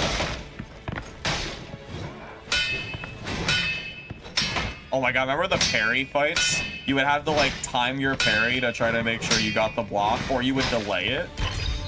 It's him! Yeah. It's him! You're kidding me. Oh. I ran into him again, Fucking Kasu. and I didn't kill him there? Oh my god. Kasu. Yeah, I remember he was I he just- was I don't know, I making me just- mad. Yeah. I'm not surprised he killed me there. All right. Until I started playing Fairy, and he couldn't kill me anymore. He couldn't kill my trees.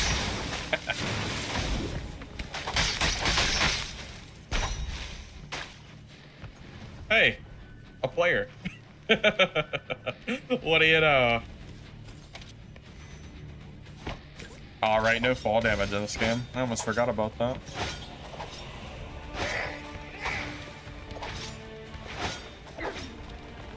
God, it's so funny. Like, in a normal game against a rogue, like, the moment they start running like this, you cannot catch them. But this dagger completely changed the matchup and allowed you to kill them.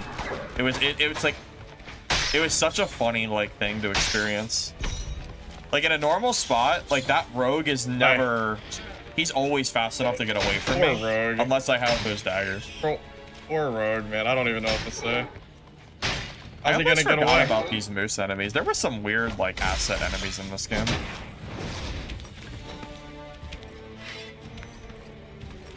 Oh, yeah, this was the legendary sword, the one that, like, hits different. I remember liking this thing.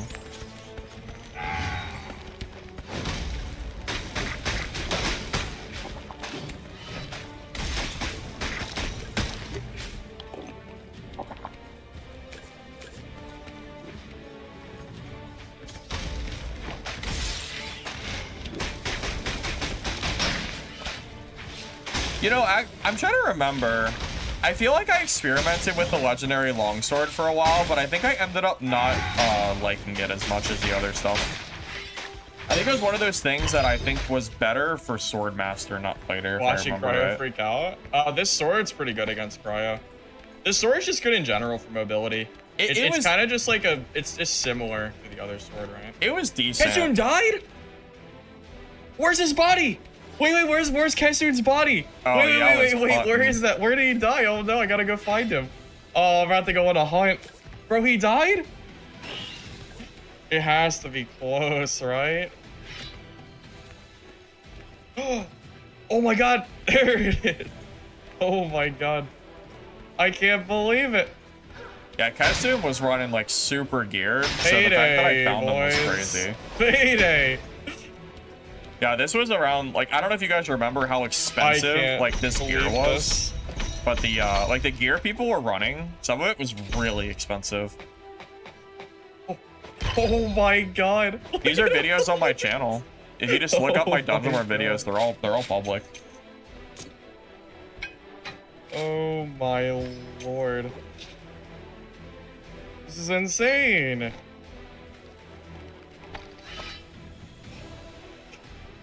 Yeah, pink gear I was don't even know what so to say. expensive at the time. I think it was like 50k a piece, 40k a piece for like the meta pieces, something like that.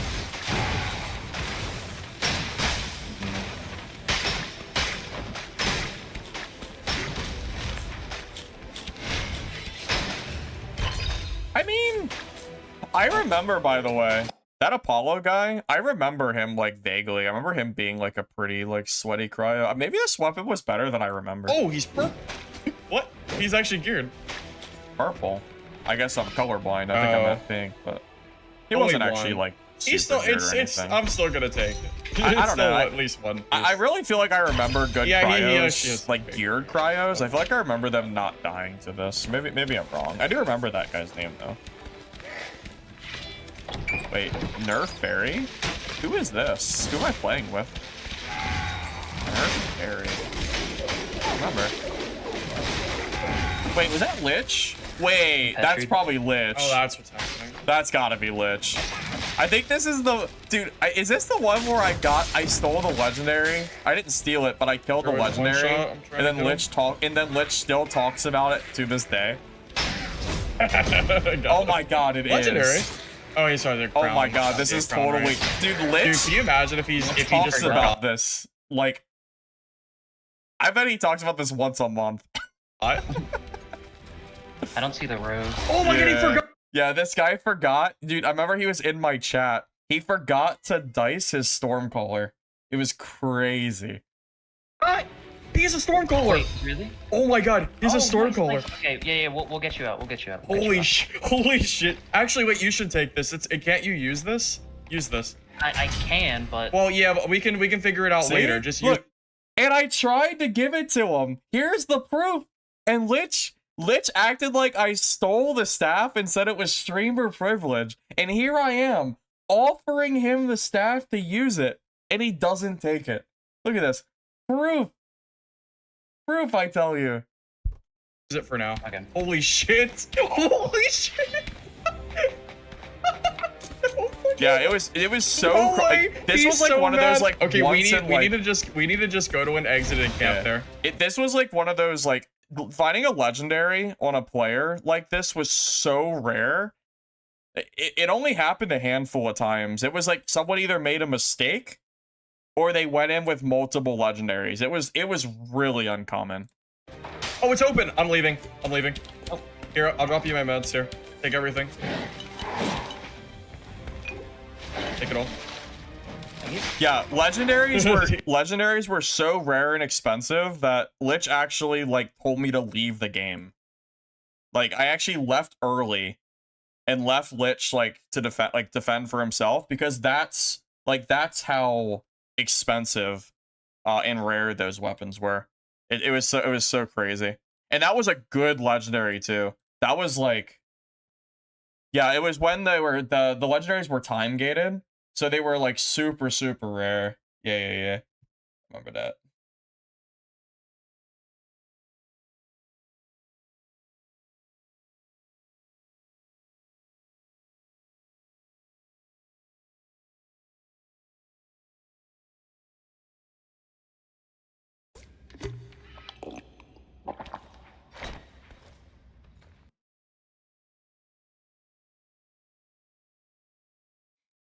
I'm looking if I have any other decent videos that I remember. I already showed off Priest and Mace. Dagger. Oh god. Is this dual wield life on hit DK? Oh baby. Oh yeah. Oh man. The life on hit that killed the game. Shit was broken. Yeah. Remember, so DK, you would pop your skills. You would pop your, like, aura skill, and then you would spam your dual swords. Look at my health gain. Look at this shit, bro. Look at this, look at my health. It's just climbing. No problem. Bro, I'm like out healing his damage. It doesn't matter.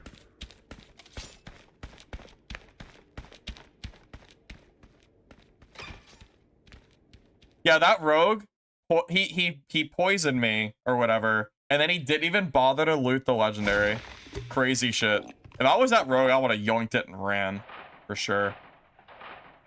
Yeah, I remember this shit was. Life on hit was so broken, man. They needed to nerf this so much quicker. I'd imagine being that rogue and not yoinking the legendary.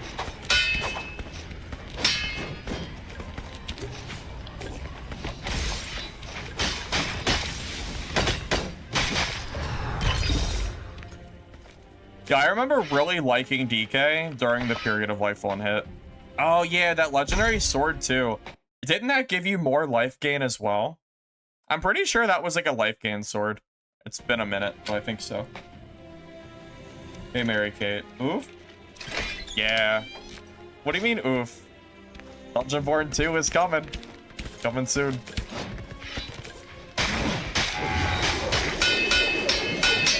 Oh yeah, I was panicking 100%. Look at my health there. Bro, I lived this? That's crazy. Wait, honestly, that other rogue kind of saved me. Oh my god. That rogue's a goat right there.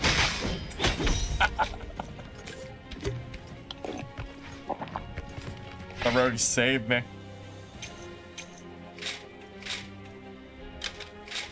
If Dungeonborne 2 has legendary builds, I'm hoping Mistfall Hunter has some kind of artifacts as well. I mean, Dark and Darker has them. Dungeonborne had them. I kind of feel like it makes sense that Mistfall would have them, but I haven't seen any like confirmation on that happening or not. I kind of hope they do though. We talked about that a little bit like 2 weeks ago. Like some kind of chase item. I feel like they probably will. How is it possible? You mean getting another Dungeonborne game? The original developers have rebanded to make the game pretty much. Like one of like the lead developers is manning it. Yeah, the gameplay looks it's like Dungeonborne with like a new coat of paint. It's not the same game, but it's kind of similar.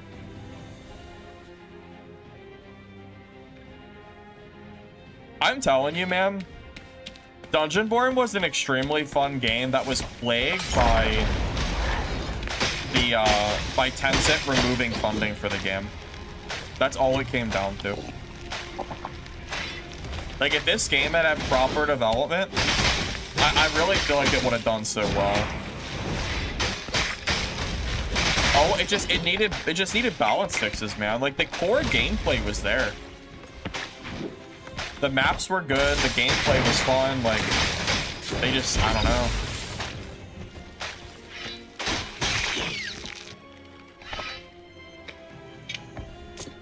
Inventory too small? It's the same problem with Dark and Darker. In Dad, if you kill one player, I think you're full inventory pretty much. Yeah, it's the same ordeal. Oh yeah, the teamers. Oh man, yeah. I would get like 9v3'd in trios. That shit was so cringe.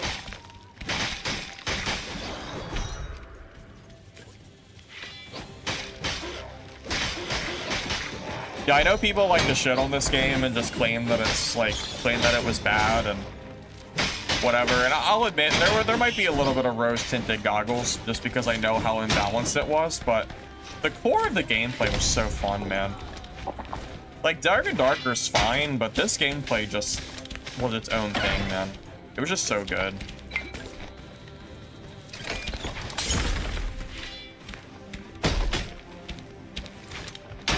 Oh, wow. I don't know why I thought that would work. I should have known that he'd break that quicker.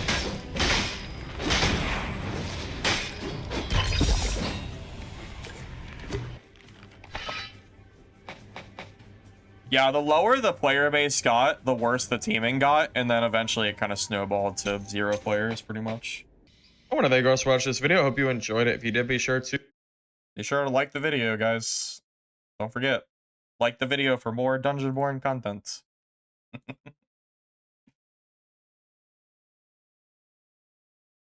Hey, maybe we'll get Dungeonborne 2. Man, imagine making new Dungeonborne content in the year 2026. That'd be crazy. There's no way, right? There's no way, surely. Doubt it.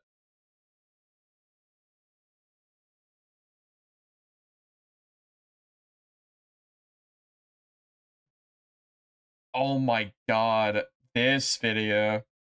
This is Druid. Fucking Druid before the wall hacks got... Oh.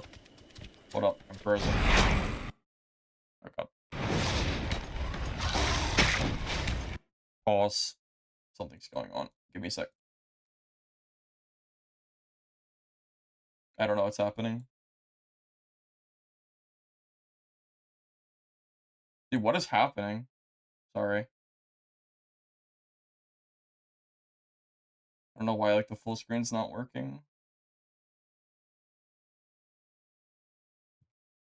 Okay, it worked on my side monitor. How about now?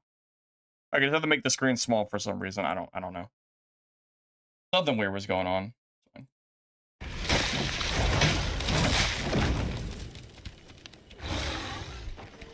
Oh, yeah, sorry, what I actually wanted to watch. Okay, Yeah. So this is when Druid early on had the permanent wall hacks, like the big bright like outline. Fun fact, it looked like wall hacks so much that there were people getting banned on Twitch. People were claiming that the streamers were wall hacking, and Twitch was banning people by mistake because that's how stupid I feel Druid so looked. bad for DKs. I remember when I used to play DK. There you go. Yeah, we'll skip the build guide. We don't need that. PvP. We get started.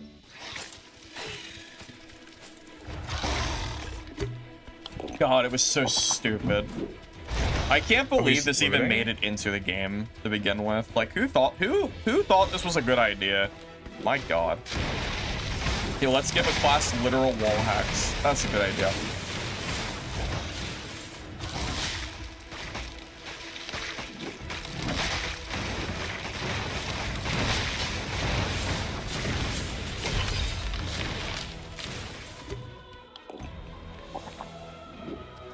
And I can guy just like I thinks I can literally can't just see him. watch the rogue just sitting there, or the swordmaster, whatever.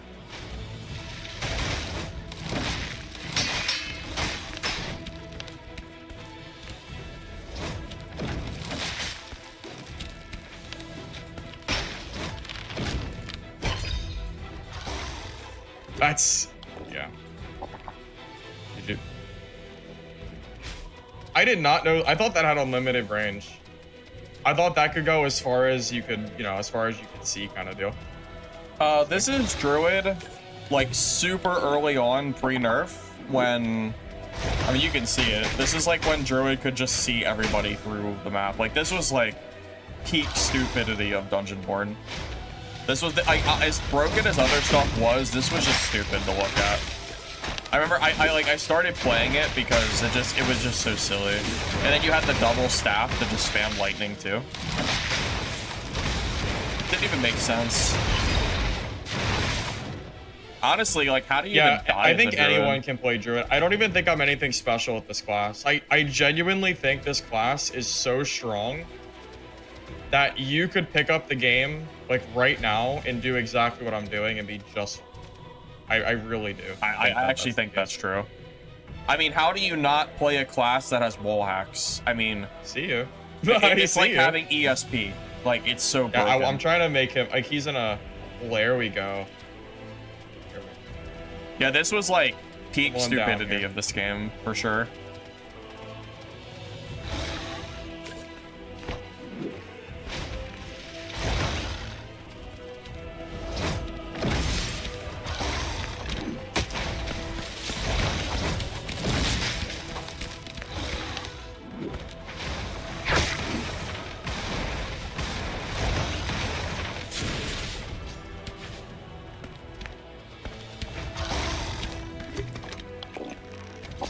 Remove Druid? I hope so. I think Druid does nothing but hurt extraction games. I think Druid should be removed from every extraction game ever. I don't like. I was trying to be hate them. patient because I thought that guy was weird. I actually hate them so much. Worked out. Yeah, like seriously, screw Druids.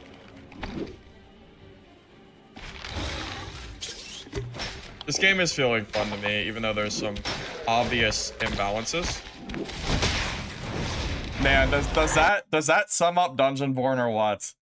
The game is fun to me, but there are some imbalances. That about sums up the entirety of Dungeonborne's like lifespan.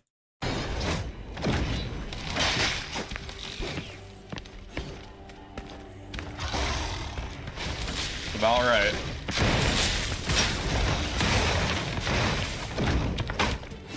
Like, the Druid's gameplay wasn't even, like, engaging.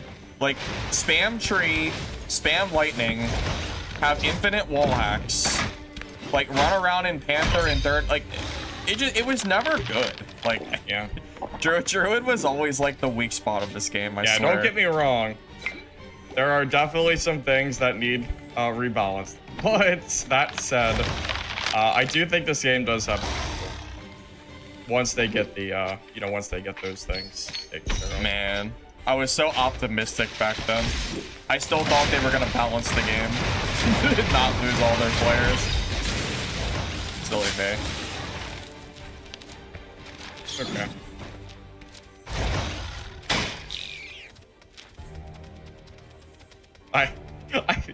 I can't help but laugh. I mean, Druid's Dark and Darker is no better. That the clash honestly developers should have never surely existed, are too. watching this, right? I don't hope so. think Druid and Dad I hope the is, like, developers good. are watching this I stream don't think right now either of them and are are good. seeing this and are taking notes on what they're gonna do to fix this because. However, this that isn't- said, yeah, like again, this. Oh, so I just get a was, like- free third party too. Okay. Yeah. Oh my So, God. Yeah. we'll Druid just wait was here, I like the guess. king of third parties. You could just sit there and watch them. As soon as fight. you guys are done fighting, I'm gonna run in. Yeah. And not only that, they gave you third person point of view, which lets you wall peek on top of it. I didn't take any damage. Crazy. What were they thinking with this game? Who knows?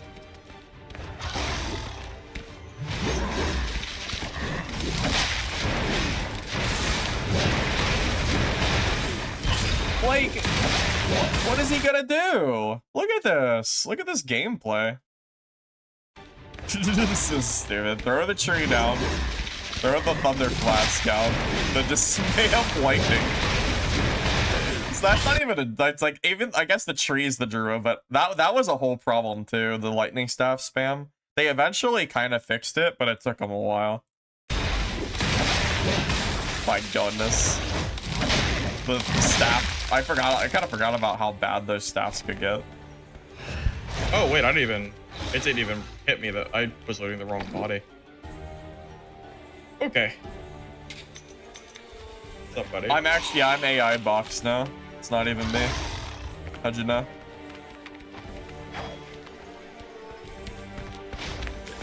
Yep, the original got it, my own developers tree. are Good trying thoughts. to revive Dungeonborne. It's not going to be the same exact game, but it's going to be a similar type of copy game, kind of like a new fresh coat of paint Dungeonborne. So we'll see how that goes. I hit my own tree with the They flash. call me slot Dummy. box. That's funny. There you go. That was a pro play if I've ever seen it. Only the most pro plays to be seen here, boys. True. Yeah, the E on Swordmaster does not need to be anywhere near the level that it currently is. Oh my God! How Hard to true of a plot. statement is that? Swordmaster's E, it was like 8 or 10 seconds long, and then reduced damage by 50%. Like, oh my God, Swordmaster was so obnoxious too. Oh man, that E was so stupid.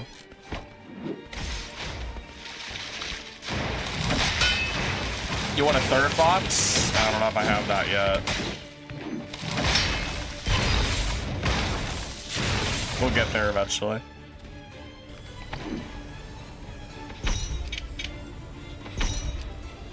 Imagine if Tencent hadn't pulled their funding in like the first week and actually let them develop their game. This game would probably still be alive today. This game with like years of balance changes and updates. Oh my God, this game could have been so good. It just makes me mad thinking about it, to be honest.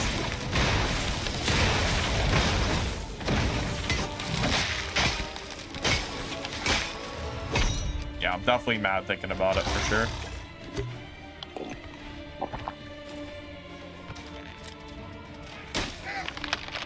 I tell you what, this is probably the most action that Dungeonborne Twitch channel has gotten in probably a year and a half. While streaming it today. I find it hard to believe anybody else has even, like, streamed this game. I know we're not streaming the game, but, like, this game hasn't been talked about in so long, it's probably just been a dead channel for, like, a year and a half. I kind of misclicked there, but it's fine. It still died.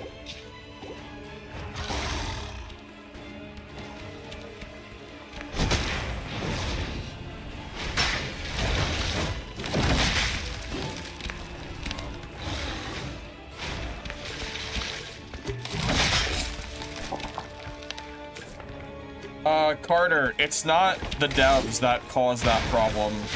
The reason that Dungeonborne like failed as bad as it did is because Tencent pulled the plug like week 1, and they were working on a skeleton crew very early on, and they didn't have like the people to work on the game. If you want to blame anyone for this game dying, it's Tencent, not the devs. And the mini-map, too. Which I didn't you know at the basically time that I can't get made my away from video, the but druid. it is It's really true. annoying for them, I'm sure. Honestly, it makes me feel a little bit better about potentially supporting a game by them, knowing that ultimately it wasn't really their fault. So who knows? Maybe we actually get a good game out of it at some point.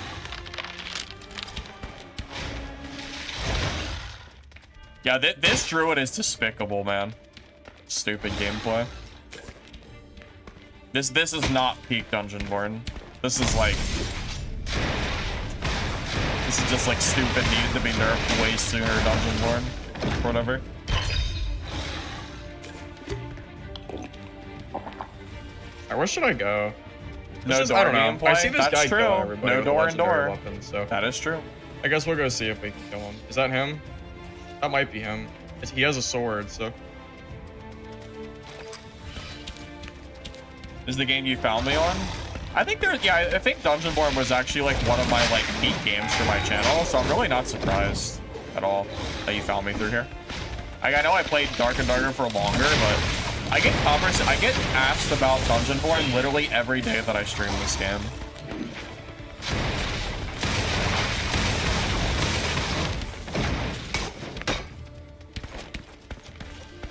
If I can somehow convince the developer of this Dungeonborne 2 game to do like a Q&A live, I'll totally do it for you guys. If he's willing to like ask questions about like what they're doing to maybe appease like what's going on. We'll see. I'll ask. He already answered me in DM once, so it's possible.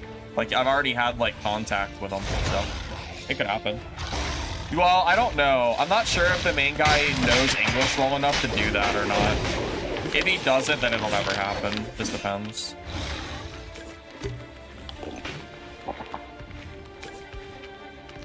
Yeah, if he doesn't have like any English, you know. Yeah, obviously it wouldn't work Yes, out. I killed him! Oh my god, I got him! Oh, let's go! Oh. Nah, I bet that legendary is protected. No way it's not protected. No way. It's got to be diced. It has to be diced. There's no way I got a legendary off him. I refuse to believe it. It's like 99% protected, right? Well, like, let's like come on, we so all obviously it's. At least I'm not. I mean, you can see his body. It's purple. Yeah, I was gonna say I don't think the body could be purple with a dice or with a We all legendary. know. Yeah, I don't know what legendary he had. Yeah, see? Yeah. We all know. I was gonna say. This I was- know for. I was gonna say. Yeah, this was before the dice change happened, where they gave you money for it, so it was just like no money for you. a fact that shit's. That I know for a fact I can't grab that shit. You look older in the video? I mean, yeah. Of course I'm older. This video was a year ago. Yeah, what do you expect? Of course. I'm an old man now. I turned 31 in 5 days, so you might as well just throw me out. Might as well just throw me in the garbage can, bro. Might as well. I'm old. It's over. It's over.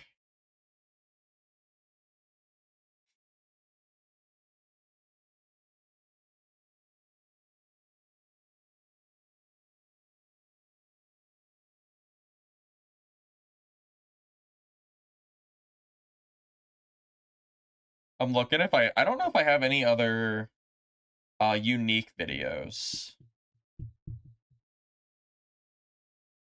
Oh, actually I do. Dead bodies here as well. Yeah. Oh my god, the 9v3! Wait. The 9v3. I remember. Oh my god, I remember now. I think it was Swanifer and Save Me. Dead bodies here as well. Yeah, they're up Oh, here. no, it was, There was just a stone wall. No, Chach. Chach, what was that Swanifer's ID? Right here. I don't remember. I feel like it might have been, but I don't remember 100%. feel like it was. I feel like it was. It kind of sounds like him. He's by himself. Let me get a I help. gotta hit him. Yeah. I don't know. I feel like Team's it here. is. Fighters Yeah, come so here. this was, this is a... Force. They force Oh, hurted was me. it you, Swan? Spam Okay, heals on me. it was a friend of yours, though? Okay. Right now. Mana putting. I was gonna say, I Got was him. pretty sure, like, Yeah, that's four of them, I yeah. remembered him, like, having something. I thought, Are you guys I good? thought it was something with you. Oh, fuck, I I'm hit not. it. Yeah, so this... I'm on that some. I'm dead. So sorry, I know a lot's going on. So this was recorded at a time where the Zergs were going crazy. The player base was so low. Anytime I tried to stream this game, why it got so pixely for some reason. I don't know why. Oh yeah, this was recorded at a time where my my OBS was messing up. Yeah, I can turn it down. Yeah, so yeah, this was recorded at a time where Zergs were like ruining the hard mode.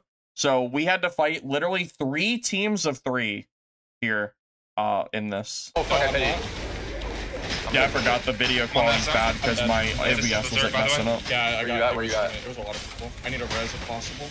Where you at? Right in front of you. Right at your feet. At your feet. Oh yeah, the priest res was so good. I need heals.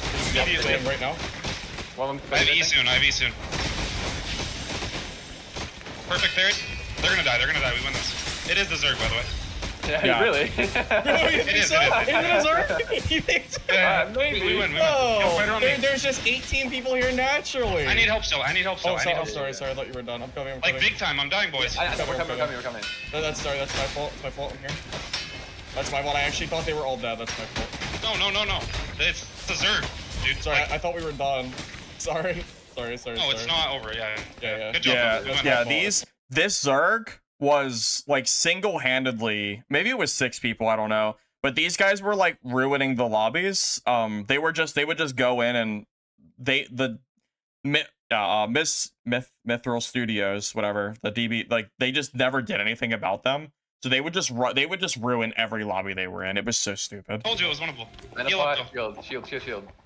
This is one of the only. This was actually one of the only ways that we ever died when I was playing with these guys. Is when we ran into Zergs. We almost never lost fair 3v3s. It never happened. It was only when we ran into like 6 and 9 player accounts. One on dice.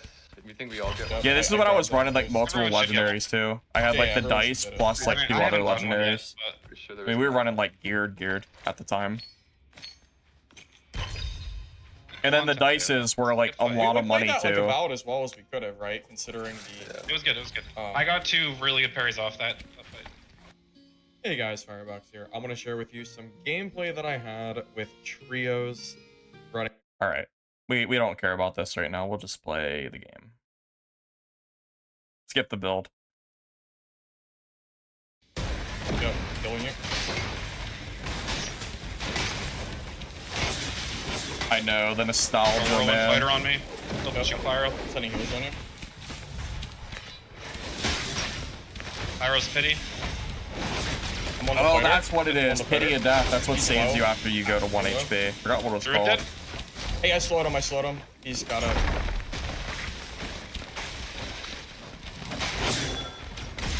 Yep, nice, good. Yeah, I remember slowed this him. is these are like pretty geared lobbies we're in too. Trying to Dude, get this away. combo was so Alright. disgusting. Double priest plus swordmaster. Oh my god, it was so strong. I'm gonna dive their back a little bit. He's slowed. Like we would Yeah, have another double priest. Another res priest. on Chach if he ever did manage to die. And even if he didn't, like me and Save Yeah, were why not? basically like we were, you know, really hard to kill. Priest is dead. Lordmaster's gotta be. We really basically low, by just the way. grinded down every team we I'll finish the fought. fire, you guys. Eventually, like we would turn this it guy into like a has to be so 2v3 low. and then a 1v3, and then it was, you know, just over from there. Honestly, I'm shocked he survived. Oh shit. And like yeah, like the moment Pity. we like the moment we started to win a fight and one person died, like it snowballed so quick. Yep. he's Double with priest was so the hard to deal with. sweater. No. Believe it or not, I actually don't think 3 priests was the way. Having a swordmaster there for damage was really It had important. dice on his gloves, and it sells for 31k. Okay. Swordmaster that was playing well was really, really strong. Oh, pyro, watch out, watch I have out. E, I just gotta heal me, go. I'll be good. One dead. Yeah, Swordmaster with the E ability with Pyro. double priest healing, he literally can't die. It's Bye-bye. like stupid. But I got here when I did. I did not realize Right? you guys had a whole team here. Yeah, it was a double SM I was pyro. I was looting the body. Mob on you. Yeah, Zaya. So They would, the Mithril devs are coming to they would- the re-release amount of a like updates that it would Dungeonborne re-release require to get to sometime. that Yeah, they'd have to point is re-release sometime like, soon. Probably months down I'm the gonna road, tank some right? fireballs here. He missed Yes, one. on the way. I might eventually. I might not be tanking fireballs here. I'm a mana pod. I got all their dragon scale off. Oh, I'm in trouble. Owie. Kill me. Dude. But look how fast. You see how fast he just I got got knocked. healed? Look at that. He was one. He was 1 health. He has no health. Me and Safety healed him, and he's at like 60%. Like my god. Dude. That I got knocked off, yeah? geared priest was I'm gonna crazy. flank around. I fell Fireball. for you. Hold up me. I'm with Judge. I'm healing the heal. Judge right now. I have my E still, I'll be fine. They have no force. I did not expect you to take that. Wait, are they on me? Yeah, they're still on me. I'm living for now. But I'm with Judge. I'm in. Hold up, I'm coming. You're good now. Pyro's gonna die here. Shield. Yeah, It's me, basically the my unkillable. job. I feel like my job was more to like Rolling it again. Watch stall, out behind. heal until Chatch killed his first person, and then we Fireball. just snowballed from there. Oh, another team. Oh, he rezzed him. Wait. Because I usually wasn't like full killing people too I quick, am the unkillable. but yeah, Chatch would kill people I insanely almost died, fast. dude. Well, they So didn't fast. proc my pity. What does he have? The Sanctum. Is Kill these mobs. We don't want to have those Boss against the fight. footage? Probably on my stream somewhere. I'm sure I do, but not in video form, I don't think. Here come the fireballs. Yeah, my channel's more about PvP than bossing, so I doubt I have any of that stuff. That's fine. I'm gonna shield really. pot again. That was a problem in solos? They're gonna try to blast wave one of you Yeah, off, I feel so like stay I'm towards pretty the right good. I side. feel like my solos and misfall's pretty good too. Because I like to think it is. Gonna spin. There it is. Dude, trios was so chaotic. Oh my goodness. I'm pushing their back a bit. I got knocked off. Fuck me. I'm not fully knocked off. I'm coming back up. Okay. You need to be careful there, got though. one of them. He's trying to loot his body so far. Get them both. God, and Priest was so good in trios too, because you would hit multiple people. No, he's res. He's res. He's res. Oh, res. Okay. Holy Oh, am I gonna yoink that? Move out of your Oh way. my god, green box. Green box! Yeah, we Instant yoink the legendary. I mean, not have wanted to push that up the ladder. That's what I can yeah, no. I agree. Didn't see anything. Oh, that hit you. I got you. Yeah, I was gonna say. Yes, I met Lich here. That I sure Swordmaster. did. I sure Oh. did. Are you about to 3v1 guys? I'm in there. Easy. Where's he at? Not even a fight. Alright. That was a close one. These are res down. That was a skill-based matchup, I think. We outplayed them. Yeah, they were Oh heavy yeah, as when shit, when actually. we That was a with our gear, whenever we went up against anyone that was in like mid stuff, like bad purples or whatever, like they basically had no chance. This was like an unbeatable combo against like most 3v3s. It was very, very silly. close. I got a purple seal. I'm staying back a little bit so I don't get splashed. Yeah, we don't want to clump. I need Never shield. saw video of Lightning Staff Legendary Here, with here. Oh, you're Stormcaller. I might not Yeah. have a video of it. I'm not gonna really re-shield sure. pot. That's drunk elk. I have no shields now. You have no shield pots or shields? Shield. Priest box, your shield next time if pyro. I'm pushing. Hearing him call me Priest Box is very funny. I'm out of shields. It's okay. I'm gonna, I can tank this. Just keep heals up.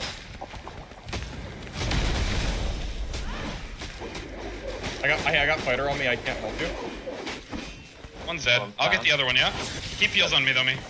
I can't help you. I'm fighting the fighter. Dude, It's fine. You win Freeze that. You win first. that. I know. I Fighter? can kill him. I'm just saying. oh don't my die. god, it was I'm so. fine, I'm This fine. I'm matchup not for worried me about was so this. easy. I have Fighter no- can't do I'm shit chasing against this. Priest.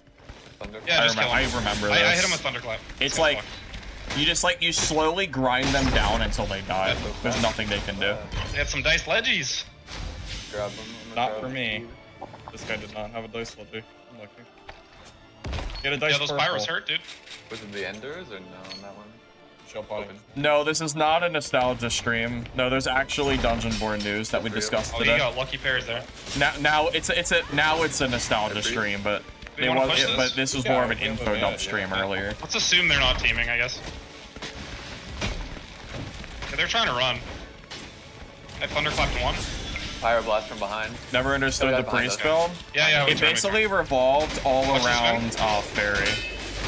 I feel like we lost this fight. I don't know. This looks like a lost Watch fight other to fireballs, me. one dead. I don't know. Maybe we Getting a clutched it. I don't whirlwind. remember. Blocking. Oh my god. I'm gonna need heals by their pyro. Crazy. Team fucked up. I have to help him. I'm coming. Oh, look at me, team player, healing Fire him as well. before myself when I have a Me guy first right boss. next to me. Good. I'm on this priest with you. Priest dead. I'm on this fighter now, yeah? 100%. Fighter dead. I'm gonna go for the pyro over here. Maybe we do win though. I'm good. I'm good. Pushing the pyro. Oh, man, I'm a it's little close. bit low. Pyro's one, pyro's one. Low. I have no shield. I'm really low. I pitied.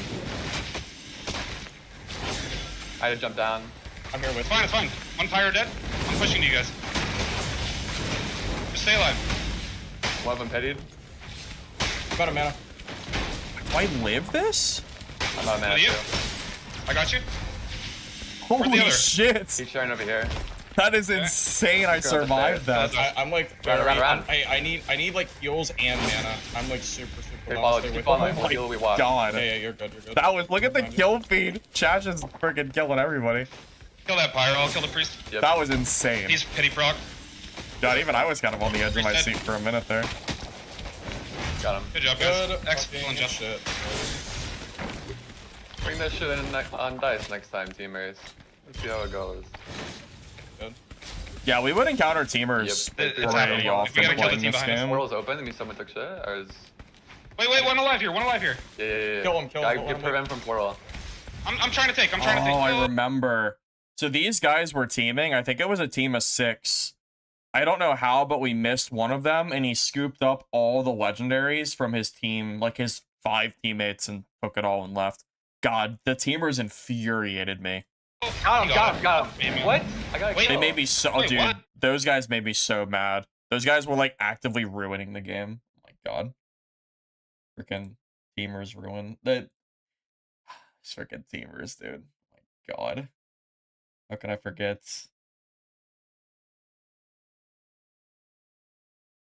Yeah, you actually missed the sword and you missed the mason shield. You know what I'm wondering? I'm wondering my Dungeonborne fail video. I think I blamed the developers. Hey for guys, this how's it going, video. Firebox? I'm curious, actually. So I made this video. Hold up. There we go. I made this video like over a year ago. Basically like the story of how Dungeonborne died.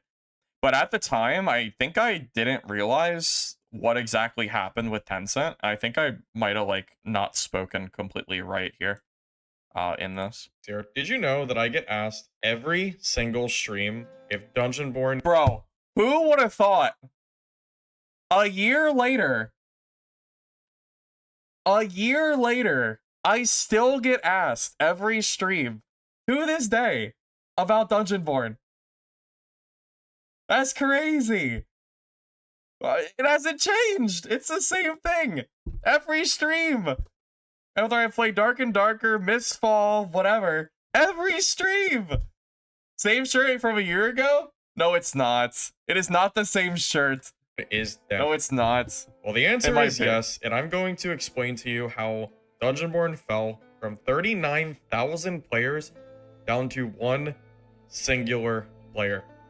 I was here from the very start to the bitter end, and I think I can give a little bit of insight on some of the very strange decisions the developers made, ultimately leading to a player base that did not trust the devs anymore, and eventually the complete downfall of this game. The first thing that I can remember having issues with was the Druid class. Back in July, when I first noticed how strong this class was, I saw that they had permanent wall hacks, and there was a big red minimap marker that they could always see other players on. If you look at the gameplay in the background, you're going to see an example of this, of me playing Druid back before they ended up nerfing it. And this really was probably one of the first cues as to what kind of balance we were in store for.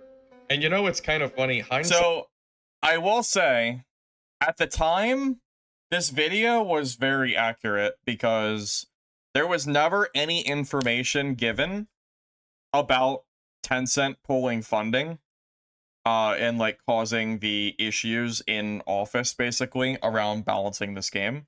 So in my mind, I'm sitting here thinking, okay, we have these developers that like aren't really communicating about these balance problems. They're very egregious and game breaking, and like they're just kind of ruining the game. So like at the time, it all made sense, right? I mean, I think it was a reasonable thing to assume.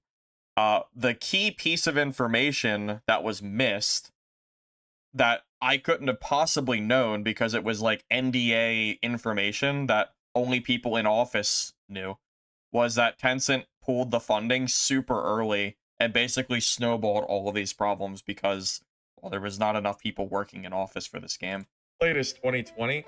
Looking back at this, I can really see why the balancing went so bad over the course of the next few months, because it took a little while for them to really fix this problem, even though they did fix it. And this was really just the tip of the iceberg. Yeah, that's the story of my life for Dungeonborne. It took a little while to fix it, but eventually they did. And that happened for every big problem, is like it kept taking longer and longer and longer to fix the problems. And eventually it snowballed to the point where the game was just being like actively ruined because, well, we had no devs pretty much. Of the awful imbalance that this game had as far as the PvP goes. Which is going to lead me into the second major issue this game had, and that's going to be the Klothos pay-to-win trials. Oh, I forgot to talk about that. I don't have any gameplay of Klothos. I'm going to do my best to try to explain why this mode kind of broke the game, and this kind of started around August. So this was a 3x3 game mode where you could earn gear and gold, and the people who won fights typically were the people who spent the most money on gear. Imagine, if you will, if in Dark and Darker, one team had a Fulgor, Akuma's Claw, and Akuma's Fang, and the other team was running around in purple gear. Who do you think is going to win that fight? Well, guess what? It's probably going to be the artifact players, and that's exactly how Klothos went down. You couldn't lose your gear, so people were able to acquire the best gear in the game, typically through RMT. It was kind of joked about. The RMT trials was crazy. So people would pay money for these artifacts, the legendaries, and they would become literally invincible in Klothos, and you couldn't compete. It was the most unfun game mode that very heavily favored the geared players, and it was funneling so much gold and gear to them. It really did like ruin the game. This was like a really big blunder that they did. Being the RMT trials, so people would pay real money through, shady websites of gold in order to acquire this gear, and they would be invincible, and they were able to use the Klothos trial to infinitely farm gold and very good quality gear that made the rich richer and the poor basically unable to play this game mode. Yeah, basically Klothos was a mode that benefited the people that were around the game for a while, / had like a lot of, well, money. And anyone who was kind of newish to the game or maybe didn't have like a whole lot, just people that were more casual or new, the mode was just like kind of a big FU, and it just kind of made them fall further behind. It really, I would consider Klothos like a failure in terms of how it was handled. Now, I know what you might be thinking. Druid wall hacks, pay to win, trials that just kind of breaks the balance of the game. Well, it already sounds pretty bad, right? But you've seen nothing yet. I am gonna bring you probably the biggest problem Dungeonborne ever had. Probably and like what in probably life on hit. lost Yeah, them I'm pretty sure. Is more what than I- half of their player base. And that is going to be life on hit. Yeah. What I find most interesting about the life on hit is that Dark and Darker went through the same exact problem just a few weeks ago. They did. With the hatchet. They did. Dark and Darker released the Blood Exchange. They buffed it. And Hatchet Barb was basically the same exact thing as Life on Hit from this game. And it was so funny to me that Dark and Darker players like sat there and like shit talk this game and said that like Dab would never have the same problems. And then meanwhile, Dark and Darker, like a few months or like longer later, released like literal Life on Hit gameplay just as brain dead as like DK spamming. It was so stupid. Barbarian build with Blood Exchange right after the buff. So Life on Hit in Dungeonborne was basically a stat where you could get plus additional HP on multiple stats of here.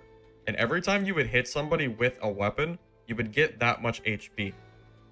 So with the dual wield swords, you would gather about, I think it was about 20 life on hit. So every time you hit somebody with those swords, every single one of the swings would give you that HP.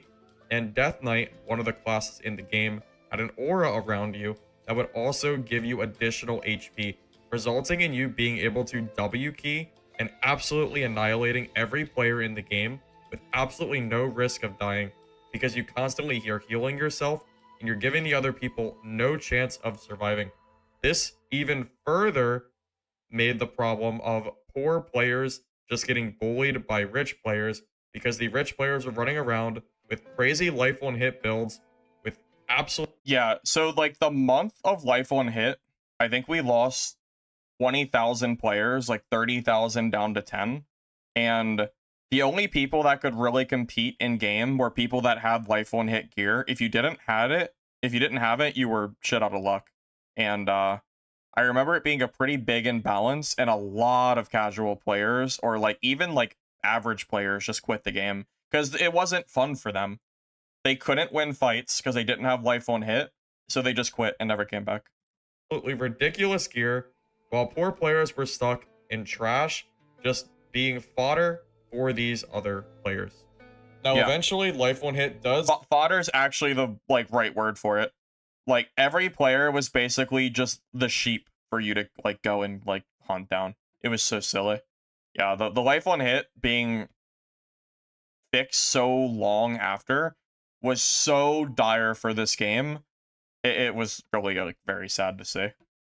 Get fixed, but you're going to notice a pattern.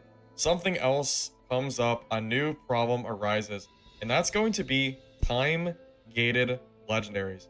Now imagine. Dude, those pissed me off too. I don't know. I understand that like I get that a lot of the problems we had in Dungeonborne came down to Tencent pulling funding, and it caused a lot of issues with the skeleton crew and like problems in the office space for the game. I get that. But oh my god, man. Time-gated legendaries was so bad. It is like the worst game mechanic you could ever add. And it wasn't time-gated for you. It was like server time-gated. So like if you fought the boss and you got a legendary, that boss couldn't drop that same legendary for like 40 hours. You know there's a sword, the Thunder Sword? I don't think I ever used it for the entire time this game was out. I never got to play it because it was that rare, and it like it was crazy. It was oh my god, if this system ever makes it back to any extraction game, I would be, yeah, I would probably just not play it. Imagine, if you will, in Dark and Darker, if a Fulgore was only droppable once every 24 hours. Okay? Now, I want you to imagine that Fulgore, okay? You can dice it, meaning that that item, if you die, can never be lost. Oh, So do you know? yeah, even better. So sword only drops from boss every 72 hours. Oh, and also you can dice it, so you can never lose it. Good luck. So now if you somehow kill the guy that has it, you won't even get it. You'll get nothing. Oh my god, man. That system was so silly. Yeah, when they remake Dungeonborne, whenever that comes out, I guess in a few months or whatever. I don't know how long it'll take. I hope like these like type of systems do not make it into the game. They were all so bad for the game. You know what happens when you have items that are only obtainable once every X amount of hours by the entire player base, by the way. So one Fulgore can only drop every 24 hours, period. And then the people that have the Fulgore will never lose it and can play on infinite loop in dungeons. Well, number one, it creates massive RMT because people are paying big money. The time-gated legendaries, all it really did was promote huge RMT. There were Chinese discords that had the legendary timers privated. So basically, they had access to information to know when the legendaries would drop. Because like someone would get it, and then they would start the timer, and then they would run and kill the boss as soon as the weapon was available, and they would usually like snag it, and they would use that to basically keep all the legendaries for themselves and RMT. It was really, really bad. Like that was something that like really hurt the game. To take these weapons into dungeons themselves. And number two, it makes boss farming completely useless. Because there were Chinese discords set up for RMT. Yeah. Where people would farm these bosses on a timer. And the moment that a boss could drop a weapon again, after that 24-hour dropped, they all shared the information with each other and would farm the bosses at the moment the boss weapon was available, and nobody would ever get those items outside of a very limited group of players. What's really interesting about this is the developers seem to deny, or at the very least were very silent about this for quite a while. This really is akin to the communication in general that Dungeonborne gave us. So again, like when Tencent pulled the funding and like they had barely anyone in office, the amount of communication they gave us, quite frankly, was just really, really, really, really bad. So unfortunately, because of that, like the game, honestly, like everything I'm talking about just compounded into like the most unnecessarily like it was such an unnecessary death this game never had to have. But it all started with Tencent pulling that money, which again I didn't know when I made the video. But yeah. If my memory serves correctly, over a month, maybe even 2 months to correct, it was being discussed around the Reddit at first. Mods were deleting it as misinformation, and then eventually, way down the road, people were basically saying that the time gate was just a rumor and not real. And I remember there were mods on the Reddit. At least I'm going off memory here. I'm assuming I wouldn't lie here. I remember like messages getting deleted off the premise that like there wasn't proof, but like at this point it was basically common knowledge that the time gates existed because the rate that they dropped was super low. But then we would notice that at certain times, like after like a certain period of time ended, like the legendaries would drop in like bulk. So we'd have like no legendaries for 2 days, and then one day one boss would drop 2 of them, and then it would never drop it again. And it seemed very like it didn't seem normal. So it was basically confirmed by a lot of us, but there was like some weird community issues or whatever. They finally addressed it and did fix the issue, but at this point, it was starting to become too little, too late for Dungeonborne. Now, this is quite possibly one of the funniest mentions on this list, but that is going to be the Minecraft cosmetic. For God knows why, the developers decided that it was time to release this ugly-ass skin into the game. Yeah, so it's worth noting, by the time this skin made its way into the game, all of the devs that are working on all the primary devs that are working on the new Dungeonborne game were not part of this update. My understanding is Elvis, the guy who is like currently taking production reign of the new game, he was not part of this update at all. So this was basically like the Skeleton Crew's like basically last ditch effort to make any money they could before the game died. But it is not the same group of people that are working on the current game. Just something to put out there. Because I also, again, I didn't know it at the time, so. They added this like little pickaxe here, and then this torch, okay?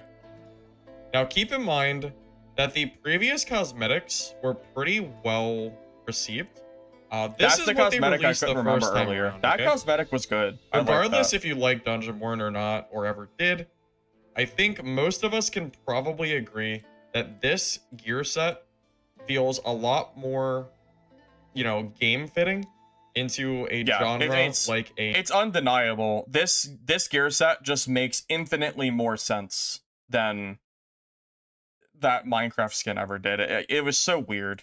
A extraction game that's hardcore PvP than a Minecraft skin.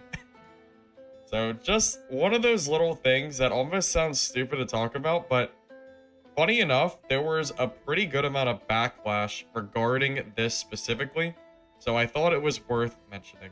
Another big change the developers decided to make that really isolated the player base was the reduction in playable servers. Originally, you could... All right, so again, I feel like I have to correct my video here a little bit. So at the time, I wasn't really sure exactly why it was removed. So the South America server, which rightfully so, the South America players were screwed over. They spent money on the game and then their server just got taken away and they couldn't play anymore. Again, the reason for this was they just didn't have the money to fund the server anymore.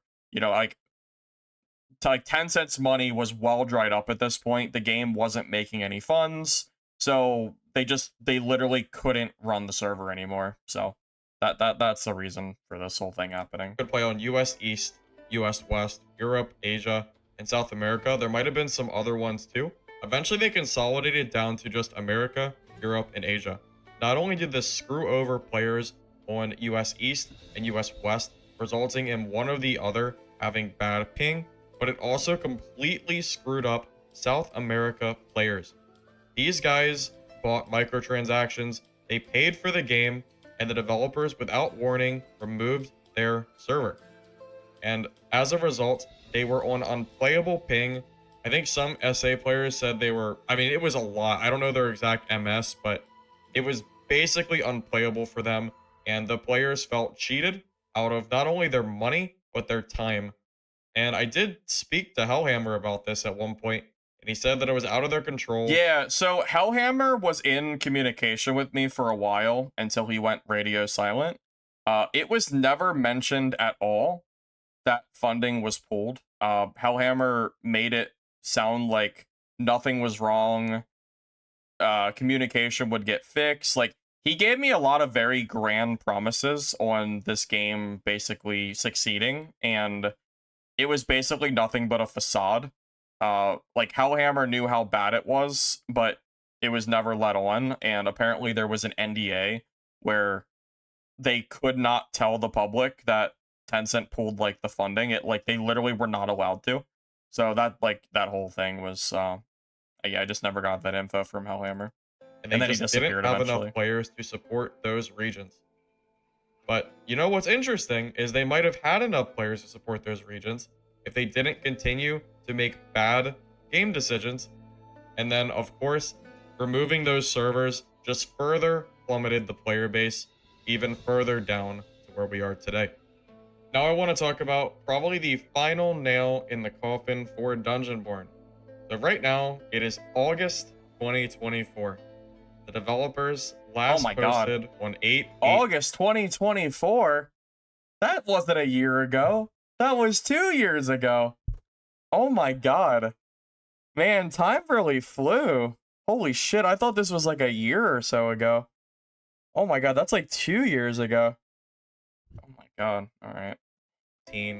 talking about some Getting old, huh? Twitch events. And that was the last we heard of them in announcements. You have to keep in mind that this is in the midst of all of the issues that I was just talking about throughout this video. Finally, a month later, Hellhammer comes out of the woodwork that big changes are coming. This was the biggest tease. This roadmap of Dungeonborne, and that the roadmap of Dungeonborne, and then we had like all the stuff that was gonna change and get added to the game, and it just never happened. They all disappeared. Oh my goodness, man. This The Dungeonborne. This whole He's thing promising still to hurts. fix the game. Hoorah. We're down to a few thousand players, and there's a huge preseason and season 1 event that's supposed to be taking place that, again, he's promising is going to fix the game. It's going to come with revamped difficulties, huge map changes, economy fixes, new content, and much Same much t-shirt. more. Well, guess what? Most of it never happened, and the content that did release was fundamentally broken. One of the biggest problems with this update was that it broke the matchmaking, and you couldn't find lobbies. You would sit in the lobby for what seemed like forever, and you Yeah. would end up spending The more lobbies time were there cooked, man. than in games. And eventually, players started to quit, because as players sat in lobbies for 5 minutes, 10 minutes, 15 minutes, really even up to an hour before it timed out and the game just stopped working. People didn't want to sit in lobbies for that long, so the few thousand remaining players that were dedicated to this game completely quit. They even released an entire roadmap that was supposed to happen for Season 1, which again, just simply never happened. Now you might be wondering, how did I get roped into Bro, this? same t-shirt. Bro, I've had this headset for 10 years. That's the same headset. I have a video on my channel from a decade ago, and I have the same headset. Game up until the point where it just completely died off. Well, let me Child's tell Play, you why. 2-year t-shirt. Hellhammer was still messaging me personally with grand promises of the game still being worked on. Here is a screenshot from October 14th, 2024 of Hellhammer himself confirming the development was still happening. He says there's no more patches except bug fixes until Season 1 because we're focusing on the development of the game. And instead of spending our efforts on low effort band-aid fixes, as he calls them, he wants to address everything for Season 1.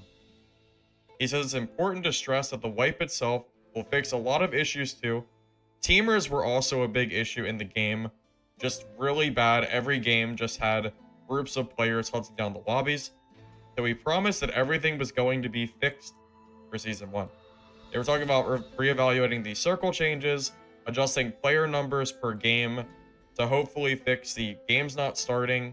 They were going to add some kind of pet system, a battle pass. The pet system. Yeah, they were gonna add little loot pets. That could like follow you around, and you could like put stuff in it like a chest. Something like that.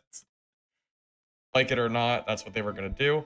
They were going to add a quest system, more progress, class and combat reworks, PvE, experiences, new monster types, some kind of marketing events with Twitch drops and stuff like that.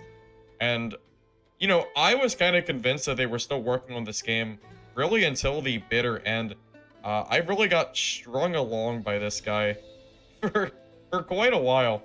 And it was, Yeah, at the time, I was very, very mad. Like Hellhammer was like messaging me about all this stuff that was gonna be added to the game, and told me to like relay it to streams, and that everything was like all good, and then they just disappeared, and they vanished. That was it. It was like I was so mad at the time.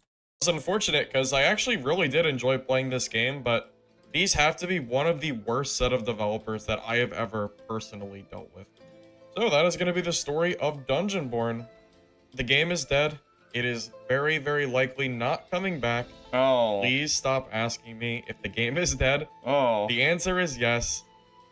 I will probably never play this game again. Even if it came back, the developers would have to pay me to play this game. I Damn, would sell never, box. ever I never give got my paid. time and day Sell to out Fox supporting for sure. this company, Sell for especially sure. after getting completely ghosted and how bad they did the community. Yeah, I will tell you that would have that that would have remained true if it wasn't for the fact that it ended up being Tencent, not the devs that fucked up.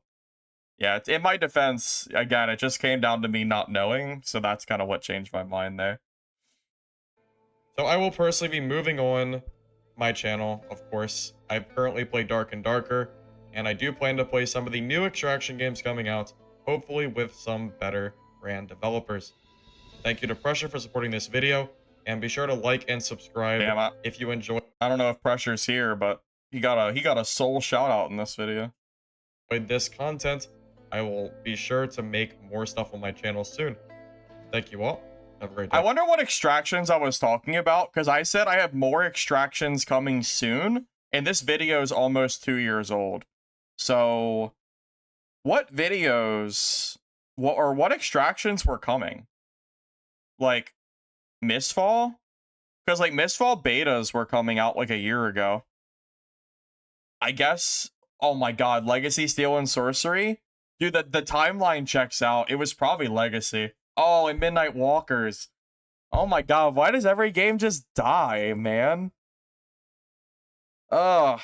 Man, Legacy and Midnight Walkers, for sure. Yeah. Both of those games died. Yeah, they're both dead.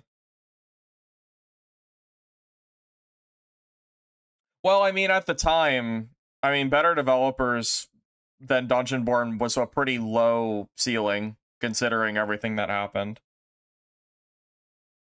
Man, Midnight Walkers beta was so fun, too. I don't know what happened. Well, I don't know. It just, their game just got worse. That's... I feel like I've just been sitting here for, like... I feel like I've been here for 2 years. Like, ever since Dungeonborne died. Sitting here, waiting for a new Extraction game to come and take me away from Dark and Darker. And I've just been sitting here, like, on and off playing Dad. And, like, and then I go play Legacy, or I go play Midnight Walkers, or The Cube, or Dungeon Stalkers, or whatever dumb game is out, right? I feel like I go and I play, like, all these different Extraction games, and I've just been here for 2 years waiting for something to happen. And, we're like in the home stretch, right? We're like 3 weeks away from Mistfall, which is when I plan to come back and, like, full-time stream again. Do you realize how sad it's gonna be if I've been waiting, like, like, not just me, but anyone else here, all of us that have been waiting for 2 years for, like, any, like a good melee extractor cook to come out? If Mistfall Hunter dies, like, if it just flops, it's just gonna be so sad. Like, I'm not exaggerating. Like, Mistfall, like, no money needed, because I haven't gotten paid by them, but I'm ready for the sponsorship. Actually, they know they don't have to sponsor me. They know I'll play their game anyway. Probably my own fault. Yeah, I mean, really, like, Mistfall right now is, like, my favorite extractor.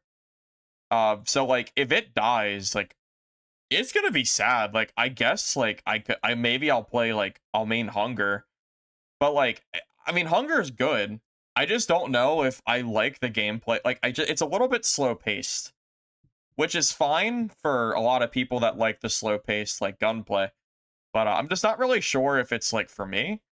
But Mistfall really comes up my alley, because it's the closest game to Dungeonborne we have, outside of what the devs might be making for, like, this Dungeonborne 2 shit. So, yeah, I mean, I don't know. I mean, if Mistfall Hunter dies, it's going to be a very, very dark and sad day for sure for this channel. Because I don't know what the hell else I'm really going to do. Like, at a certain point, like, I mean, you already know I've taken, like, some breaks from streams. I mean, really, if these other games, like, die, like, I don't know, like, the streams are just going to, like, not really happen. So I hope that doesn't happen, because I would like to keep streaming. So I guess fingers crossed for that one. Yeah, Missile Hunter's like my last hope at the moment, I guess, besides this potential Dungeonborne game, but my eggs are not in the Dungeonborne basket at the moment because we don't have a playable beta yet. For now, it's all Missile Hunter.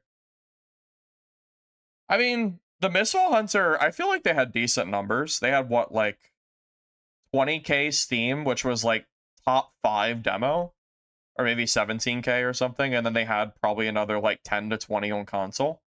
I feel like those numbers are good enough that it should be okay, but I mean, I'm not gonna lie to you. I'm always a little bit worried, just because I'm looking forward to the game so much, and like it kind of makes sense that I want the game. I want Mistfall to like somehow beat the odds and succeed in the long run, and the odds of that happening, I'm aware, is pretty low. So I'm just sitting here just praying that it just works out. Yeah, it is what it is. What are you gonna do, right? What are you gonna do? All right, fellas. I think it's gonna be it for today. Thank you all for stopping by my 6-hour Dungeonborne stream. Who would have thought we'd have a 6-hour DV stream in 2026? I'll tell you what, I couldn't have guessed that. Thank you all for stopping by. Appreciate you. Hopefully you enjoyed the stream. If you don't mind liking the video on YouTube before you go, I'd appreciate it. Helps the VOD. Thanks in advance. If you're on Twitch, drop a follow. And I don't know, like I might stream Dad on the 17th, but like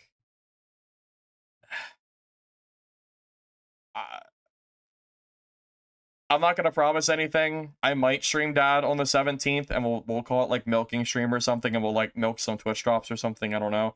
I don't really care about it too much. I really just want to wait till the 29th and play Mistfall Hunter.